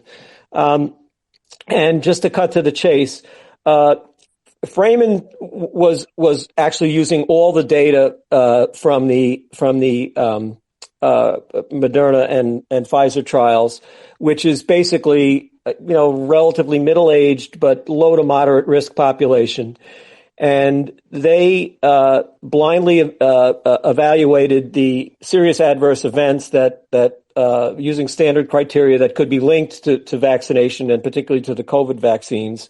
And what they found was there was an adverse risk-benefit profile in terms of the serious adverse events caused relative by the vaccines relative to the hospitalizations prevented. Again, given the limited number of hospitalizations that were actually accrued in the trials. Bardosh et al. Focused on the 18 to 29-year-olds using data that was submitted to the FDA.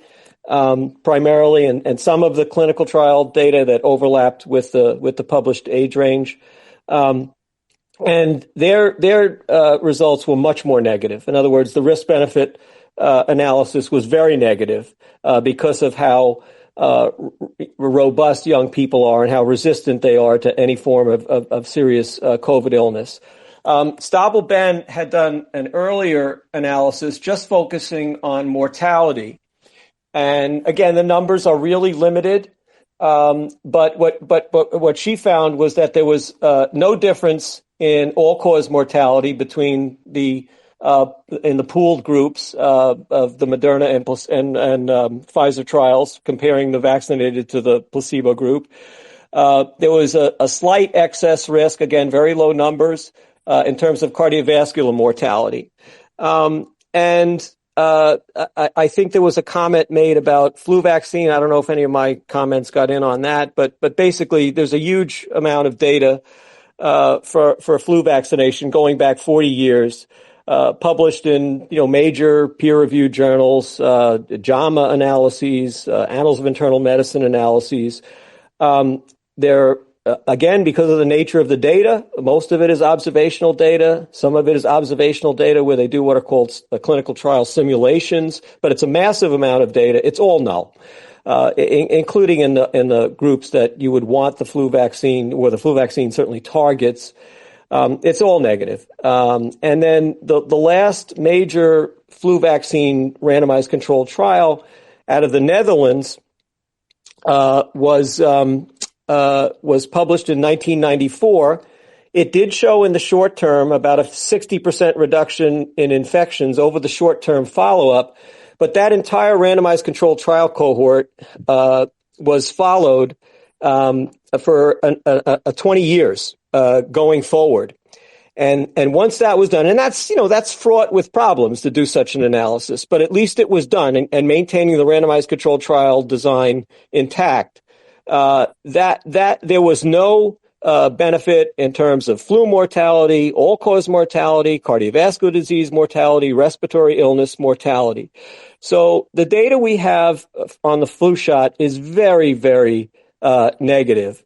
And I think the real dilemma with the COVID trials was that obviously there was this terrible fear, I would say hysteria at the outset, is how do you do a randomized controlled trial that's large enough to look at hard clinical outcomes? A priori, it was assumed, well, it's going to work, certainly in the elderly high-risk populations. And I now have concerns that, that assumption may not have been true. In other words, you want to be, when you initiate a clinical trial, you want to have uncertainty. You want to be in what's called equipoise. You're not really sure whether it's going to be of benefit or not. Otherwise, why do the trial? If you know it's going to be of benefit, then just give it. Would be the argument. And that was the mentality, I think, that drove the reluctance to do an adequately powered or randomized controlled trial in the elderly, where really, so many of the events were taking place. And I think that's what should have been done in retrospect. But regardless, we now have some autopsy data from Italy during the first wave, which I think establishes that equipoise was there, because in consecutive autopsies that were done for alleged COVID deaths, only 12% were confirmed on autopsy. So a lot of these deaths, these are frail, elderly individuals. I think in this autopsy series, the mean age was 87 years old. They die of other things besides COVID. COVID is incidental. So the great scourge of COVID in nursing homes too was probably exaggerated, and it argues, to me at least, that a proper randomized controlled trial could have been done. What would that look like, and has it been done? It actually was done in this country for polio, where in 3 short months in 1954, the United States was able to recruit 1.8 million children into a combined randomized controlled trial with an observational component as well. And what did it show? By the end of 1954, follow-up was completed, and the results were published in early 1955 in a landmark paper in JAMA. The active vaccination, when the analyses were unblinded, prevented 374 cases of crippling polio. That's a real trial. Compare that to what we know from the COVID vaccine data, for example, in children, the Pfizer 5 to 11-year-old trial. It was roughly 2,300 children. There were absolutely zero hospitalizations in the entire trial, neither in the placebo group nor in the vaccinated group. About 13 cases of very mild, really upper respiratory tract infections were prevented. So really 13 cases of sniffles.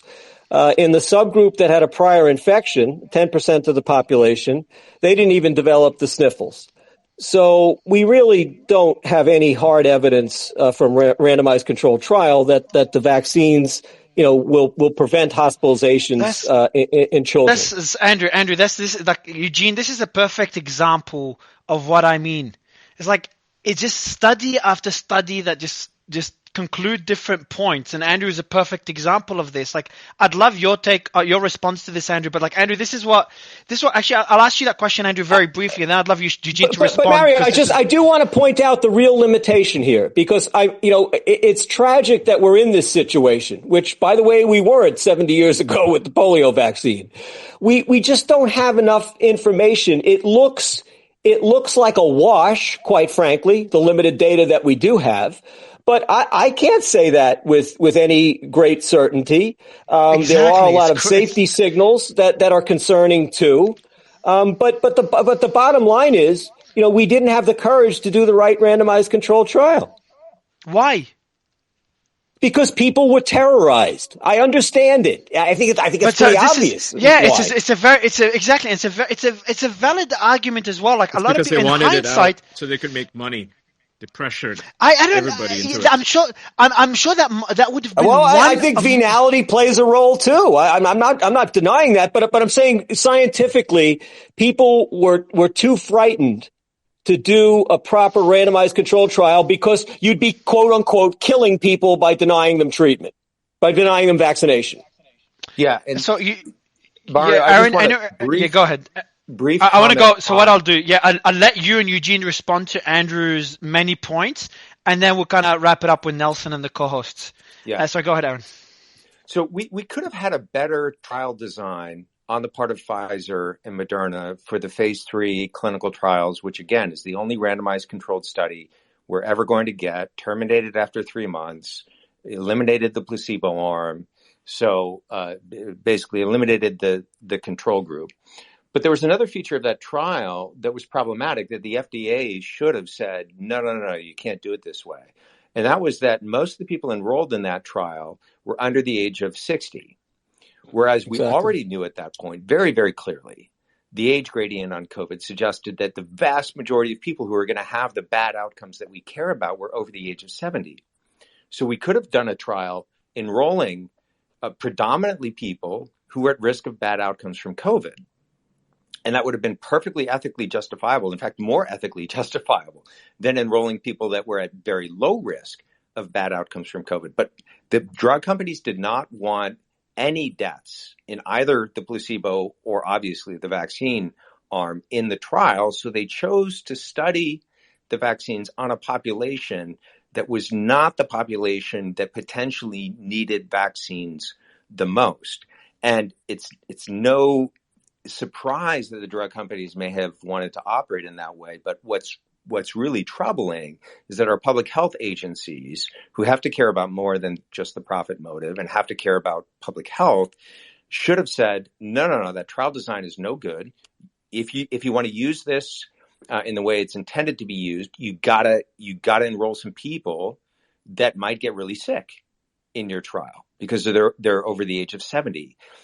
Likewise with pregnant women, right? They excluded pregnant women from the clinical trials, which there's ethical reasons to think about doing that. But then they turned around and the CDC then recommended the vaccine to pregnant women, reassured pregnant women that it was going to be okay without any safety and efficacy data on that particular population. So we could have had a better clinical trial if our regulatory agencies had demanded a better clinical trial.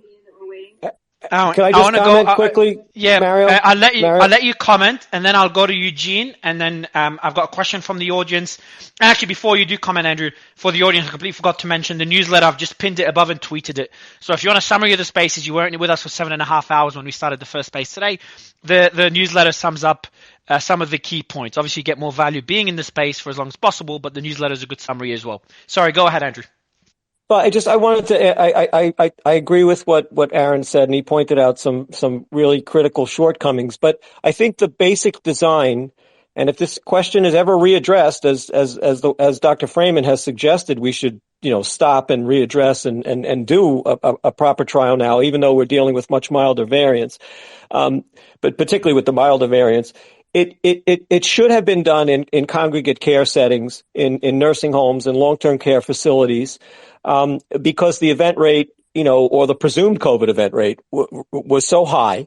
And if the United States had the capacity to recruit 1.8 million children in 3 months, in 1954, they were literally using for data collection, they were using ancient computer punch cards.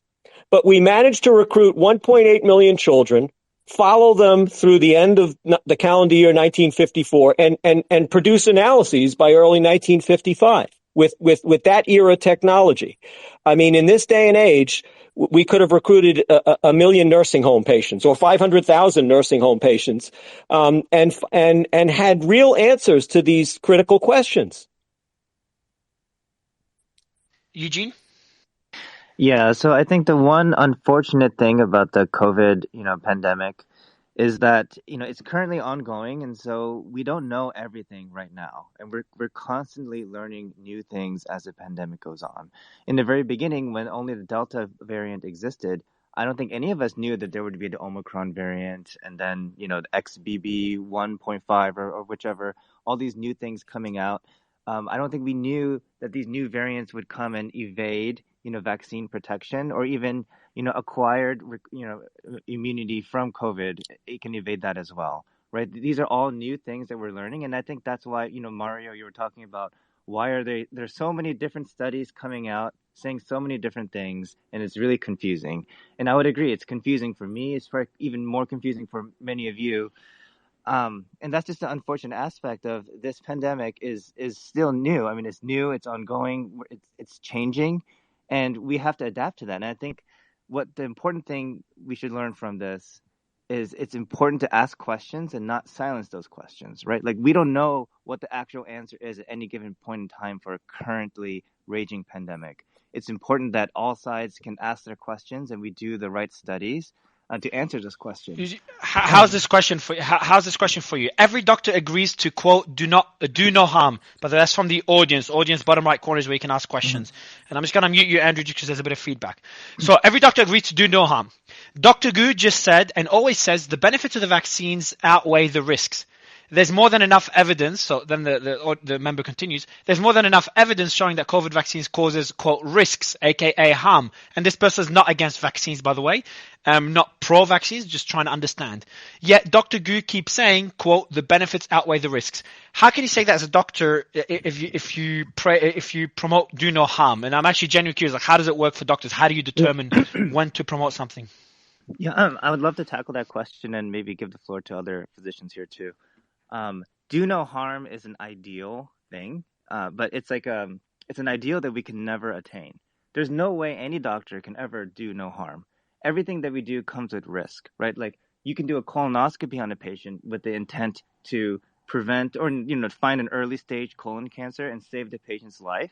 But in the process of doing a colonoscopy, you could perforate the colon, and the patient can die, right? So anything that we do, if I want to perform surgery and remove someone's gallbladder to hopefully save them and improve their life, I could cause bleeding, or I could damage the surrounding structures. Everything that we do in medicine comes with a certain level of risk. So what we always have to do is evaluate, do the benefits of the intervention outweigh the risks? There's always going to be a risk, no matter what you do. And so do no harm is an impossible ideal, but it's something that we strive for.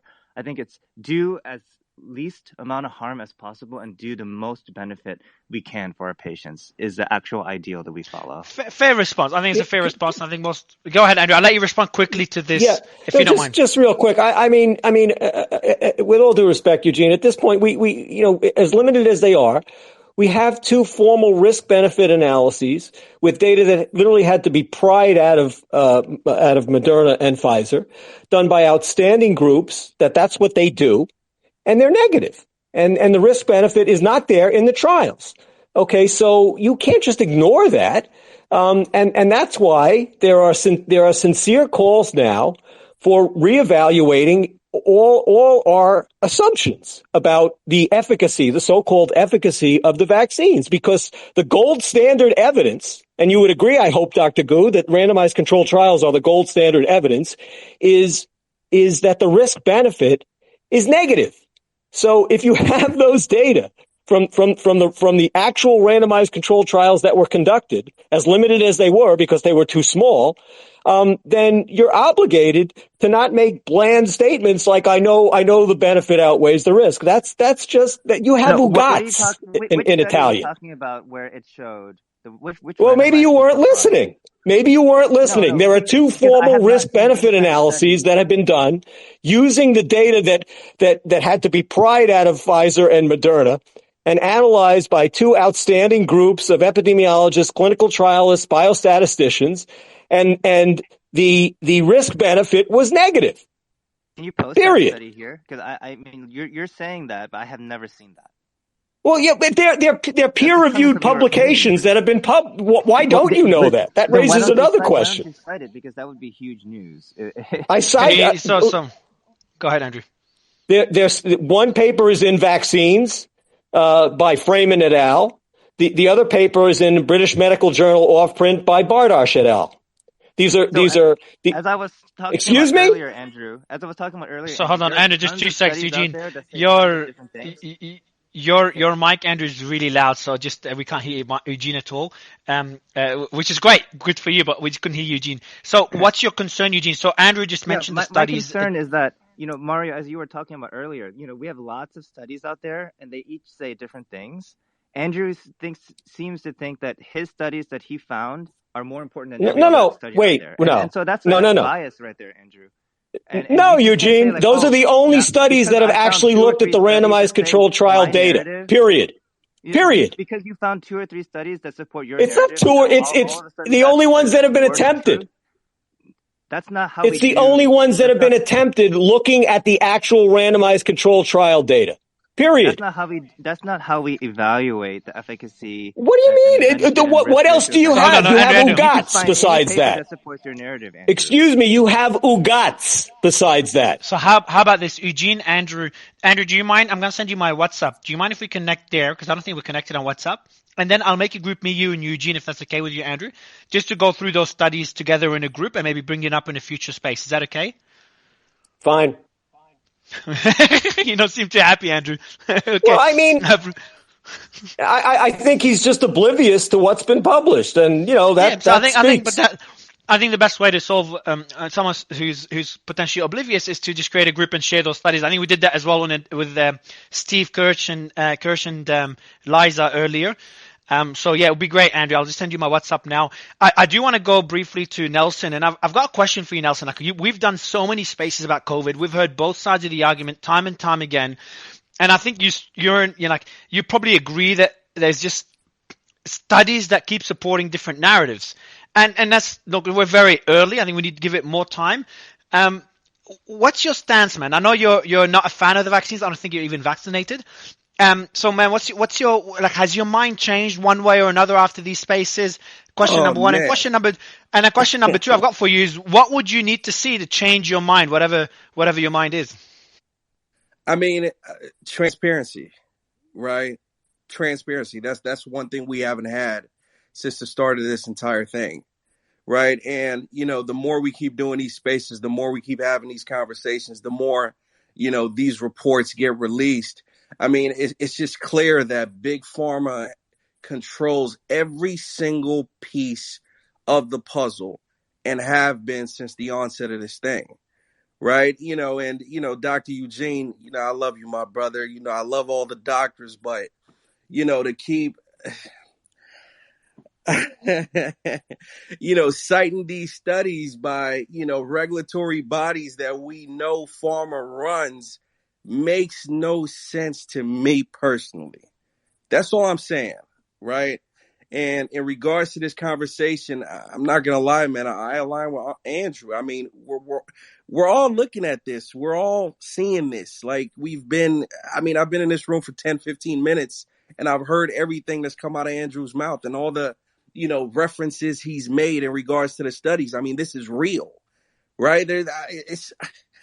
I don't know, Mario, man. Some people just don't get it, I guess. But either way, listen, man, we love the doctors. You guys save our lives on a daily basis. So that I could definitely, be on your side on. But with regards to this vaccine, I'm sorry, Dr. Eugene. I just don't see where you're coming from, me personally. I want to go to Kevin briefly. Kevin, I think it's your first time on stage.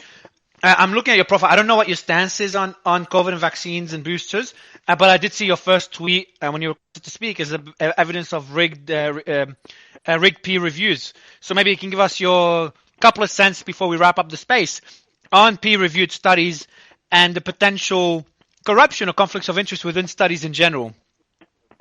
Oh, sure. I was going to touch on something else, but briefly on that front, there are certainly issues in peer review that come from the funders of the journals. The journals have a lot of pharmaceutical advertisement going on.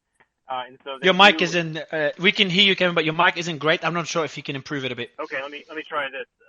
Can you hear me better now? How's that? Can you hear me? Yeah, go ahead.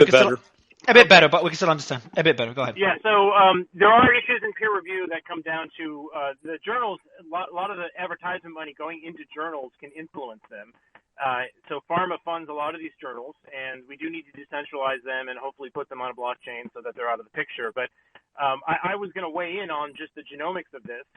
We are only targeting like 12% of the virus's genome, and it's an RNA virus. Everyone's familiar with antibiotics and how we shouldn't give those to a population at large because bacteria can mutate. RNA viruses mutate a hell of a lot faster than bacteria, yet we're trying to put a very narrow selective pressure on a virus that's going to mutate right around it. And it has done that. If you look at the genome signatures that have changed from the original virus to Omicron, the majority of the mutations are actually in the spike protein domain. So the vaccines are actually driving the mutation rate. And that's something that's now been published in many studies, that we can see selection going on where there are coding changes that are in the spike protein that are 30 of them happened in Omicron alone. And that is because we put selective pressure on this thing, and we put a very narrow selective pressure. It's very analogous to using a narrow spectrum antibiotic, giving that to the entire population at the same time and expecting good outcomes. It doesn't make any evolutionary sense to do what we're doing. Okay, Eugene, I've got a question for you as we come to the end. My question to you is regarding someone just rang the door, so I forgot what the question was. I had it written down, and I'll bring up Viva Frey in the stage before we wrap up the space. But my question for you was, the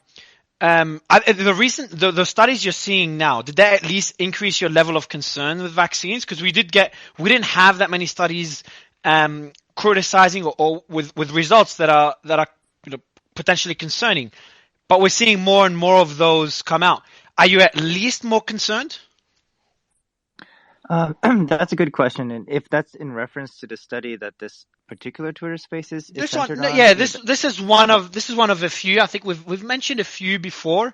Some obviously that were too small for us. Not before today. I mean, in previous spaces, some were too small and inconclusive for us to rely on. But there's been some valid studies that even you agree on. That's like, okay, this looks like a valid study and worth exploring further.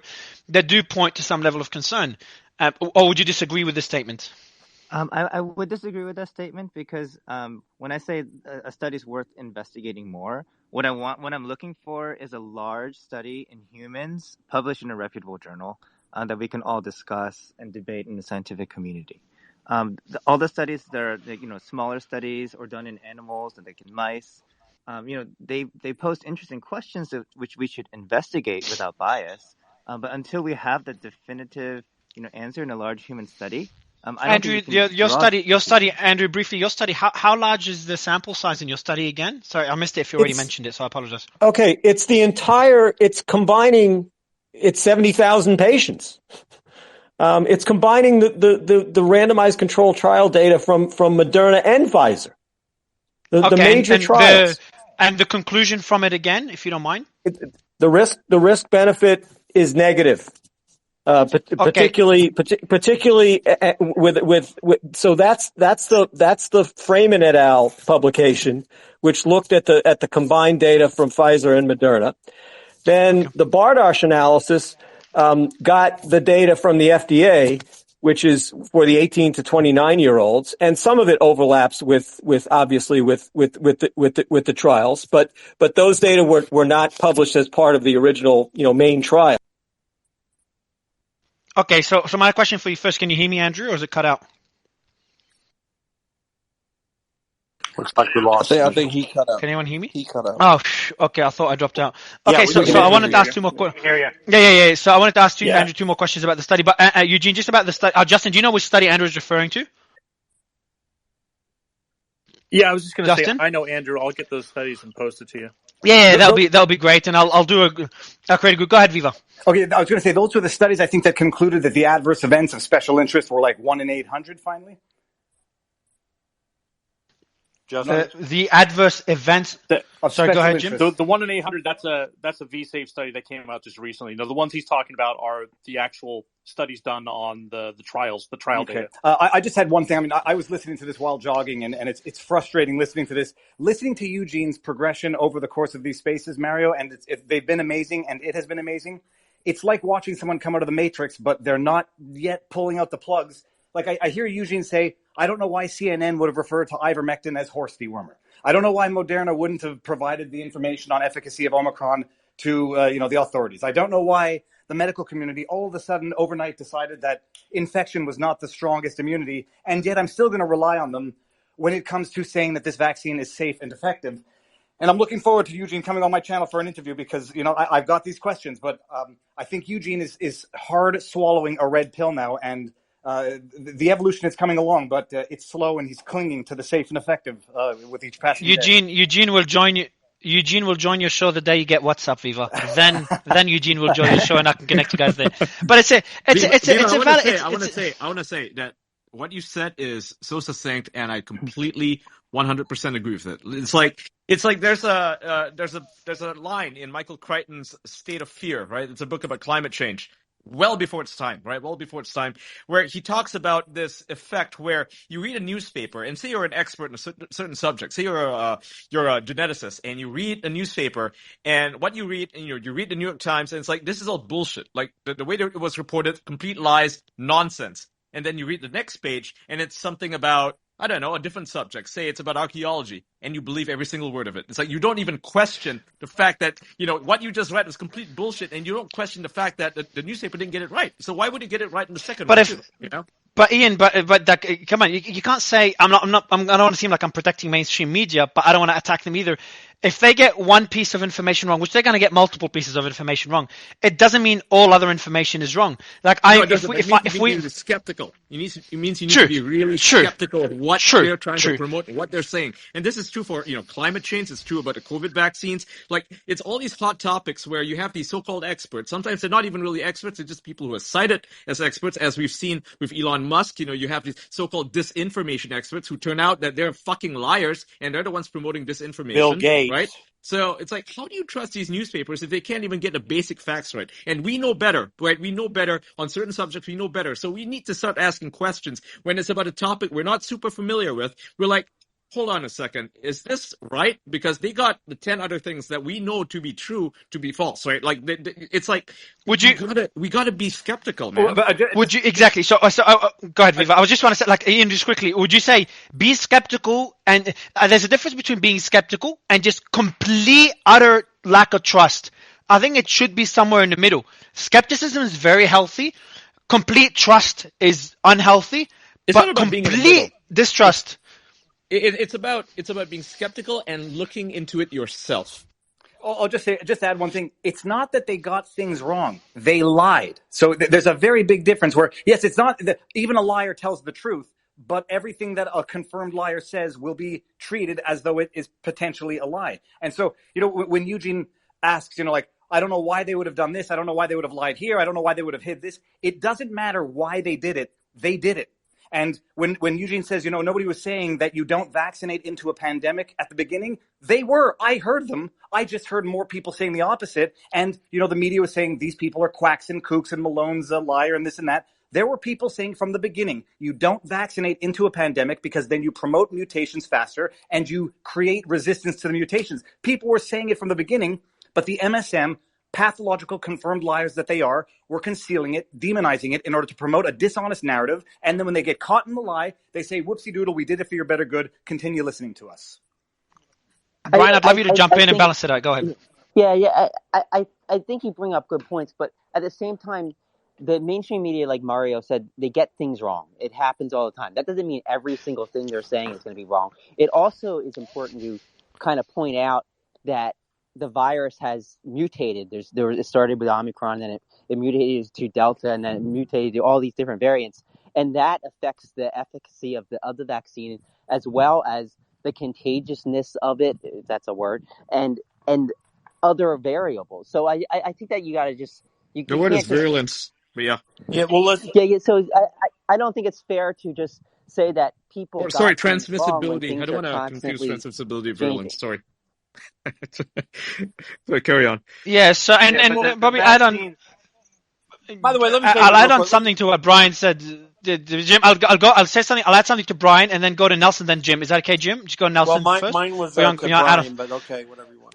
I got it. Yeah, I'll let you. Okay, mine's to Brian too. So maybe me and you go first. My thing to Brian is add on something to him. As I've said this many times, I wouldn't put all media into that one bucket of mainstream media. I think there's media outlets that genuinely genuinely try to do a good job at not lying and sticking to facts, avoiding, and I've been looking at the Epstein files, and one media company, despite multiple threats, threatened to quit if the story was buried in any way. And that actually were the reason that Epstein was, the story started catching on. So I just want to give credit where it's due to the journalists that are doing the right thing, the media outlets trying to do the right thing. And there's systematic issues it's important to keep in mind. As Andrew mentioned earlier, advertisers, for example. Yeah, and they're not. Yes. Who's not doing it? Who's not doing the right thing? Let me make my point. No. So Ian, but Ian, it's important. I just said not all media. Some media outlets are, Okay. and others are not. Yeah. So I'm just not trying to say not to put them all into one basket. And to give two extreme examples, if you compare Reuters to CNBC, because I put one that I know you don't like, and one you probably look at more objectively. I'm guessing you'd look at Reuters. Generally okay, CNBC is very biased. More biased. Exactly. But I'll get Jim to speak. Sorry, Jim. Yeah, no, I just want to say there are some media outlets that are trying to do good work. Jim, but your mic is muted. Oh, is it? No, we can hear him. No, you can't hear him. We can hear him. Yeah. Okay, Go so ahead, anyway, Jim. there are some media outlets, a few, very few, who are really trying to do good work. But by the way, the people that were doing the Twitter files are good media people who got shut out of the system, FYI. Glenn Greenwald got kicked out of his own publication. And so those are the people that tend to be doing good media work. We've had a massive breakdown in media. Media are not skeptical of what the heck's going on around here, by and large.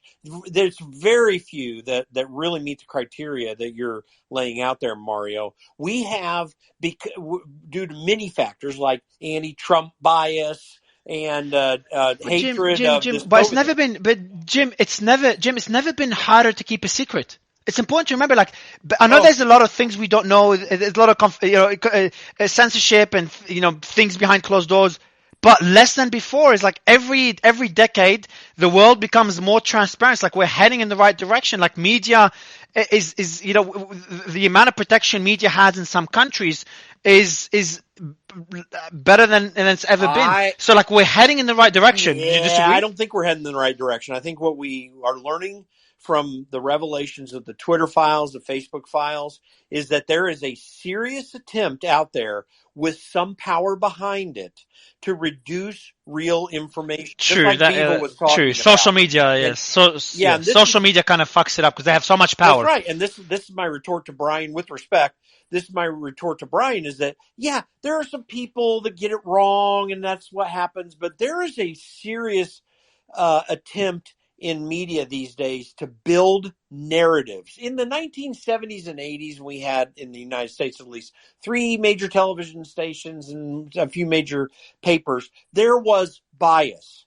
Now there is narrative building on a larger scale than we've ever seen in this country. And I think it is a big concern. And I think it's important to be skeptical of that. Because media, when it's good, is skeptical even of doctors and studies and stuff. And they start looking through things. And that's a healthy debate to have. But now we're finding that we got to be skeptical of media in a general sense. That's real problematic because we're not getting good information. Now I'm hopeful for the future because of what's happening on Twitter, but the future's not secured in that regard yet. So I think we jump over our skis too much to just say, hey, people get it wrong. No, it's not that good. I wish it were that good, and it's not.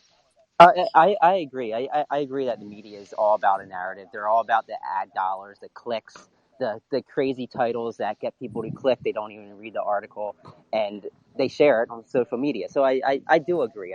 I think that media is out to make money, and it's a shame, but that's how it is. Capitalism. I'll let Nelson jump in. As well.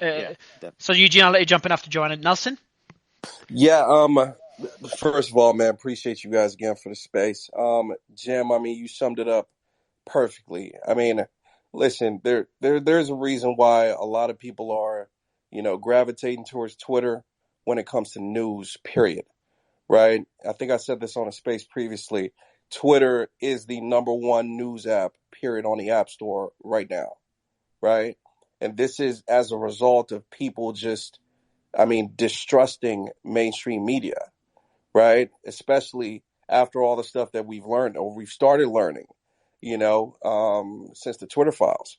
Right? So I don't blame the journalists. Again, the journalists have no say. They're they're at the bottom of the totem pole when you think about it, right? Because I've met, like Catherine and a few others here on Twitter, and I'm like, wow, okay, they're not so bad after all, right? And that really is the truth, bro. And to Jim's point, things are not getting better. I don't see things getting better, bro, right? Twitter is great, and I hope it continues to grow and continues to give people like, Catherine and other journalists an actual voice, right? An actual voice that can communicate with hundreds of thousands, if not millions of people, right? Where they can actually hear the truth, as opposed to what, these larger, corporations and governments and industries want people to hear. So once again, bro, Mario, Tara, Ian, Nick, appreciate you guys for what you do. You guys are leading that charge on Twitter.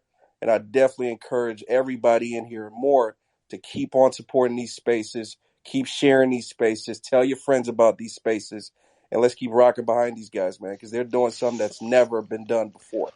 Absolutely. Thanks, brother. And definitely Thank Jim you. as well. Massive credit to Jim for organizing these. And Nelson as well, everyone. As you probably all know, Nelson does great spaces as well. He did one on I think it was Biden. I was on a plane, so I wish I could join, but Biden mandating or trying to mandate masks again on planes. Yeah, so that was a great space. So everyone just definitely check out Nelson and Grant Cardone spaces. They do them together. I do want to go to Johnny. You've been waiting for a while, and then we'll go to Eugene, Kevin, and then wrap it up with Tara and Ian. Go ahead, Yeah. John. I've been saying Good to have we're you. going to wrap it up like 2 hours ago, dude. I think. Yeah, bro. That's what means. Go ahead, Joanna.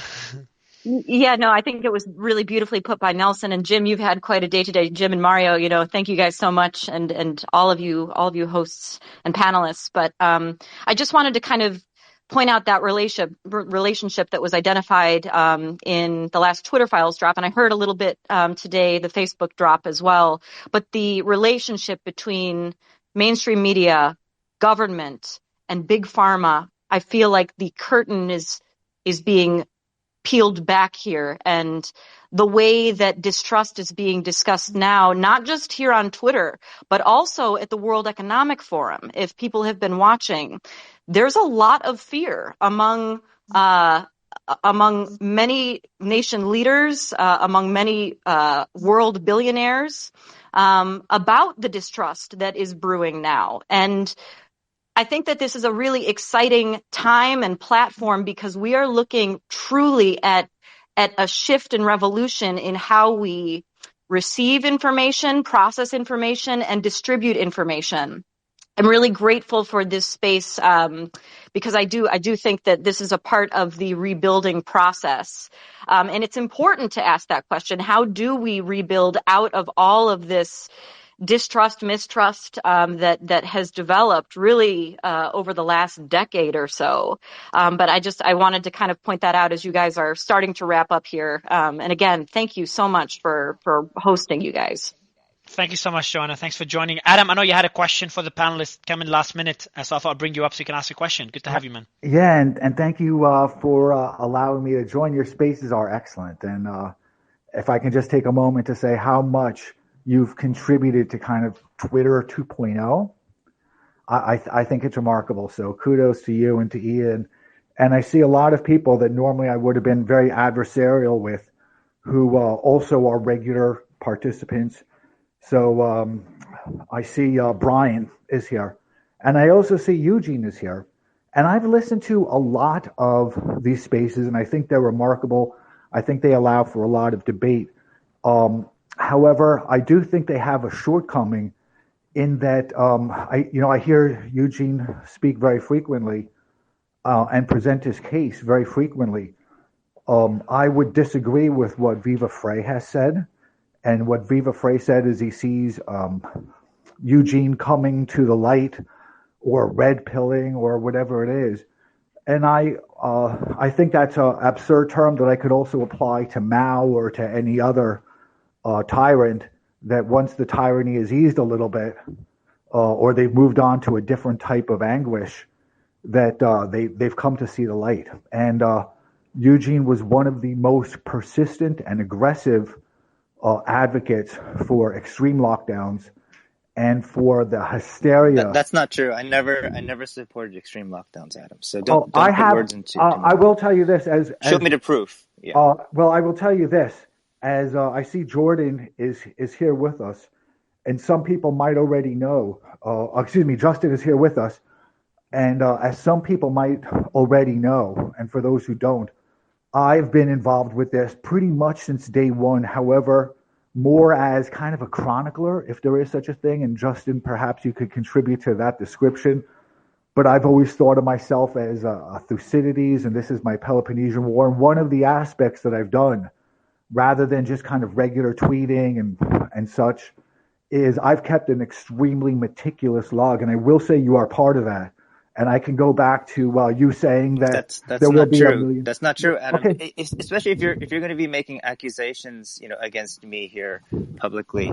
Like I've been cyberbullied by the very doctors going on CNN. Okay, but we're not talking about that you've been cyberbullied. We're not talking about you. You're I've changing been the middle of the subject. road when it comes to the COVID-19 pandemic. I've Okay. always detested the extreme ends on both sides. How would you And to decide say that who- I was part of the extremist end, that's an accusation, Adam, that since you're mentioning me by name, I have to push back against that. Okay, You have to and show me the evidence. I appreciate that. And that.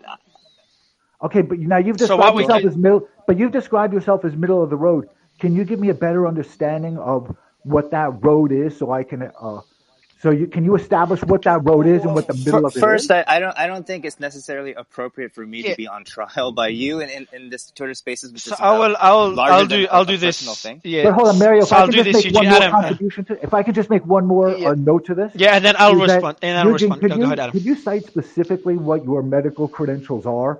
Have you ever treated somebody with COVID? What was the treatment? I What have was the treated people diagnosis? with COVID. I own several clinics I across know. the nation. I know what you own. I mean, graduated I know from what you Duke do. Medical School. Adam, I'll So, let yeah, we'll let Eugene respond. I'm Go also ahead. not on trial here. But what treatment? You don't what have to treatment respond. specific- So if you don't mind, I've Adam, given I've just muted COVID you. vaccines to patients. I have So medical what we could do, licenses in more than Adam, 6 Adam. states. So what we could do, Adam, is Guys, yeah. So guys, I'm happy. I think, I will okay, say so this. Hold on. I will say this. I don't think we Go want ahead. to turn this into a struggle session for anyone, whether they're on the left or right, pro-lockdown, anti-lockdown. I don't think it's the right space for it. I don't think it's very constructive. I don't And think I'll it's very give you healthy. and Adam, I'll give you an example. I actually got a message earlier today from a very respected person that is on the left, big supporter of vaccines, and I get this all the time. I was getting heavy criticism, like, Mario, why are you giving the stage to people that are known to state false facts and they've known to be, one of them is been, was in jail for a few years, and you're giving them a space to speak. And I was criticized for that. And like all the people against vaccine and the old anti-vax movement, which is very toxic to society, etc. And then, Adam, here you are making the argument, but on the other side. And the reason I give space to everyone is that people that love the lockdowns, they supported the lockdowns. I'm not saying Eugene did. I have no idea. But someone that did, I'll have him on the space. I want to understand why they did that. There's more people. It's not like one or two people in the world that support. There's millions of people that did support lockdowns, millions of people that were against lockdowns, or billions or whatever. So I definitely want to hear their voice. It's important to make sure you hear the other side of what you believe, and then you question your own beliefs. I've always said this, and I'll always be criticized for bringing various people on stage. I get attacked a lot for bringing Brian on stage. I also get attacked a lot for bringing Ian on stage, and that goes on for everyone. No one's immune to this. Almost every single speaker, and that's part of it. That's part of what we do. It's very difficult to balance it out, and like the purpose of it is to give different perspectives. Always keep it balanced, so then the audience can hear both sides of the argument, and more importantly, find on the points they agree on. Like, this is the main goal of this. And we've had people that are proponents of the vaccine, people that are they oppose the vaccine with their last breath, their last dying breath, agree on points together. And Eugene's seen this. I think Eugene and Ian, one had the other one blocked, and they had a negative history, and now they share the stage multiple times. So this is the purpose of the space. I try not to make it personal, and anyone that can contribute one way or another. And like, Eugene is the only one on stage right now. Joanna joined, so we have two, but he was the only one on stage when Liza jumped off that was supporting vaccines. How am I going to keep it balanced if Eugene's not on stage? Then I wouldn't, because other MDs couldn't join last minute. We weren't planning to do this to cover the study. So this is the goal of it, and trying our best. And I think it's been going really well. The numbers kind of speak for themselves. But I do appreciate you coming on stage, Adam, and I'm happy to take it offline and maybe connect you to Eugene if he's open for it. So this way you guys could discuss that concern you have privately. And Eugene, obviously, you don't have to answer on the space, and I appreciate you answering. Otherwise, I think it's time to wrap it up. First, thank you so much for the panelists. It was pretty epic space. It started off with, I was going into a very, very important meeting, probably the most important meeting. The reason I'm in Davos is mainly for that meeting, plus to support one of our projects. And then literally 2 minutes before the meeting, Facebook files drop, and the team did a great job with the co-hosts in making it happen. Jim and Ian, I think, were the first two to kick it off for a few hours, and I joined in late. So it's been an incredible space. We've covered Facebook files. We talked about WEF, World Economic Forum, and we've covered the new study by Alex, I think it was Alex, about the study on mice regarding the negative impact of vaccine boosters. And I think the study also included benefits in the boosters against COVID. There's like two points that are worth mentioning. One pro, one con. We mainly focused on the negatives in this space. But yeah, Tara, Ian, any final words for the audience that will be signing up on the newsletter that's pinned above and that's tweeted on my account? Any final words for them? Sure do. I just want to say I love what you've done with the spaces. I think they're very constructive, and that's what makes them so different from YouTube, right? The biggest problem with YouTube is that it turned into blood sports. You had them start like this, and then there was no moderation, turned to blood sports, and now nobody wants to talk to anybody. There's no conversations. I mean, imagine what, the whole lockdown situation would have been like if people could actually talk to each other. We were censored, and not only that, people didn't want to talk to each other. And I think we're in a space now, right? Not literally this space, but we're in a place now where I feel that it is time for a great reset, if you will, where we can all come together and have a conversation, many, many different conversations that are constructive, healthy, not destructive. That's the opposite. We don't want to divide. We want to unify, right? We want to find common ground on every single issue, whether, maybe you can agree to disagree. We will always have these disagreements. But what's important is that we have these conversations. So thank you, Mario, for facilitating that. And I want to leave it to Tara. Tara? Since Tara can't speak, I'll give Jim and Nick, who are the other two co-hosts, the final word. Jim? Yeah, I just want to say, by the way, I agree with everything Ian said. This has been actually very enlightening. We've had a lot of people getting involved, and thanks to everyone for being patient when we got dropped a couple times and coming back, because I think this was a valuable discussion. Anyway, I'm just grateful to be part of this, Mario. I'm glad you have me do that. This is really what's the tell them what's the tease the next space? What's the next epic space we're doing? Tomorrow we're talking. We have some 6 spaces uncoming. Yeah, they are. Just be prepared. Tomorrow we've got World Economic Forum. We're going to be talking to and. Seeing why, in particular, why Mario's hanging out with Klaus Schwab so much. Except I told you the jokes will not help. People will take it seriously. I'm sorry. No more jokes like this. Actually, there's going to be some really impressive. Should I say one group of people are going to be on there? Should I tease that a little bit? Yeah, sure. I don't even know who's going to be on there. I haven't had time to check. So we've contacted all the folks with Rebel News. They are going to be there. They're on the ground. You need to go to the Rebel News thing. You see all their videos. They're following everybody. And we'll have a bunch of people on too. And it's going to be a very interesting discussion. Straight from Davos. People have a million opinions on it, and we're going to go through those. And so that's what we're doing tomorrow. And Brazil, we're going to talk about Brazil at 4 p.m. on Saturday. At least I've got people coming in. So you definitely want to be part of that as well. And then we've got the epic Russia-Ukraine war debate that was meant to be 2 days ago. We rescheduled it by a week just because I couldn't make it. Yeah.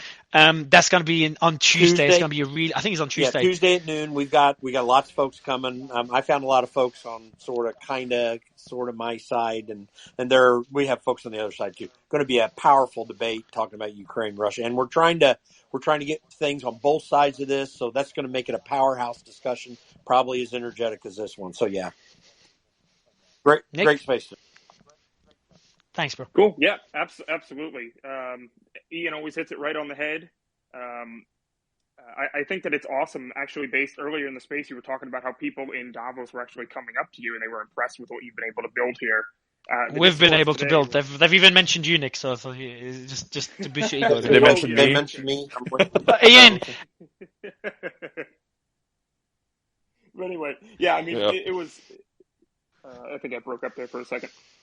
I think we've been live now for 8.5 hours now. That's about right? So covered a lot of topics in that fucking time. Mental. Brought on probably. Over the course of the time, 50 different panelists up here. I mean, just cycling through them. So, I think there's still a lot of unanswered questions on these topics, though, and we keep finding out more and more as the day goes on.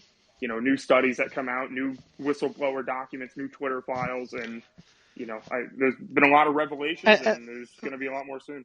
The cool thing, Nick, to add to it is that we're making it. I know it just sounds fucking cheesy, but we are making a difference when you have.